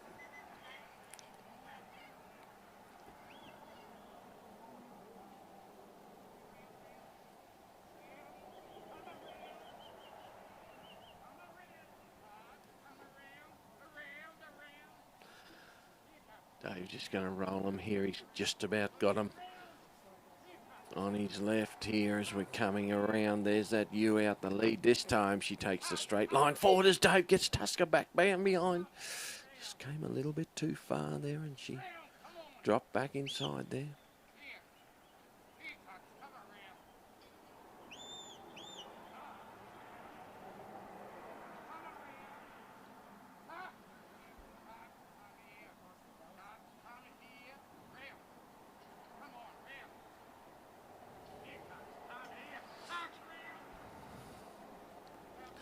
Back on the inside there now, Dave, as he's trying to roll them round the back. He'll come back inside there again and cover that inside line. He's done it there now, Dave.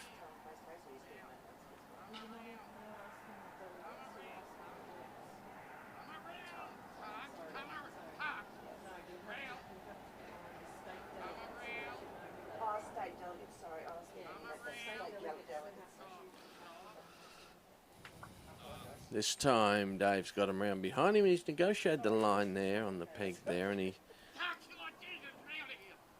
going to pull him up on the inside there and pick those sheep up down the corridor, Dave.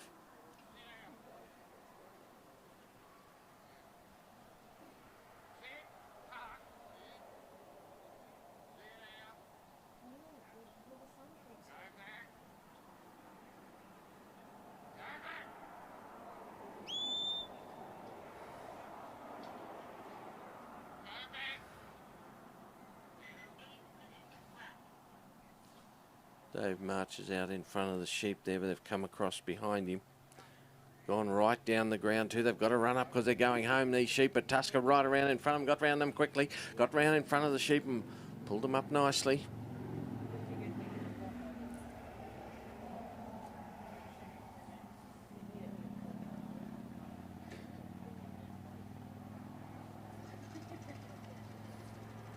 Dave just flicking them back on course.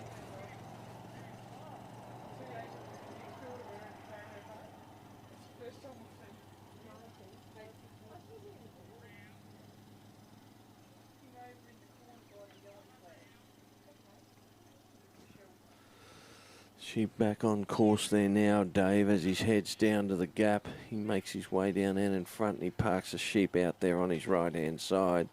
Tusker's going to come right around the front.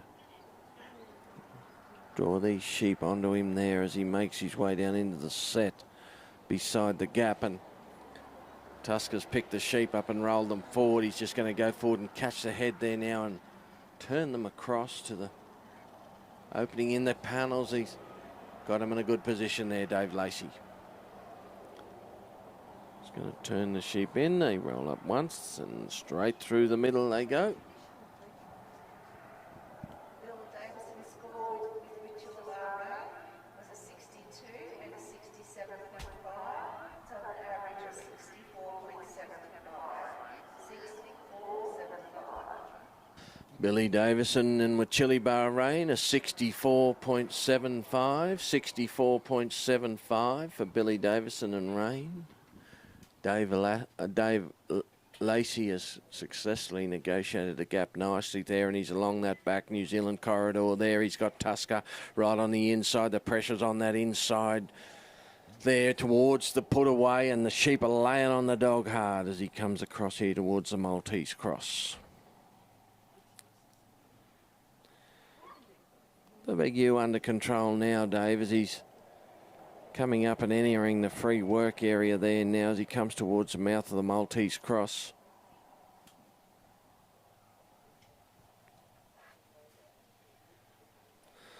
Straight up the middle they go, and Tusker meets him on the other side and catches them straight away too.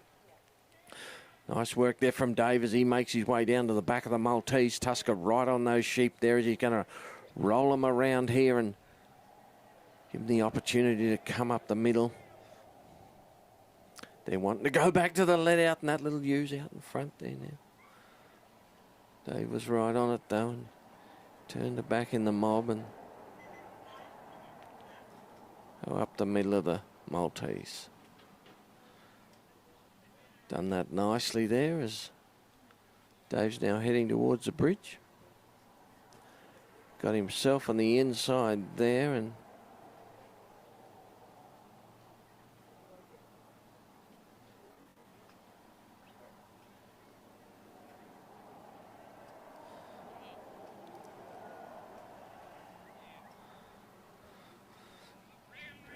Dave's changed over and put the weight on the dog on the inside. That's where they've been wanting to go, up the middle.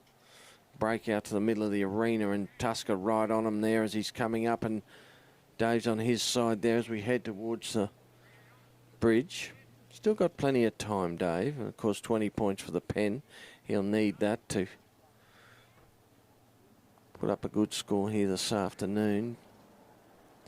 Shaped up nicely as he comes to the bridge there, Dave.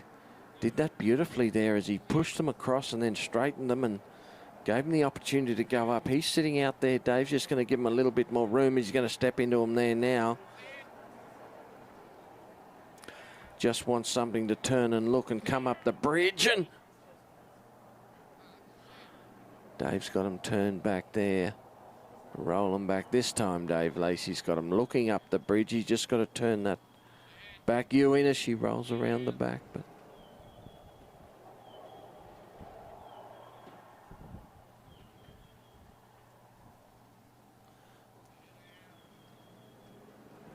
Dave steps in behind there nicely. Got the sheep covered beautifully there with Tusker.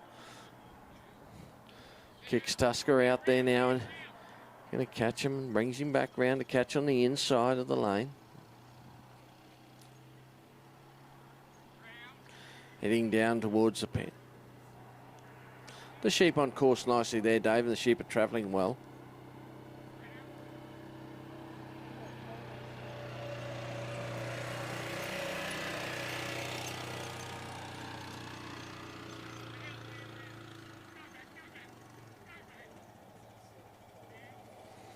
Just slipped across the inside there, those sheep, but they've still got hold of them there with Tusker. He just put them back on course and bring them up and put them in the pen.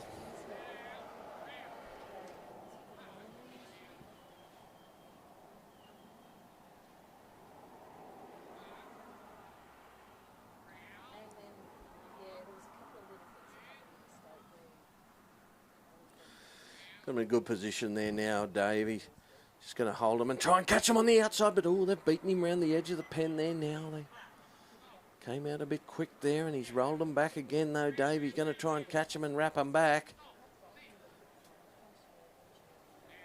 We've got a little bit of time up his sleeve, but he needs to put him in the pen and shut the gate for Victoria.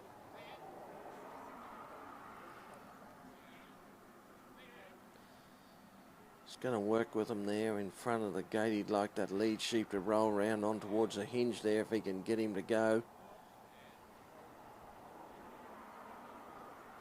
That's where he wants him, Dave Lacey, right down the back of the pen. Sets Tusker up out in front, waits for him to settle inside the pen there now. Dave's having a good look at him there. He's going to put a little bit of pressure on there with Tusker and take their eye.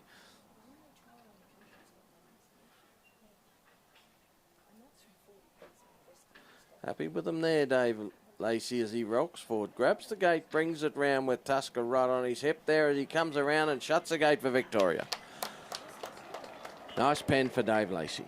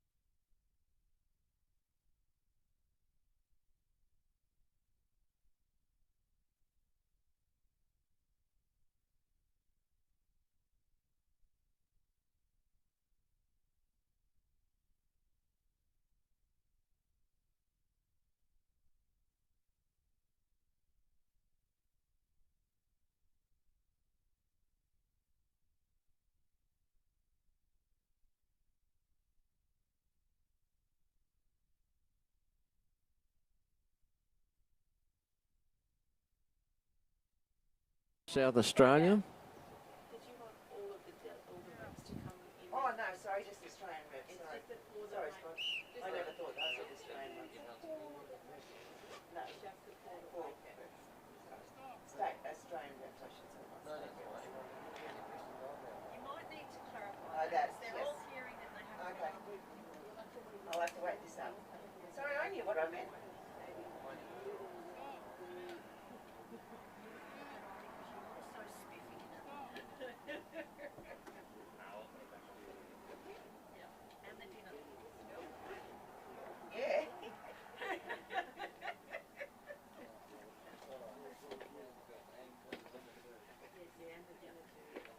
Well, he's not going to be in the mood to do things like that. Oh, I don't know, Jacko, that's just what I want them to do. It's going to hit you in the mood. Well, I don't know, mate, but I need to think about things, you know. I just need to get a bit organised on that. Well, I don't know whether Vicky put you in for it or we did, so. That's the last I heard. That's without thinking business. Are we right? Yeah. Anthony with Oak Downs.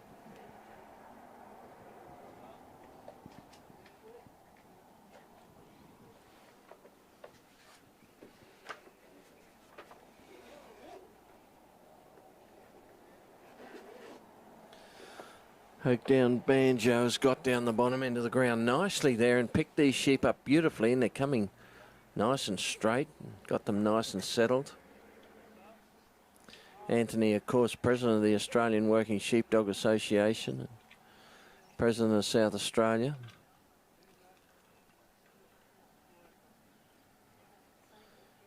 Represented South Australia and Australia on numerous occasions.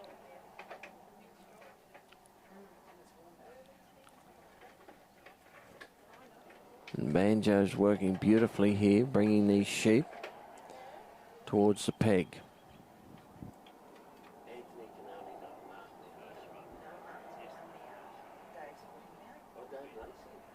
Is Dave's third or fourth? Third, so we need And not that Billy Davidson. How many do you need to knock Billy? Anthony's bringing the sheep up nicely here with Banjo's, working beautifully there, keeping the sheep together.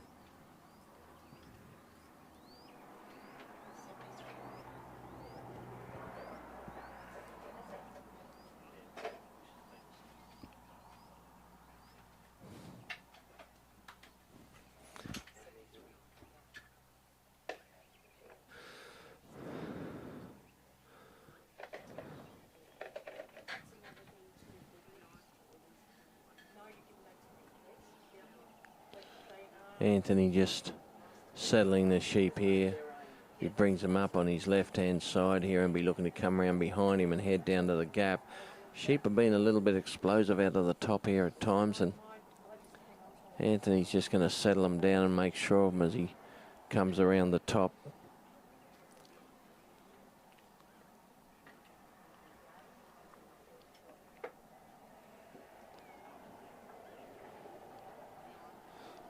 Just rolling him up there now.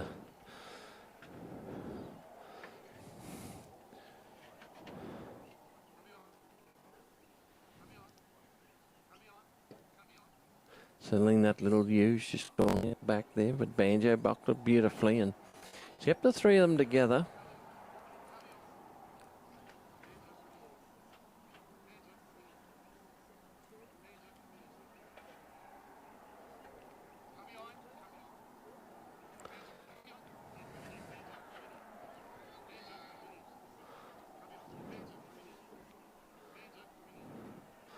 Dog's working beautifully here, Banjo, as he's just covering all options there for the sheep. Lovely bit of footwork in that dog there as he brings him around beautifully and tips him around the back of the obstacle there now. And Anthony's going to bring Banjo back round on the inside as the sheep get right over on the other side of the corridor.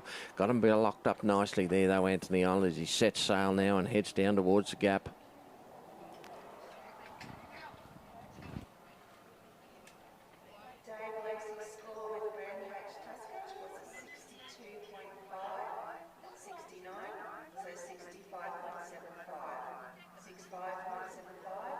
And also, guys, I think I've confused everybody.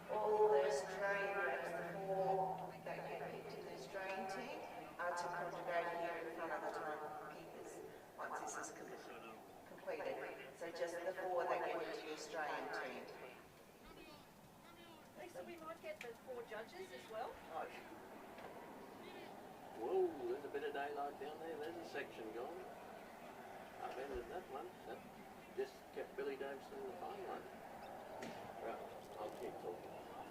Had a bit of a bust up down the bottom end there as we've gone down towards the gap with Anthony, and Banjo's got a sheep right over there on the back fence there now, but he's bringing them back together there now, and he's got to bring them round and put them through the gap.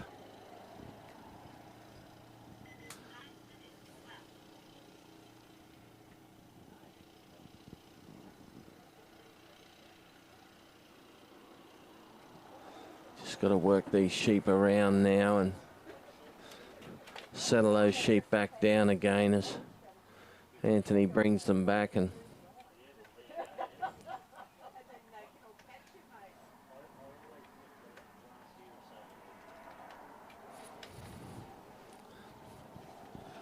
puts them through the gap. He's still on the other side here. Anthony just bringing them up and settling down as he comes with Banjo, and it's along the top here, and the sheep have got to run up again as they go round the back. Banjo comes around the front and picks them up nicely.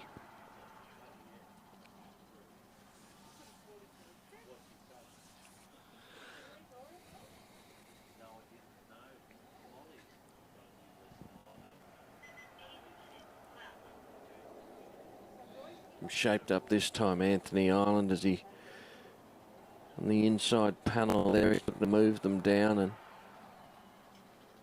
show them the gap in the middle, and Banjo's got his side blocked nicely, and sheep are rolling forward. There's the first one, the second one, and all through the gap now. Anthony follows his sheep, so he's going to take up a position on the inside of the corridor here and drop the weight on the outside onto Banjo there as they go along the back corridor in front of the let out. Sheep are driving along there now, and Anthony and Banjo going to trot up to them and pick them up.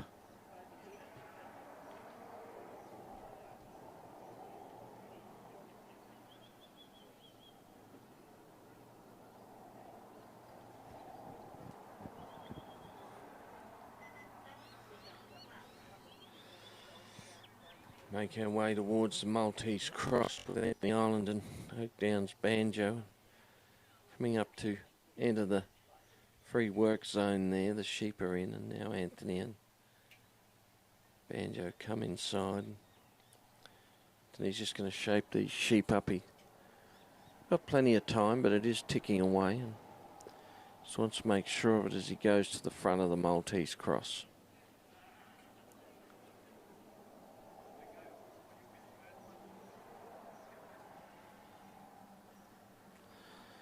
Banjo set them up beautifully, and they've rolled straight through the middle of the Maltese.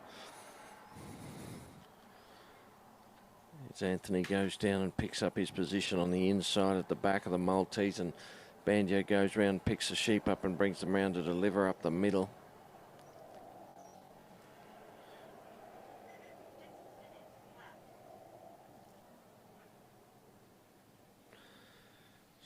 Bring them around now as they roll in front of the Maltese, and there's a sheep there that Anthony's blocked nicely and turned up this side here. Got them beautiful there, Anthony Island, as he sent them up the middle of the corridor. Straight up the middle of the Maltese Cross.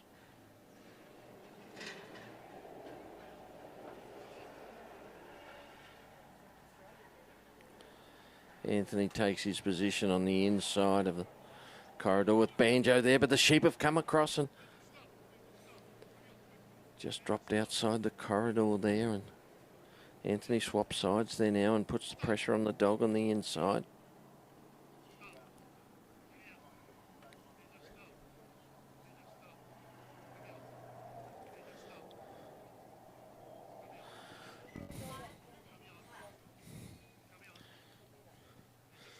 Bring the sheep back towards the mouth of the bridge there now as they roll back around behind, and they'll come around behind Anthony Island there as he makes his way over to the inside of the bridge here and puts the weight on Banjo on the outside. Brings them up nicely there now. He's got them Just roll back again there now and take the weight back on the dog.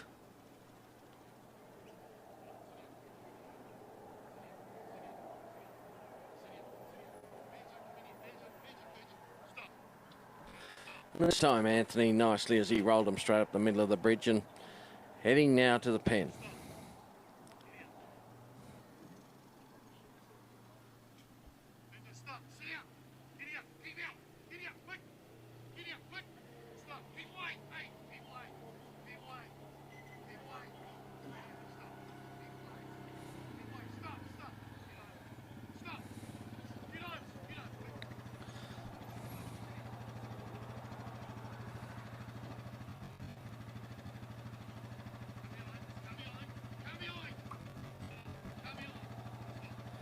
Anthony making his way down to the set at the end of the gate down there on the pen, and Banjo's got the sheep nicely on the inside of the corridor there and keeps them straight for Anthony as he just gives them a little kick now as he goes to the pen, and they get a bit of a run up there, but Banjo right in front of them there. Took that option away from them. There's a city in front of the pen there now. They go around the outside. Banjo caught them beautifully. Sheep's turned back. Oh, it has gone round the end of the gate and it's gone right round the back of the obstacle. Anthony's got two inside, I think, and one's come all the way back around. Banjo's just got to pick him up and tip him in the gate there. But there's that sheep again, but Anthony caught it this time and he's turned him back to the back of the pen.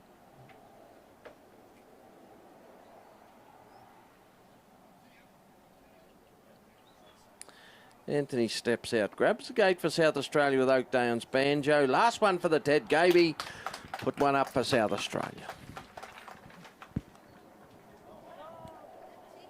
Thank you, Anthony. That completes the Ted Gaby challenge.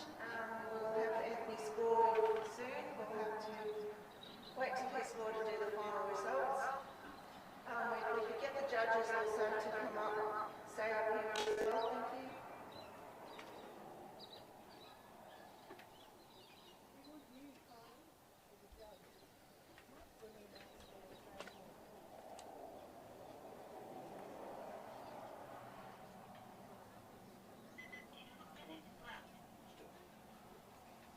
Oh, Danny, that's that. Have you got other people to commentate, Danny?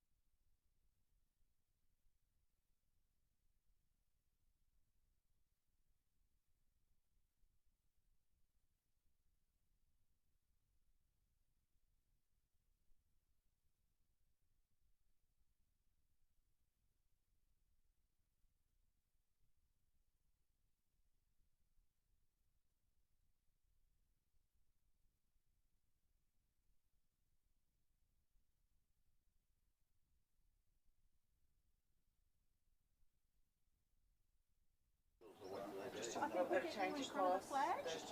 Yep. In the arena, please. Yep. Yep. Change the gap. Can we get everyone Marion here? will organise that. Yeah.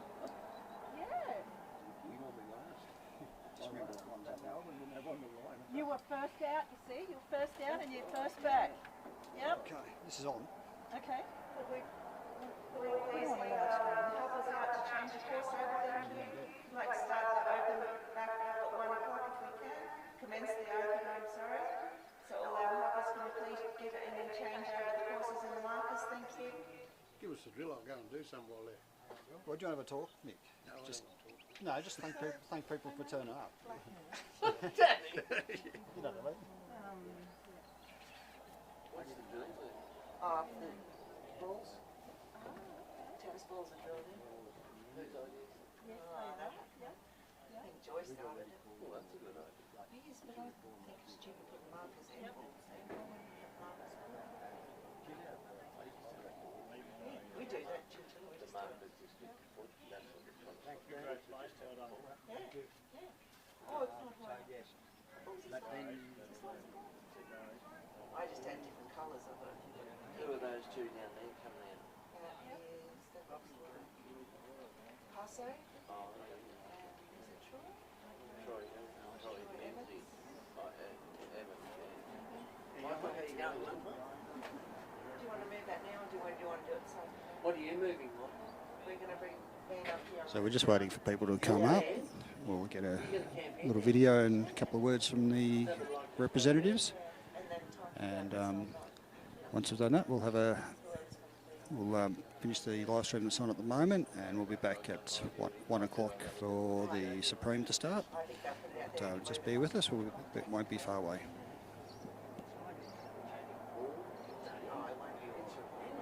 No, I think they just do occasionally, just come through, yeah. I thought we were only live streaming.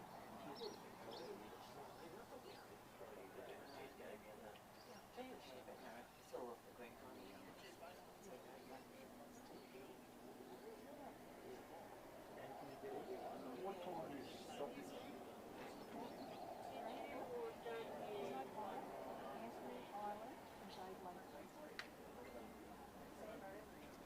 Yeah, all the representatives.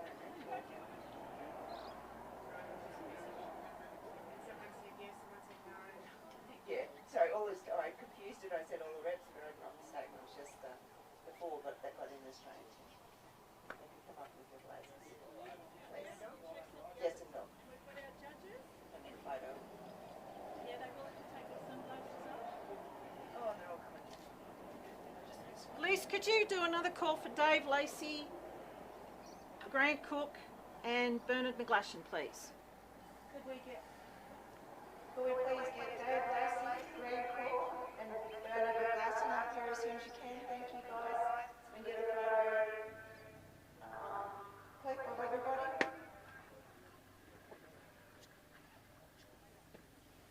Jim got in. Jim is probably the most average one. Yeah. From 67 was his lowest. 77. He got 3 77s. Yeah. Yeah.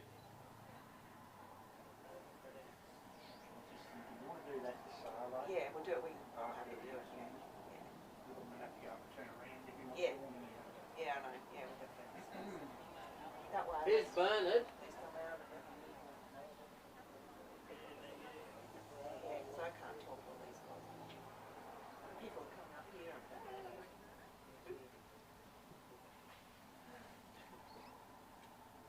So, yeah. They said, yeah, just go out as far as we need to and they'll just put markers around us. You got power, Lisa. Yeah, we've got to hook in to just boat. Yeah, we should be able to get in. We only got 30 metres. Mick's got a big one here, so we won't spot that anyway. One right across the road, and then cars. On this road here, Mike. But we wouldn't be more than 30 metres to go back to the power pile back there, would we? Cricket pitch is what, 22. And there'll be at least Two of them, two really. of them. It'll be close to 40. I'm going to say to No worries, thanks Bill. Bill. Thank you, thanks guys.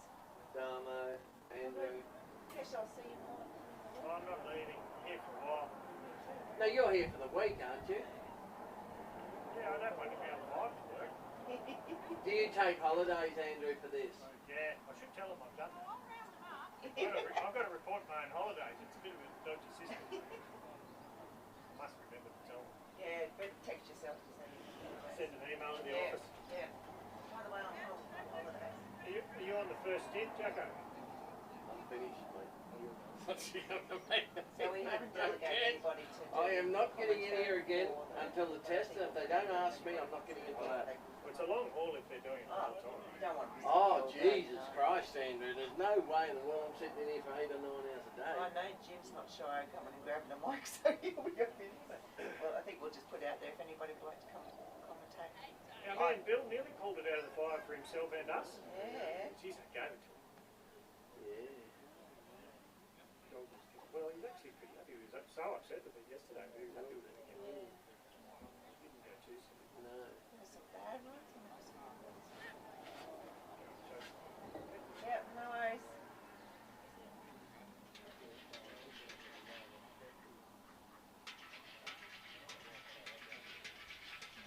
Thank you, mate. Right on. Come back next year. They're setting up the course. Damien Venaris. Who else is down there? Oh, Jack, we should have a look at those obstacles. Are they? We've got pegs in each group, so you just slide the peg in and it goes into the ground about so far. Yeah. All the others to go are, that wide onto it, so you just hook them in. He's done a good job of He it. would have done anything right. He had apprentice work on it. Gave him a list of what to do. He would have done it right. Well, that's the end of me, Lisa Walsh. No, one more job. You better go and hit me up. That job, Lisa. You've got that job. No such thing Good as work, getting that Jacko. job. Oh, Thanks, no. Lisa. No worries, Bill. Thank you. Billy. Oh, thanks. I was happy with that. Oh, no, I know. I happy was with just that. egging you Jeez, on. they give us, didn't I was just Anthony. I'm wishing he was going round the pen again. He only just rolled you. they? You're in. It would have been that dog. She was a sail yesterday, Bill. I know, I'll change my mind for the next run. I was happy. She actually listened a bit. There must be marks on the ground, is there? Yeah, there is. So, these are somewhat cold today. You really want to be there, 'cause that's what the judges. Yeah, I thought I know it's more around this side, but Yeah, no, I need to Gee. use it. more than this. Well, it was originally up there, but then I said no, I leave it down. Okay, ladies and gentlemen, we're just here now at the conclusion of the Ted Gaby Interstate Challenge for 2026. First of all, we'd like to say a thank you to our 4 judges, Bernard McGlashan from Tasmania, Mick Rigby from Queensland, Kylie Victory and John Cantrell from New South Wales. Thank you very much for giving up your time. You will be officially thanked as well, but it's just an opportunity for us here to round out this live stream of the Ted Gaby Interstate Challenge. Also thanks to Mick Rigby and his team, Peter Mason, for hosting this event on behalf of the Australian Sheepdog Workers Association. It's been excellent working with the team. We've had great fun and we've seen some fabulous runs. So thank you, Mick, and please pass on our thanks to your Queensland team. So it's quite a thrill and a great pleasure to introduce our audience and capture our Australian team for 2026. We're going to take on the New Zealanders later in the week. Coming in first place is Grant Cook with Gilbert. In second place was Jim O'Connell with Blackmore. In third place was Anthony Ireland with Banjo. And rounding out the team is Dave Lacey with Tusker. So we've got many years of experience. Simone got a bit excited because she knows you've all got a green blazer. So that helps us out.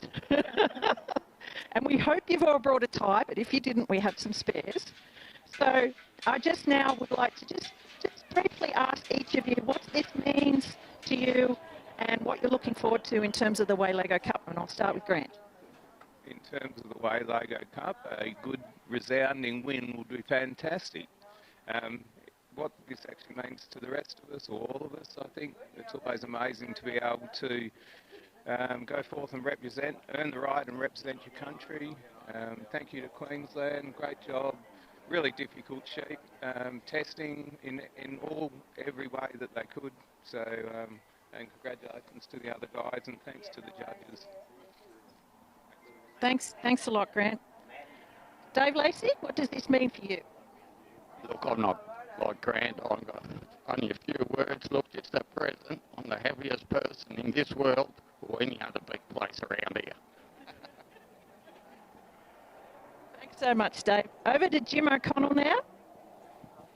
Thank you. This means a lot to me. I've been telling my mates for a while that the dogs aren't as good as they used to be, and nor is the handler. But this is the one sport I know that you can represent your country with a walking stick if you need to. Yeah.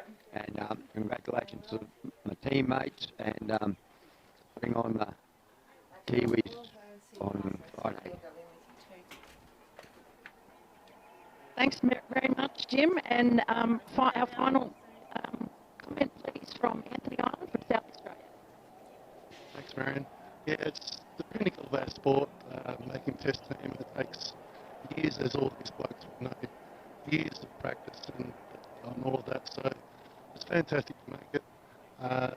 Wish all the other competitors the best. I will wish New Zealand the best when they come. I may not mean it, I don't know, but I will wish them the best for sure. So, yeah, I'll mean it. So, thank you very much, and yeah, congratulations to the committee here for running such a great event. And ladies and gentlemen, that concludes the Ted Gaby in terms of determining our team. But don't go away. You could probably go and get your second breakfast, as I know Danny Rubin, our live stream champion, is going to do. But we're going to have a short lunch break. The Queensland team here are now setting up the Supreme course, and the live streaming will continue after lunch. So put your laptops or your devices on hold, and we will be back on the air after a short lunch break. Thank you all for watching. Keep engaging with our channel, and there are 7 more days of fantastic trialling to be seen. Over and out.